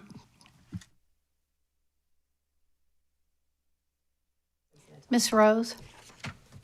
Thank you, Ms. Marinelli. I proudly support a resolution that recognizes this great country and reinforces all of the, it puts this board in writing that we not only support all of the civics standards and education that this state has pleaded for years that are finally in place, but it celebrates this great country. And again, I'm very proud to support a resolution.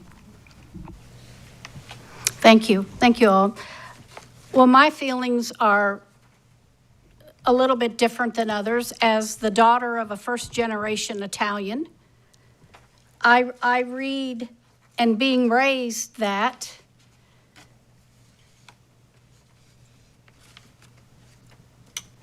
you immerse yourself into the culture, and you don't have the divisions because you came here for a better life, and you adhered to the principles of the freedom and the Constitution. And when you take that oath, you're taking the oath to the United States and to the Constitution. And I don't particularly like resolutions, but I had talked to Superintendent Connor that because it was the celebration of our country, that I could support doing a resolution. And for me, it's not political. Where I find it gets political when people want to divide Americans. We're all here. We're all Americans. So it shouldn't matter. We brought our cultures here to this country, many before us. And is the history of the United States picture perfect? Absolutely not.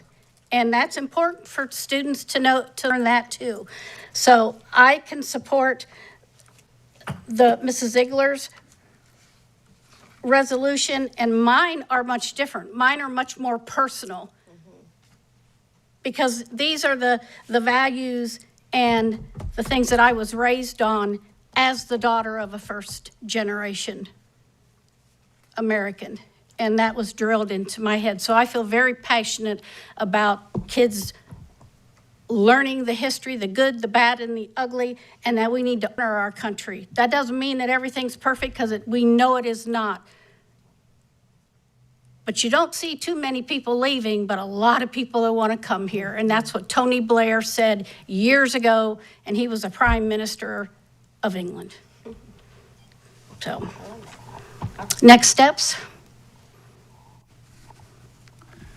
I will take the version that has been agreed upon and work with the team to identify which date would be the week that we would celebrate it. I would anticipate we would want to do this closer to the end of the school, because July is when the quincentennial would happen, right? So I'm looking at, for direction, April or May would probably be an appropriate time to do that closer to the actual July. I fully defer that to the superintendent. Okay, all right. So that's where my recommendation would lie. And I know from being at an elementary level for many, many years, there's going to be a buildup. So it all ties in why students know why we're celebrating this, because they're going to be learning all about, but that's a pretty big deal, 250 years. Of course, we're much younger than most countries, but anyway, I think it just ties in with K through 12, what everybody's learning about our history. So thank you. If I may add, I don't know that, so this separate from this, but it's on the topic of the 250th. I don't want to muddy this, so that's, put that away. But that there may be grant opportunities around this particular topic. I know New College got a massive grant right around this, but I know that there are other ones happening both at the state and federal level. So if that will help support some of the initiatives that you and the team would be looking at, maybe that's an area. I would be glad to have our grant writer take a look at what's available. I think there are some options. So if I come across anything specific, I'll send it your way. Thank you. Thank you, board members. All right, we'll go into member comments. Mrs. Barker. I just want to say thank you for a great workshop. I appreciate the conversation, and I'm looking forward to the future. Well, thank you. Mr. Ed. I just want to thank the superintendent for the time that I spent with him and his team this week, really looking at all of the options that are in front of us as we examine our under-enrollment issue. I found it rewarding, and I also know that you're an advocate of public education. That came through loud and clear, and I'm excited to work with you as we go through this process. Ms. Rose? Thank you. I have two pieces. One, I couldn't help but ask if there is an interest or a need or if any of my colleagues feel to look at current policy and guidelines on professional ethics, given the scenario across social media and the investigations that have occurred. How I know we encompass the state guidelines and so forth. How do we compare to other districts? Is that something that we should be looking at? Posing it as a question, not a conclusion. For transparency reasons and clarity, are we clear enough in reflecting what those expectations are? So that is in the form of a question. Is something that we should be reviewing, getting some comparisons on? It's a question. That's one of two pieces that I see heads shaking yes. Just to add to that, I would say that we do have established social media guidelines. Is that driving at where you're going? Well, comprehensively, what do we have that reflects professional standards, the ethics that are expected of employees, so forth and so on? What is the clearness of that? How do we go about sharing those expectations? And given, I don't like to see the accusations that have occurred. Social media is, I don't even have words for social media. Are we clear enough that we are focusing in on what our job is, and how do we compare to other districts? So not just one piece, comprehensively, what do we have under professional standards that are available, that provide clarity to every employee?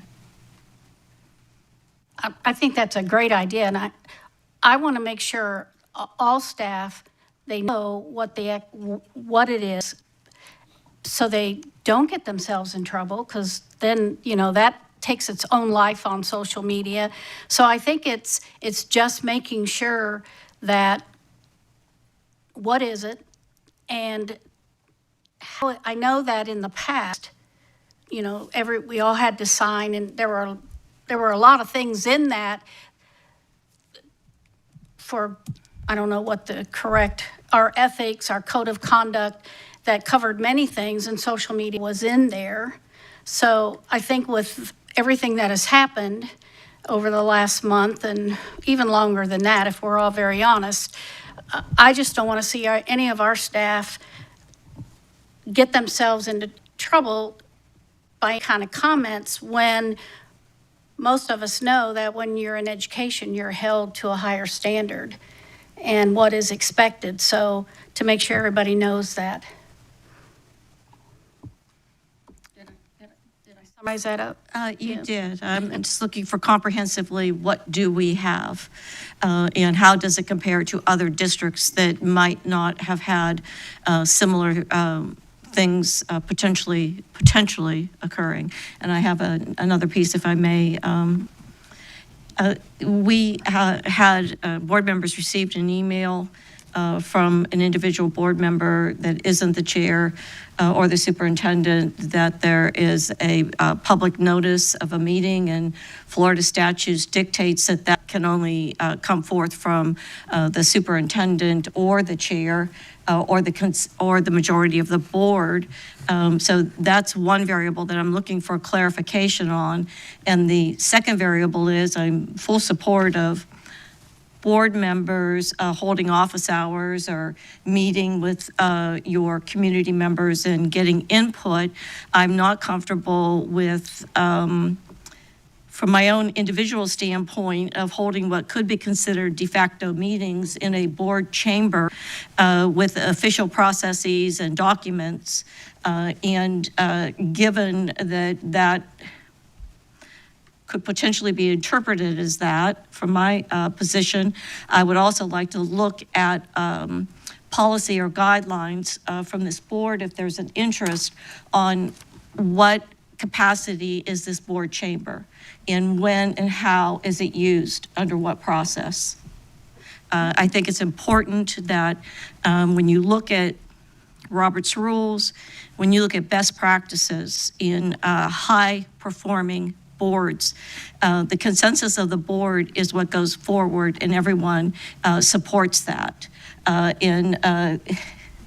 Anything in contrast to that, I find in contrast to those best practices, to that high-functioning elements of school board. So 2 pieces. I'd like clarification that we're not holding any meetings and that we're following Florida statute, that board processes are not occurring in the chamber that could be easily interpreted in a manner that doesn't follow the law. And if we don't have policy on how this chamber operates, that I'm putting it forth to see if there's an interest in having appropriate guidelines on what this chamber is used for and by whom and under what circumstances. Thank you. Thank you. So we got 2 parts. So let's finish up the first one on the social media and what those guidelines are for all of us, teachers, all staff, districts. So is that clear enough? I see we have interest from 2 board members to know what do we have compared to other districts related to ethics and professional standards in terms of training and resources that are provided to staff. Is that? Okay. Do I have consensus that? Works. Okay, we have 3. Okay. I can provide, I can provide that at the next workshop. We can go have an overview. We can work with human resources policy and provide general overview of all the things. And we will do our best to get some comparisons of other school districts based on availability of information and willingness. And also how, I'm sure that's part of it, but how is that given out to all staff? And Yeah. what We do is have that mechanisms process? in Do Still have place to that we can sign? share. And- Yeah, we can share all that. Okay, thank you. So now let's go to, excuse me, Mrs. Ziegler, did you have any comments on the first? Okay. Let's go to the second part of Mrs. Rose's discussion on board meetings and what the chamber is to be used for. So, Mrs. Ziegler? Yeah, well, I was going to also address that. So I know we had all received an email from a board member. I know Mr. Edwards, just instead of just saying it, no, you might as well just say it's you. I know, but it concerned me because it was confusing, and I don't want to confuse the community that, because it had, I think the word was de facto, it's like a fake meeting. I don't want that perception to be there. I'm a support of board members having, I guess the comparison would be well, I don't think it's comparable at all, but at least what you had listed out in the email and the intention, particularly if there's going to be a public notice for the potential of other board members being there. I'm a compliance junkie, as many of you guys know, and so that opens up a litany of compliance pieces that when it comes to, you mentioned taking down cards, that's a public record component, and that's not something that one board member can really ultimately determine on their own, that they're going to expend resources, and that would be well beyond any kind of office hours that were extended that had been, I guess, offered a while ago. But I don't want our community getting confused about something being put out there that appears to be a fake meeting, and I don't. So I'm sure Mr. Connor got multiple calls because I was confused, but a new meeting today. But ultimately, I will say that, and Mrs. Rose, you mentioned this, but unless you're a board member, board chair, or the superintendent, or the majority of the board, you can't.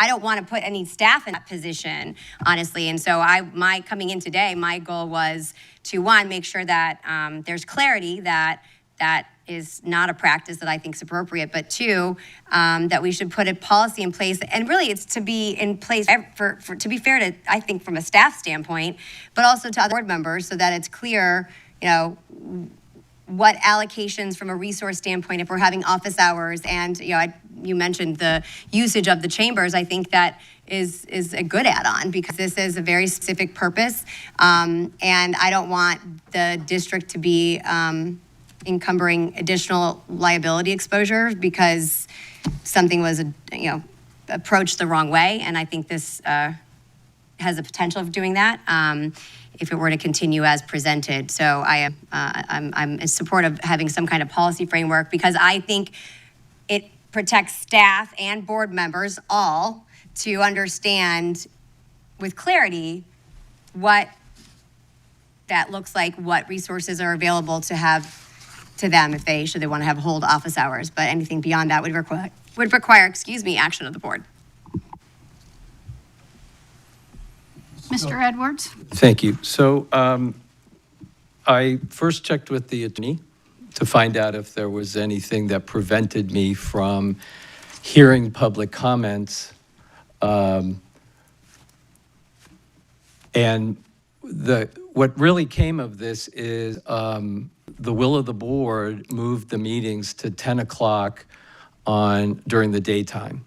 And for the years that I've been a board member, the bulk of the meetings were in the evening to accommodate teachers and students, all the celebrations that we get to experience, and public comments. And listen, I've heard public comments I don't like, but I don't want to give up hearing from the people that cannot be here during the daytime. And, the will of the board made their decision, and that's how it happens. But I personally don't want to give that up. So I checked with the attorney. Then I spoke to Mr. Connor, and I said, I'm not interested in having staff. I don't want overtime. I'm trying to be mindful of our dollars and cents. But I'd like to be able to just follow the public comment that we have. And he said, well, I don't think you can use the system, but you can use the cards. So fill out the cards and just hear from the public the same way I normally would. 3 minutes on agenda items and 2 minutes on general, because I've gotten a lot of great ideas and a lot of good feedback that I don't want to give up. And I wanted it to be publicly noticed so that other board members who feel the same way I do about wanting to hear from people who are working during the day could, so that there wasn't any confusion in the law. So I'm not holding a board meeting. I'm not undercutting anything from the chair or the superintendent. I just want to keep hearing those comments. So that's the intent. If for some reason that irritates my fellow board members to the point where I don't really want to spend dollars and cents to write a policy because there is so much more that's important for us to do and spend money on, I'll just find a place to do it off-site and publicly notice and do it that way. I thought it would be more professional to do it this way. Ms. Rose? Thank you, Madam Chair. Our school board attorney is sitting right here. And is this a discussion that you've had and approved? Because from my research, this does not follow a Florida statute. I have not personally had any discussions with Mr. Edwards on this. Okay, that's our board attorney. I spoke to Mr. McKinley. That's a whole nother issue. We have our school board attorney right here. So I told you, I don't need to spend money. I'm happy to. please wait. Sorry. Ms. Rose? Thank you, Madam Chair. I would like to go forward with policy. I think this is completely borderline, if not out of Florida statute. An individual board member does not file public notice of a official meeting. That is the superintendent, that is the chair, that is the consensus of the board. And the point at which that we all start doing that and picking up pieces of the process of a formal board meeting, watch chaos ensue. And this is quite serious for me, and I am asking if there's an interest in policy. This needs to be, in my opinion, very seriously nipped. Mrs. Ziegler? Thank you. Yeah, I agree. I think that it comes down to, we have a fiduciary responsibility. We're a body, and then we're made up of individuals. And the board made a decision, and I recognize that you don't agree with that, but that doesn't allow certain processes to take place where I think not only exposes the district, but I think it's also undercuts the will of the board. And, you know, the fact is, I've been here and there have been 3 o'clock meetings, 10 o'clock meetings, and 6 o'clock meetings. And we have constantly allowed for people to come and speak and to email us and to contact us. And so, you know, I reject the notion that it's trying to undercut the opportunity to hear from the public. I think that's going to continue. I know it's going to continue to happen, and I know that other governing bodies are able and capable, both school boards and our county and city government are all capable of managing it that way. I think that it is dangerous to go down the path of one board member wanting to go out and do something on their own, because you have, whether you realize it or not, you have a power component over from staff, and you put people potentially in a very uncomfortable position. I don't like that. I think that's already been established, that there's been a kind of a fine line that's been pushed in the past. So I am absolutely in support of us doing a policy, because clearly there needs to be clear lines outlined so that I just don't want members of staff being put in a compromising position and not know what to do because a board member is asking for something that's well outside their authority. Ms. Barker? Thank you. I have heard from constituents that they are concerned that they're not able to attend the 10 a.m. meeting. And so I do absolutely understand the desire to hear from folks. I wonder if it would make sense to explore various options for that to happen as a board, as for all of us. I know that there are school boards that have student advisory committees. I know that Mr. Connor has his own advisory committee, but I would love for us as a board to have the opportunity to hear more dialogue from students, or a parent advisory board. I do think it's really, really important that we listen to folks. I understand some of the concerns I'm hearing. So I'm just wondering, maybe is this an impetus for a conversation for us as a board to come up with some ways together to hear from people?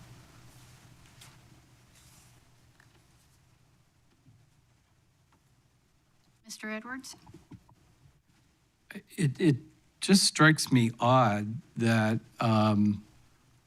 I followed a process. I did speak to an attorney. I did speak to the superintendent, and there is nothing untoward towards any board members. You wanted to move the meetings, okay, but as an individual board member, that doesn't mean I don't disagree with you. I've actually heard some good comments of people that couldn't come at 6 o'clock, that can come at 10 o'clock. But now I don't want to, so it's always that, and it happened several times today.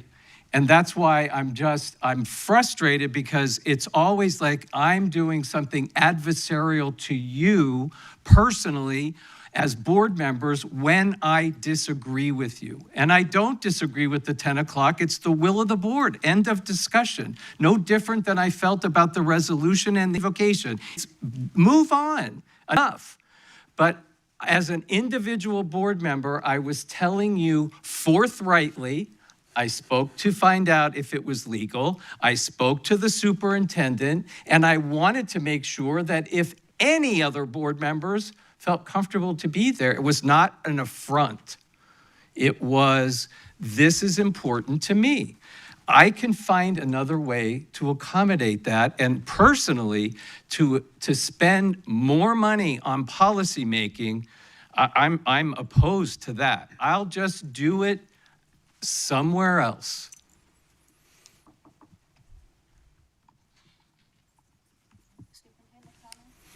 Yeah, obviously, this is a situation where I don't want to be pitted board members against board members. And so I think I need to explain how we arrived here at this conversation. Mr. Edwards did reach out to me in an effort to hear from constituents at a particular time.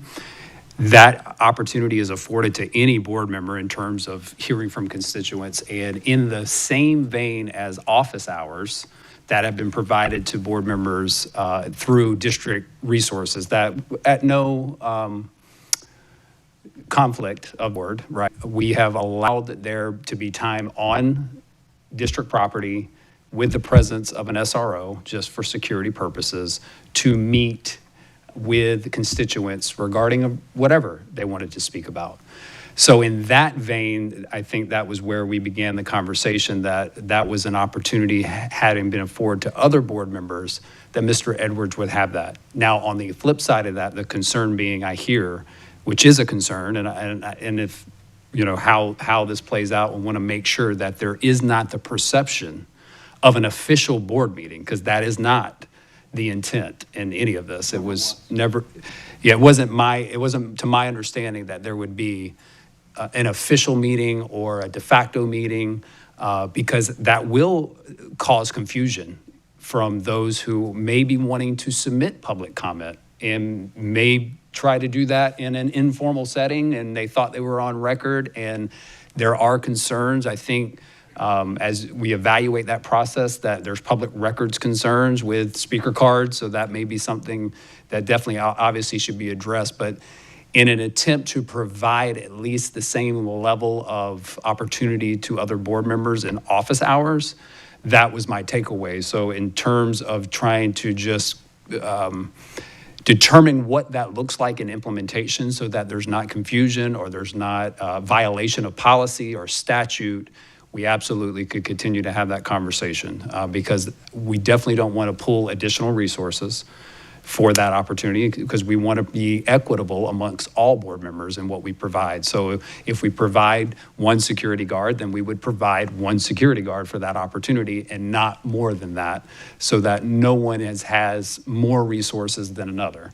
My job is to treat all of you equally and equitably, right? And so that's what I want to do, and I don't want to give off the perception that one board member is treated differently, better or worse, in any scenario. So I see that there's absolutely concern.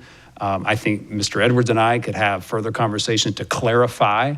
I think his intent is to hear from constituents, but we want to make sure the format in which that is done doesn't lead to a perception, and it may be that having that meeting in a board chamber puts off a perception that is perceived as an official meeting, and we don't need that. And I think there are solutions around making all of that happen so that everyone's afforded the same opportunities and we don't have this problem.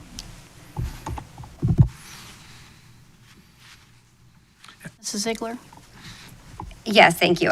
So I do want to address a couple of things, because any board member certainly has the authority to go out and find a way to speak to the community, as we all do in various ways. 100%, there's no denying that. I think that you come into a very challenging component when you start invoking district resources, as was stated. I mentioned, kind of glossed over it, but there are real consequences to having it held here, because the custodian of a public record is a huge piece of it, and that was listed at, I'll do cards, we'll do 2 minutes, and then we'll do 3 minutes. That's a whole record-keeping process. Also, there are sometimes we have large amounts of people, organizing effort and that's fine. That's their right to come and speak. But what happens if you have a lot more people? We're not prepared for that. It is the reason things are done in a certain way is for planning, to ensure that things are done properly, so that the assets and the exposures are properly prepared for and protected, that we have proper staffing. I mean, I could go on and on. And I find it a little irritating, because I think if it was an honest mistake, okay, but I feel like there's a bit of grandstanding here because you don't like the decision of the board to go to 10 o'clock. Now, that's my personal take. I could be wrong, but I think we find ourselves in a position here where I do think that a policy is warranted in general. I think it illustrates something that many boards sometimes find themselves in this situation where there needs to be clarity. And I have a big issue with any member of staff being put in this kind of corner if any member of the board came to them and wanted to do something. I think it can people can abuse their authority, and I don't want that. And I think that it presents a scenario here that I think we can tighten it up with policy. I will bring up the legal counsel piece because I'm confused, and I will say one thing as a caveat. I am very aware there are I work with board members across different places. They sometimes get second opinions from different legal counsel. So that may be what you were talking about. But if you said Mr. McKinley, that is part of that's part, right? Is that part? And I have personally, again, from a compliance, I mean, there can be issues there. And I don't know how they communicate, but that's a concern because we have different attorneys telling our board members different things. That's a problem that's a problem. So I don't know how you want to address that, but I think that's an issue. And I think that again, I have been in positions and I know other board members, there are all sorts of attorneys that may say something and they want to get a second opinion. I understand that. So if that's the case, but I get concerned if we're not communicating that and they're in the same firm or we're not coming with some kind of written format so that our other legal counsel, because these are legal issues that they have legal consequences to them. It's a fact. That's why we spend money on general counsels. If I may, Yes. Mr. McKinley did, and as he does, Mr. Edwards, as I understand, from time to time discusses things with Mr. McKinley. The protocol we have is that Mr. McKinley conveys that to me. So I was aware that Mr. Edwards had a conversation with Mr. Kinley, but I was not involved in whatever email went out. I haven't even seen it. And I will add as part of this discussion, you all can have one-on-one meetings however you wish. When more than one of you get together and you're discussing topics that might come before the board for a vote, there are legal obligations under the Florida statutes that attach. So one-on-one meetings, you guys have a lot of leeway. More than one person, I think there is a need for compliance and everyone to be on the same page, whether you're in agreement with it or not. There has to be a game plan. And I'll just close with, I think it's just in everyone's best interest, things are tight. I don't want things being sloppy and it gets confusing to the community and then we end up exposed and we end up spending money on things that we didn't need to when it was really a well-intended something else. So I think we have an opportunity to tighten some stuff up. Thank you, and thank you, Mr. Duggan, for your input. I am going forth and again, feel very strongly about policy guidelines, whatever is appropriate, as well as from my perception, Florida statute is very clear on public notice of an official meeting relative to an agenda and processes that reflect that, which to me is very different than holding office hours in the courtesy of the school board announcing it on our social media that office hours are held from this time to that time. I think that we need to run a very professional meeting with a lot of clarity, a lot of consistency. So I will continue to see if there's consensus on coming up with formal guidelines and policy so that we don't run into this again. Thank you. I do think we need to have a policy because when I received the email, my first reaction was, what about sunshine? We're going to be violating sunshine. And then when I read it again, and to be very honest, I had heard through some of my friends in the community that the reason that this whole thing was planned is because certain organization was not acknowledging that we were having 10 o'clock meetings.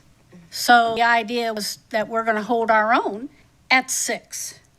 So I'm hearing all these things, and I would like to think that my fellow board member would not do something like that to set it up.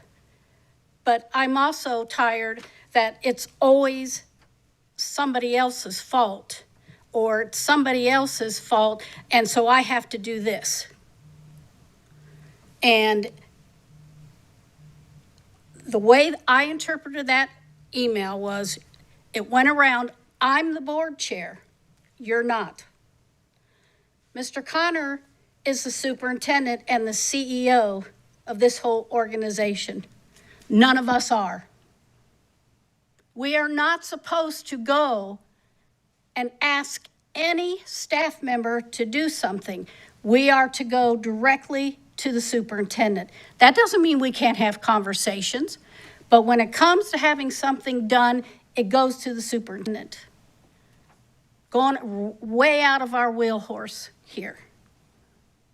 So I think things need to be tightened up of exactly what this board does and what it doesn't do. But when you get an email that says, you are invited, and I'm the board chair, or anybody could be the board chair, and I'm gonna have cards and they're gonna get to talk 3 minutes and 2 minutes, and it's gonna be in the board chamber. So I'm thinking, oh gosh, is the media gonna be here? And this person will say, I invited everybody, but here's 4 empty chairs. And how does that look? Not playing those games anymore. We are a board of 5. Mr. Connor made it very clear, not one of us alone has any power. The power is collectively of 5. And every board member needs to act that way and to stop blaming and act like a board that we were elected to do. And yes, we're supposed to be nonpartisan, but anybody with a brain knows we're not. So quit bringing it up.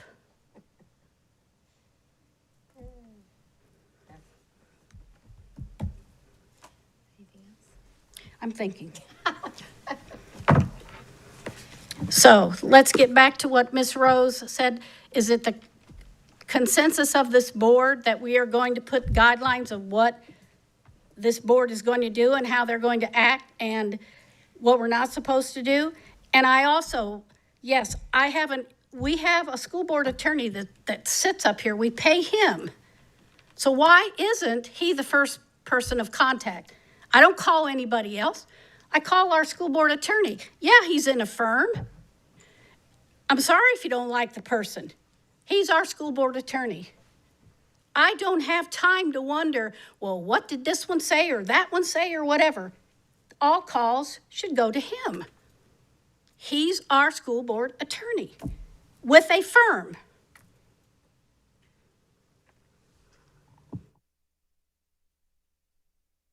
Mr. Edwards?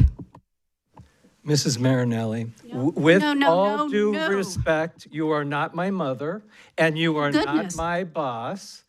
And Excuse me, I have not acknowledged you. And the chair, that is my privilege. You And are. I- It is not your privilege to correct it me is. or teach me. Edwards, I have not acknowledged you. You did. No, I have not called on you to talk. You did. I'm not. I am not. Do we have a Robert's rules here? I thought Miss Marinelli, but maybe she had a different intent, but I thought that she had, the way that she said it, I thought that she was inviting you to speak, but I think she has clarified that perhaps that was not the case. So I would defer to what her intent was in recognizing you. No, I'm not, because I am not going to go on with this conversation and a he said, she said. No, I'm not. I am not recognizing Mr. Edwards to talk at this moment.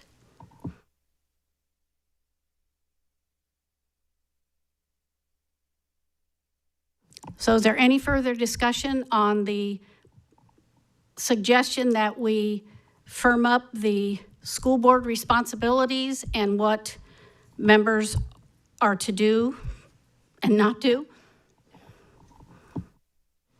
If I may, well, I'll wait.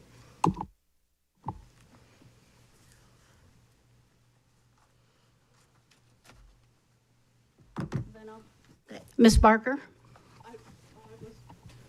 I didn't want to speak. I didn't. No, I'm not. I'm trying to get, are we going to move forward with this? I'm sorry, I misunderstood. Yeah, I think having a policy around this may be helpful. Thank you. Ms. Rose? Yes, please. Ms. Ziegler? Yeah, I just wanted to clarify for Mr. Connor that I think it is simply, or Mr. Parento, or whoever would be working on it, would be, we had board operations governance kind of at the beginning of chapters, and if there's an element about certain resources and how that's afforded, I just want to make sure, so it's a balanced approach. If that, do you have clarity of what we'd be looking at? Okay, just want to make sure you guys were directed, so it's not your interpretation. I just going to say, there's a legal definition of what a meeting is, and there are ways when that exists, where it has to be called, there has to be a quorum. There's a process statutorily. I think we already have a policy, it's either 2.21 or 2.22. There might be some things to add clarity to that, but there are ways, depending on it's a regular meeting, a special meeting, an emergency meeting, there are obligations that we need to fulfill. I'd have to go back and look to see if this exact issue is specifically written in there, but there is a lot of law on this, and it's an area we need to tread careful with. Thank you.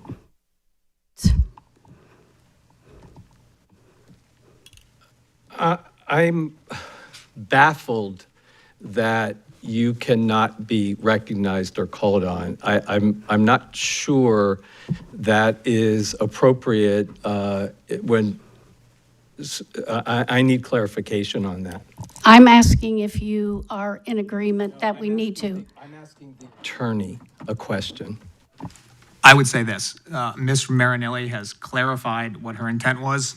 I think we are talking about a topic. I think at the end of the discussion, there will be the opportunity for everyone to just make member comment, at which point you would be able to, say what you want to say. But I think it would be within the discretion of the chair to recognize you on a specific topic that's being discussed. So what I'm asking, if you are in agreement that we move forward with having the roles of the school board and that we follow state statute. That's what I'm asking. That's a yes or a no. I'm not in agreement of forming a policy. Thank you. Thank you very much. Okay, Superintendent Connor, do you have enough direction? Mr. Dugan? Yeah. Yes. Okay. Thank you. Any more? I have one thing I wanted to bring up to get clarification, and this will through Superintendent Connor, but it probably will involve Mr. Parento. What is the policy procedure when an organization wants to leave information at a meeting, specifically at the Wilkinson parent meeting? We had this brochure from the League of Women Voters that was left, and from my conversations, nobody had cleared that, and that's always been through communications, or but that there, we always had to have approval before any outside organization could put anything in. What it is voting for school board members, a checklist for making smart choices. And I just have some real concerns with that, because I'm reading it and I think one of the first thing in bold, lives in district. And then the last thing in bold, participates in nonpartisan candidate forums. And I just have a real concern that something like that is put in our schools without any authorization. That most definitely is, I think, somewhat inflammatory and partisan. I think you're right. There is Political. there is a level of clearance or approval for anything that would be subject to the public in a public setting like that. Because it could be seen as endorsed by the school board or anything like that. So we'll have to take a look at what happened in that scenario as to why that was there. I don't believe there was anything approved prior related to that from communications, but that would be the typical avenue. Well, and if it was at a noticed meeting, I'm not sure the exact way that this was delivered, but people have the right to say things in written form, words, and you have the right to either accept them or reject them. What if it gets distributed beyond that to students or staff, or that's different. So I don't know exactly how this was, but. This was a school, a meeting set up by Superintendent Connor at Wilkinson to meet with the parents on a specific subject. This was left on a table in the back, Like as pamphlets. a pamphlet. And in the past, any organization, didn't matter who they were, they had to get approval before you left it in a school. Okay, I mean, I think it would be different at a public meeting, but I don't know that you are required to accept it. I guess that's my point. It was just laid out on the table. That's what I'm saying, in the back. Nobody from anybody knew anything about it. I just happened to sit down there, and I wondered what that was, because I was listening to the meeting. I mean, if it wasn't formally introduced into the meeting, I think it's No. just trash that's left behind. I don't know that it is a public record because somebody brings something in. No, doesn't but bring we it. have, everything has to be, we have our own policy that everything has to be approved before any organization can leave any of their pamphlets. Correct. So that's been going on for years and years and years. Like a chamber meeting. So I just want to clarify that. And we do have in our policy about political activity on school grounds, it says political literature shall not be distributed in schools or on school property. So I think that can be open to interpretation on, is it political or is it apolitical?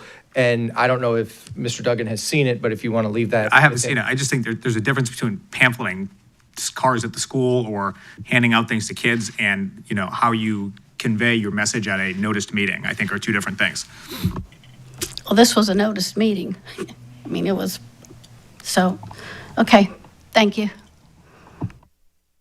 Mrs. Ziegler, did you? I can't remember what I was going to say. Well, I just want to clarify on that, because I want to make sure, because that can, to Mr. Connor's point, there is a process. I know because I've been, over the years, issues like this have come up, and the reason is we have a policy that's vetted, and any of our material that can be left behind, and that's what I understand, I wasn't there, but left behind because it could appear that it's something that's the district's endorsing.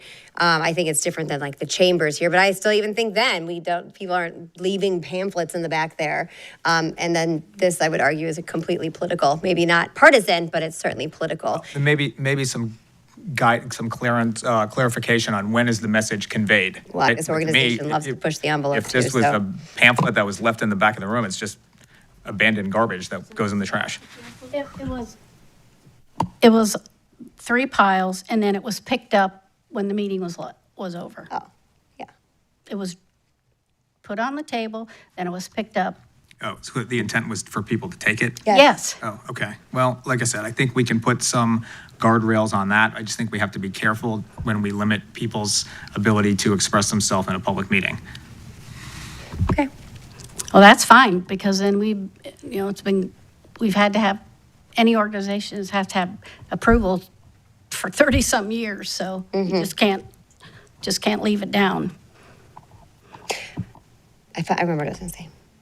Mrs. Ziegler. Okay, I think we talked about this last time. I'll finish up, but I just want to, and I know Mr. Connor and I talked about this, which I don't want to get in the weeds on things, but I also want to ensure that we're properly responding to all students who are coming forward to create or establish a club. I know he's been working really hard to clarify what that process is. And I just will say again that I want to make sure that that is evenly applied to all members of all students. If it falls within the guidelines of what's prescribed in policy as it pertains to a school after-school club, I have concerns if there are any unnecessary barriers or delays being put up. And I think, yes, this is a time where people are extra sensitive. I'm not, I recognize that, but I think even more so than I want to make sure things are being managed properly. So I'll just say that generally. I want to make sure that we have students that are being responded to equally when it comes to after-school clubs. So that's all. Thank you.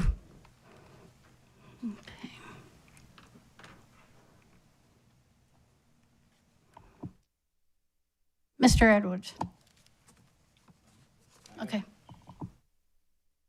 Any further comments? Seeing none, our next school board meeting is October 21st at 10 a.m. in the school board chambers. We are adjourned.